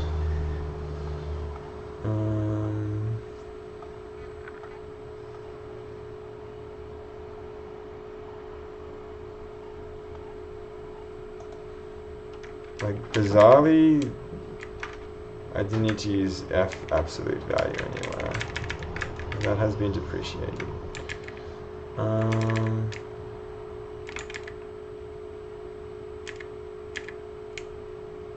Yeah, okay, I think that's the end of updating this butterfly quiz then. And how big is the cache now? The cache has gone up to 1.5 gigabytes. No, not allowed at all.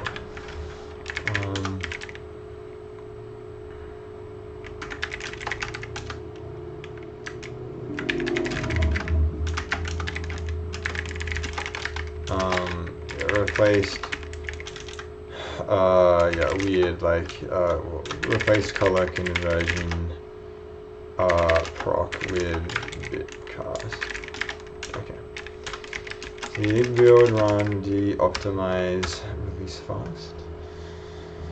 And if this works, yeah, this works, we'll push it, and then I think that would be the end for today.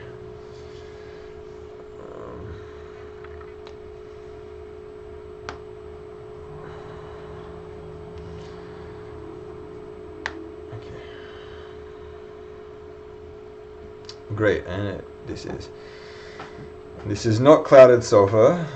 I think it's the red spotted purple. A little yellow. I remember many of these. Yeah. Okay.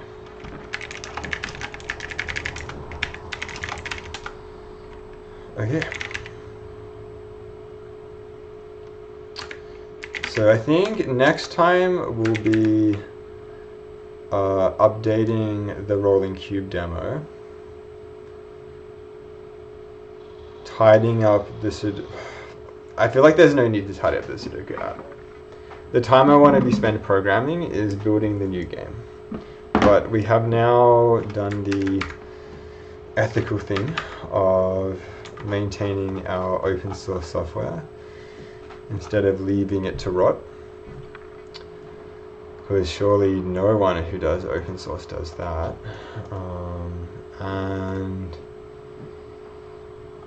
Yeah, and I think this is good. This is it's important to test out the claims, and one of the claims of Zig is that it is making,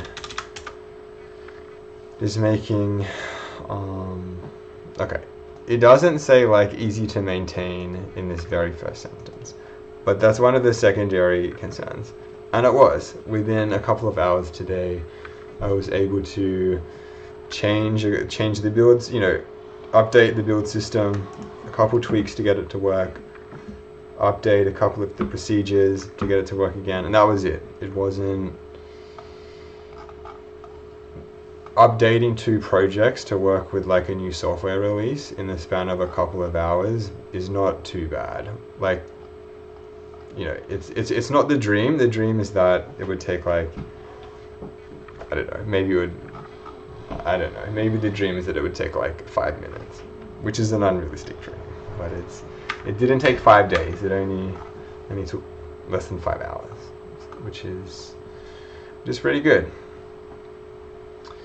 It is pretty good. I don't know, I don't know many languages for which this is possible. Maybe because many languages are afraid to actually implement software changes that would, or implement either language changes or library changes for which previous stuff would fail, but that just leads to total rot. And so the other option is you make some changes. You say, if you had any unnecessary view of var anymore, it's going to fail, but you have to make sure that you're creating a language where it's easy to update things like this. And if the C compiler decided, if the C++ compiler decided to say, we're gonna like make language breaking changes, your software around the world would explode. But that's because it's got to a stage where in C++ it's unmaintainable, but in Zig it is. So yeah, thanks everyone who stopped by, and I'll likely continue working on my game for a bit, but I may also come back and update the rolling cube demo as well. But otherwise, I'll see you next time. Bye.